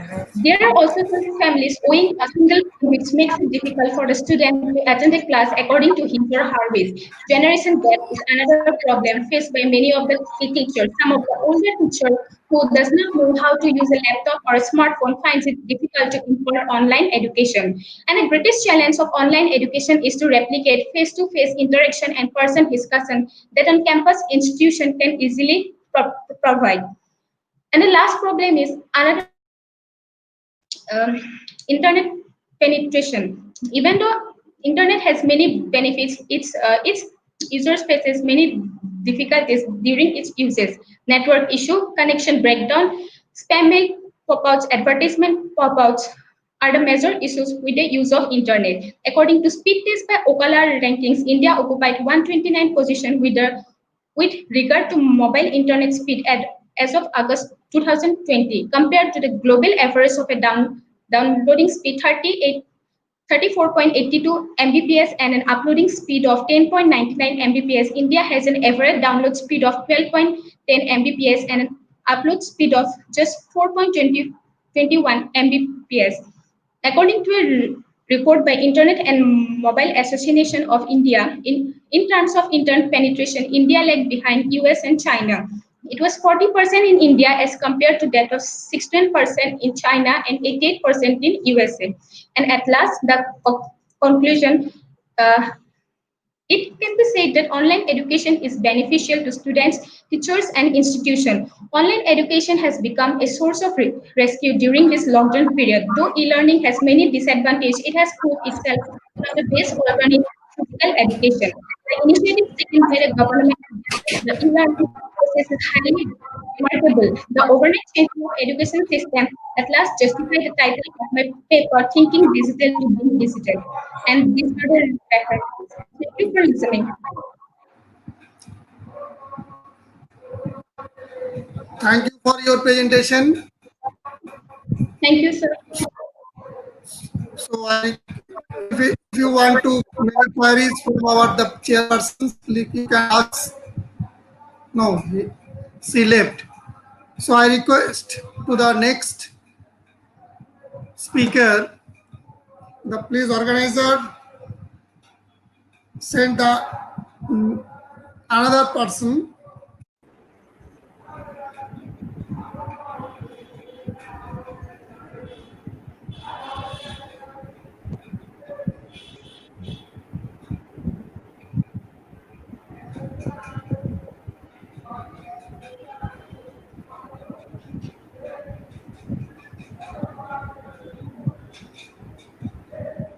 A request to the next part speaker.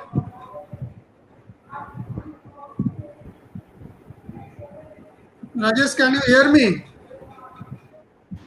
Yes, Yeah. yes, Rita Chatterjee. but nobody.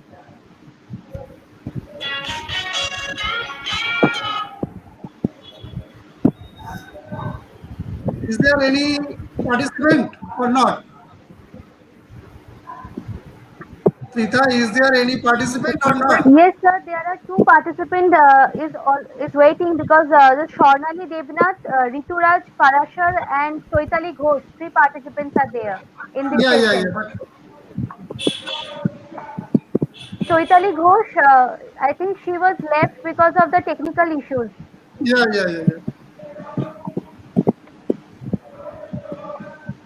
Yeah, She is Chaudhary Ghosh coming. is coming. Yes, yes.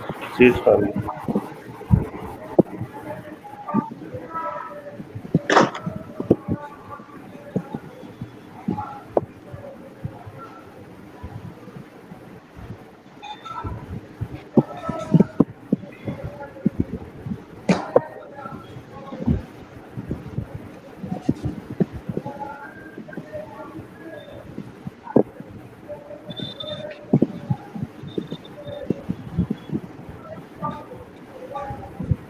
Sir, it, sir, it is visible, sir.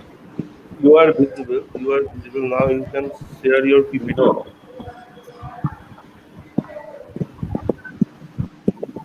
First open your PPT and then share. Yes. Yeah. Is it visible? Yeah, it's coming. Yeah, it is visible.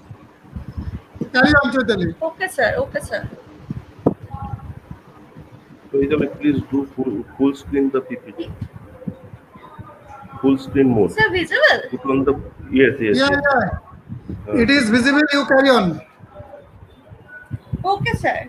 My topic is use of mobile technology for effective academic library services in present and pandemic context. Myself, Choitali Ghosh, and my co-author is Orijit Dash. As we all know, mobile is very important device. Mobile technology has now come up with libraries in hand trend.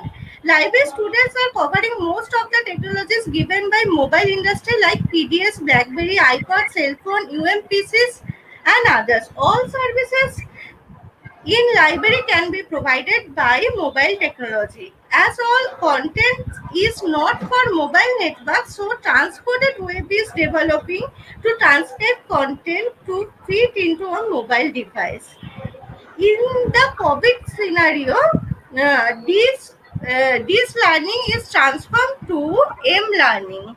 Storehouse is transformed to information center, storekeeper to information officer, and library is now bounded within the wall. These are the research questions that are which services provided by mobile in library, how the services can be provided, how mobile technology is helpful, and what are the uses of mobile technology in pandemic context. These are the services also provided by mobile that are I am going to discuss that elaborately. Okay. Then circulations. Librarians will need to efficient using mobile so that user can access information from anywhere and from any place. Seedsil announced a product was called Pocket Search software that runs on a PDA that allows library staff to perform circulation tasks.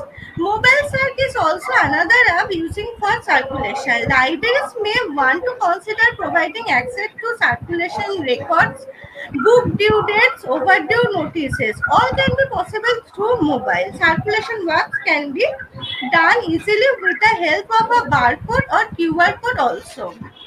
Then the ebook and database searching. The publishers are in move to convert content into an ebook format for mobile devices. Free ebook normally available from Fable Publishing's main website can now be easily obtained by mobile device. Google has worked with major publishers to bring chapters, pages, and volume onto mobile. Then virtual reference services. Virtual reference services is a reference services initiated electronically. It can be also provided by mobile. No physical presence is required. Then library SMS notification. Libraries may provide alerts on latest news, events and notices via SMS and MMS to user wherever they might be going. Notification alerts include alerts on bringing new books, intimations of arrival documents and information availability. Mobile library websites, when we library services through mobile. A mobile website is a preliminary requirement. It is important component of mobile library services. It is a short version of large website designed for mobile devices. Cambridge University libraries did these types of mobile library websites. Mobile catalog. M catalog is an online public catalog which is accessible through mobile. Wildcat Mobile in March 2009, OCLC introduced pilot program for Wildcat, allowing patrons to search for and locate library resources in libraries via app from their mobile devices. Library apps. The mobile apps for mobile apps for are dedicated piece of software or web application that enhance mobile software capabilities, access information in an elegant, consistent ways, and are means for creating new services for mobile patrons. QR codes. QR codes is capable to store information. It helps linking web pages that allows patrons to locate books. It helps placing code in libraries, tags, or magazine areas, journals that points to online electronics holdings of print materials and related guides. Mobile collection, audio e-collections, Google Books and Overdrives are the mobile collections that can be accessible through mobile. Current awareness services are also provided by mobile through SMS notifications. Current awareness service has been used in role for keeping their users up to date. The users can be involved in arrival of through SMS. Selected dissemination service that can also be provided by mobile by SMS. Mobile documents supply. Mobile technology present new opportunities for sending document requests and scan images can send via mobile. A user can have requested document on his mobile via SMS. Information literacy. The library can offer a variety of instructional programs that includes curriculum integrated session, multimedia software training, online learning modules through mobile apps. Embedded librarianship are integrated information experts that offer more direct research assistance to group of faculty and students, and that work became easy through mobile. Social media. Library can use social media for sharing documents. Social media also used as a marketing purpose. Mobile printing. Library can provide users with facility of printing through their mobile phones for any instant requirements. Mobile services for visual impairment. Visual and vibrating alert voice recognitions and auto text make mobile phones are helpful for this purpose. If any library provides such members with the gateway of LibriVox, he can use it through their mobile phone. Marketing can done through mobile also. Online library tool, SMS, email, blog, social media. That's for marketing purposes. Advantage is then advantage of mobiles are very user friendly, personalized. It provides personalized services, flexible services, time saving purpose, participations, limitless access, no time boundaries. It gives 24 into 7 hour services and distance learning. It is helpful for distance learning purpose. So mobile is very important for this.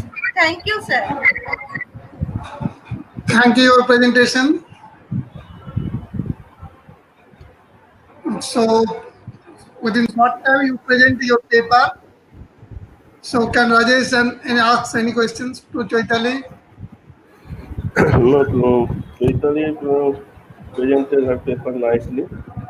And Chaitanya, could you please tell me one thing? Is mobile technology based on wireless technology? Okay. Oh, she left it. Maybe she left. she left it. Maybe not possible to ask any question. Okay. So I request to the next presenter. ঋতুরাজ পাঠ sir Parashar Is there anyone else that who will going to present a paper in this session? I would like to ask the technical team because two are left.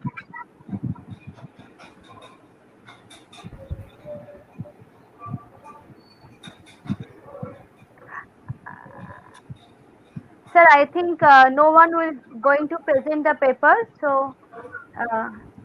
sir, you can ask. You can ask once.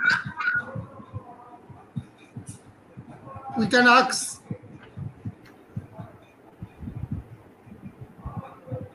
So for the last time, you can ask once if anyone else in this session. Yeah. It's two presenters still now not present the paper. One is the Rituraj Palasar and another is the Swarnali Devnath. Yes, sir. So if they are present to come to speak their paper, to present their paper, are you present here or not? They are not responding. Okay, sir. I think they are no. So then you can proceed with the end up or the sum up of this session. Okay. So in this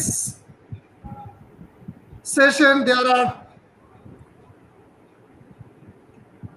6 papers. Out of 6 papers, 4 papers presented here. So first paper is a thinking digital to being digital blessing or same. So in the pandemic situation, we must get support to the digital device. Not only the pandemic situation, we are depending totally on the digital era. So we are shifting from traditional to the digital era. Someone may come, the Atunu Das or Atunu Das. Yeah, Atunu. So I will not present any papers, sir. You can conclude. Yeah, conclude only. Yes, sir. Atunu can also conclude now. So in the conclude session, so in this digital, we have to must enter to the digital era. So she is presently nicely present to the thinking of digital. So now design of thinking shifted to the digital. The next one is the online educations. So in everywhere, in schools, colleges and universities, everywhere in the teaching environment, now at present we are totally shifting to the online educations. And because this pandemic situation, so each and every facet, it may be online, it may be offline, there have some advantage and disadvantage, but in this current situation, we adopted the online educations. Online education systems had a lot of advantages and disadvantages, but we consider only the good portions, that is the advantage portions, so we accept it. And the next one is the services of library in this situation presented by the Sarma Das. So in this situation, each and every library, college or maybe the school or universities, they are providing their services. They are adopted lot of new technologies to provide services from home or from their libraries. So in this situation, Sarma adopted some technologies. She done his web pages and a lot of services he adopted in her colleges. And the last one is a Choitali, the mobile technology. We are totally shifted to the mobile or computer technology. With the help of mobile, we can provide lot of services, instant message services. So anywhere in the road, in any place, we can get receive a message. Whatever we need information, we can upload this information or ask to the librarian to provide these services automatically, instantly. That librarian help to support these types of message. So mobile technology can help each and everywhere. So in these are the 4 papers. So I request our co-chairpersons, they can also include some points in this regard. Please, Somen. Good evening, everybody. Yes, this was really nice papers have been presented here, and I also thanks to this universal briefing initiative that entire team and Udayan Babu, everyone they are carrying out these kind of initiatives to help the uh, fraternity and our existence, our development, our growth, everything depends on uh, talks or communications between us and also imbibing the technologies. Here in this session, we seen this core paper. Uh, um, the network and the problems are being discussed less, and positive things. The prospects are being discussed more, and it's really a positive thing. And I'm very happy to hear all the presentations, nice presentations, and thanks to all.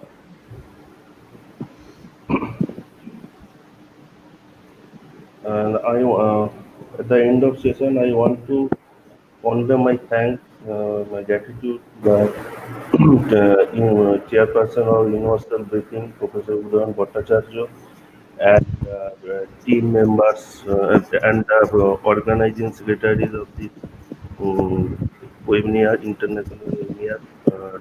Ranjan Samant and Dr. Sopan Khan. Also, I am very thankful to Dr. Otanu Das, who have taken over the technical session and technical issues of the all sessions and coordination, the presenter and the session chairperson.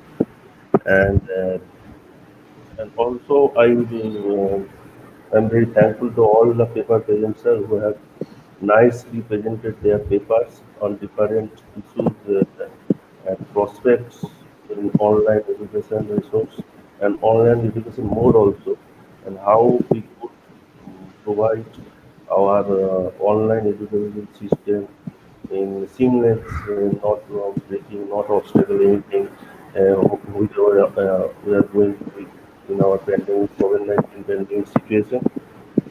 Though it will, we are going, but we are transferring our education system in online or virtual mode, but still we are now we are facing becoming faculty of the LIS domain, and we we take more class in our department student and facing several problems, like most of the issue is network issue, and that to become wireless communication are dependent most of students. That is a big problem, and also there are a lot of classes. Not only it is not possible at present to take on online mode like practical classes, like catalog practice, classification practice. How could I manage a schedule? If we got soft copy of schedules, but it will very managed at the time of online mode to present at the student and interactions with the student. A lot of issues we are facing, but still hope, I hope that in future we will overcome all the issues and problems, and we will be in a better platform, online and virtual education system. So thank you all, and thank you once again the organizers of this webinar, and all student participants, all students, and all my teachers, and lastly I thank you very much, Mr. Professor Bengal and Dr. Sevukan with co-chairperson with me. And thank you very much. And thank you, Udayan, and thank you, Dept. Thank you. Thank you so much, sir. The chairpersons of this session, Rajesh Das, Shomen Mollik, and Porikshit Mondol. My heartfelt thanks to you for conducting this session Thank you. Thank you. so peacefully Thank you. and with your participation and patience. So now I am Authorized sir is here, so I am just pass on this next valedictory session to sir. Okay. Thank you, Ms. Tirtha Chatterjee. Now we are going to start the valedictory session. For this session, I welcome Dr. R.K. Ngutin Kuma, Dean, School of Economics, Management and Information Science, Mizoram, University, Mizoram. Our webinar director, Professor Dr. Udayan Bhattacharya, Department of Library and Information Science, Jadavpur University. Our joint convener, Dr. Ranjan Samanto, librarian, Navavaliganj Mahavidyalaya, and another joint convener, Dr. Shapun Khan, librarian, Narsinga Datta Good College, evening. Sir, unmute West your mic. Bengal, for the valedictory session. Unmute your mic. Uh, Mic. welcome you all. Yeah. Yes, Okay. sir is there. Okay. So, sir, before going to start the valedictory session, there is one announcement for the paper presenters. Paper presenters are requested to submit their full papers to the universal briefing within the stipulated date. So be careful, dear paper presenters. You should submit your paper for the full publication, and you should submit the full paper. Now over to Professor Bhattacharya. Good evening, sir. Good evening, sir. Good evening. Good evening. Good evening to everyone. Yes, I am really grateful that you are here in the call of universal briefing. So we are running so too late to invite you in the stage. So I am No not problem, wasting no my problem. time. I am requesting you to deliver the valedictory address. Sir, please start your lecture, sir. Thank you. Thank you very much. Thank you very much. Respected Professor Udayan Bhattacharya, Webinar Director, and the organizer Universal Briefing. The organizers of this wonderful 2 days international webinar on pandemic pedagogy, is from home, students at home. The presenters, ladies and gentlemen, it is my great privilege to be a valedictory speaker at the concluding section of this international webinar at this beautiful evening. Good evening to you all. The webinar topic, pandemic pedagogy, teach from home, students at home, is very relevant for our day-to-day learning activities. During these 2 days of webinar, we learned many things on different areas of learning activities. COVID-19 pandemic changes not only human life, but also the world of learning activities. Online classes talk of the family. Students from primary to university are full of work for education through different online platforms. All students are attending their classes with the same method of learning from home, and teachers are teaching from home. Anyway, it is a blessing as we are entering or experiencing technological forces in education. I joined this evening session from 5:30, and it's of very good impression. In altogether, I think there are 45 or 46 papers in this webinar, which are of good in content and a very large number for one program. I have gone through many abstracts of the papers. The papers are of a very interesting and very good approach. The presenters are nicely prepared and are very much knowledgeable in their field. It is very good presentation. I hope the organizer will publish in book form, and by that time I hope that they will remember me. Most of the papers are related to the webinar topic, online education and learning process. As you all know, the COVID-19 pandemic changes human lifestyles. We have experienced different activities and functionaries of the government, companies, and organizations. Everybody concerned about their life, as it is the highest value in human being. We have discussed the importance of online learning system at this pandemic situation. This system may be continued for some time. As the world is entering the new normal, we have to change our value system, way of life, standard of living, as well as working system to have most production. We should work to have best result in our day-to-day life. At this pandemic situation, India is preparing towards development in all spheres of work. The government is looking toward the coming days and try its best to bring India at the highest level. This can be done with unity of the people of India at our own level. Everybody has to fight for success in life during this pandemic situation. Therefore, I want to speak small thing in 3 points so that we all become a successful person in our day-to-day life. My point number 1 is time. Take your own time. Time is a very, very important during this pandemic situation. Time cannot come back. Everybody in this world, children or adults, male or female, black or white, have equal time in a day. That means everybody have 24 hours in a day. In Western countries, laborers are paid according to their time taken. In India, the government set office timings for a week and school timings for a year. That means time is an important factor in our work, our daily life. We all have clock, wristwatch or digital clock in our mobile phones. Let us ask ourselves, how do I manage my time with all these clocks? It is not only for your decoration or your something to be taken with your body, but this should spell out how much time is value.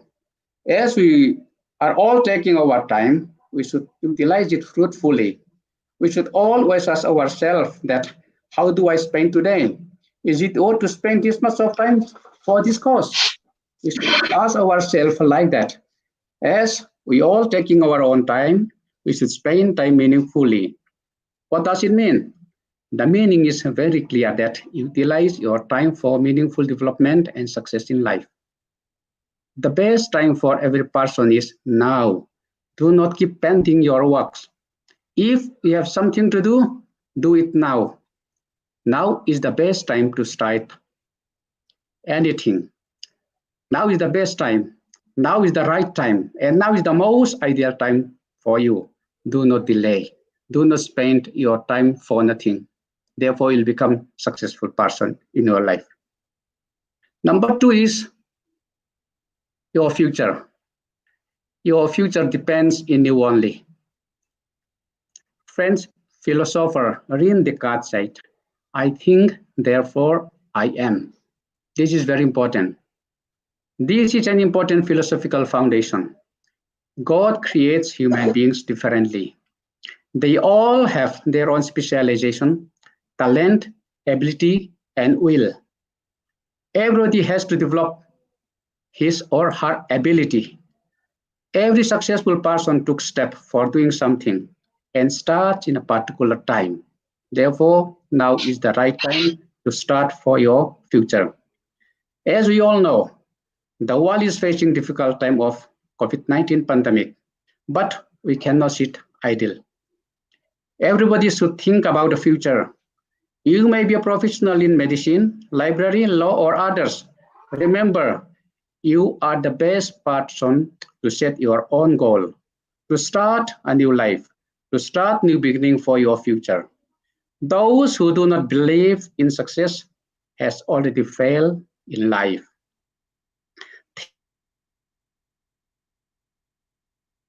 In life. Don't think that you are too small to start big thing. One day, my scholar tell me that he wants to qualify for JRF. No need to explain what is JRF. We all know what it is. I have a simple reply. Then I told him that every morning when you got up, before you do anything, before you say anything, say JRF, JRF, JRF. Therefore, you will build something in your mind. That means you set your goal. Therefore, your future will be in your mind.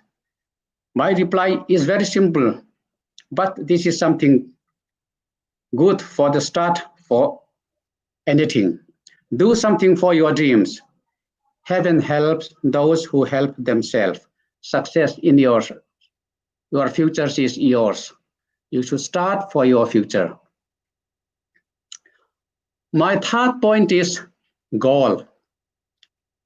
What does it mean? Set your own goal. This is very important in management activities. During my school day, it may also be in your school day, the teacher asks same question to all the students. What is your aim in life? You may also experience about this. The reply was different from the students. What does it mean? The students set their goals in their education. Any students who keep their goal are successful person. There is one saying, Jack of all trades, master of none. We all know about this. Many persons are failure in their life because they don't have goals in life. Be strong in your goal and take all your necessary steps to attain your goal. Fight for it. The day will come to accomplish your goal. You may have already set your goal in life. Please keep it up. But if you don't set your own goal and work hard to attain your set goal, and will become successful person in life. Today we had, or these 2 days we had many good presentations. We said something for our future. We learned many things about online education and online teaching during this pandemic situation. Most of the papers dealt about the future.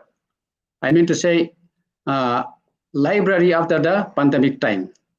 You see, after the pandemic time, the life may be normal, but we are entering the new normal situation. Now, what I feel is that most important is what we have to do during this pandemic time. Now, the students, scholars, users can now go to the library, cannot consult resources from the library. They are sitting at home, they cannot go out. But what we have to think is that the resources of the library should go to the users. Therefore, we are talking very much this class, online teaching, online learning activities is very important these days. We should keep up. We should try to implement it as what we have discussed during these 2 days. To conclude, I want to quote James Harvey hymn. Since all the downward tracks of time is the hymn title, in this hymn, Harvey meditated on the wisdom of accepting whatever God, in his infinite wisdom, choose to bestow on us, even things that appear at first to be negative, because they were blessings in disguise. Therefore, take this pandemic time blessings in disguise. Set your goal. Try to write your papers, try to write your research paper, try to write articles, try to complete your research work, try to do something for your future. This is the right time for your successful in life. The world's in trouble due to the spread of coronavirus, COVID-19, for the last 10 months. We don't know how long this situation will encircling the world. But friends, don't panic. Don't sit idle for nothing. We are entering the new normal situation. Take it as a challenge. Look at your future and see the light. Prepare for the best. Do your best and live your life for the best. Take COVID-19 as blessings in disguise. May God bless you. Thank you. Thank you to you all. Thank you, sir. Thank you. It is just splendid. As usual, your blessing will enrich ourselves, our participant, as well as our forum, Universal Briefing. Universal Briefing and myself is really grateful to you for spending some time for us in spite of your busy schedule. You have to wait for a long to enter the studio. We are extremely sorry for that. We have nothing to do. So for the from myself and from our forum Universal Briefing, I'm again thanking you. Thank you. Now the moderator will take the charge. Adunu. Thank you, sir. Thank you, sir. Thank you very much. Thank you to Dr. Ngutikum for the thought-provoking speech. Thanks again, sir. Now, may I request Ms. Tirtha Chatterjee to deliver the formal vote of thanks.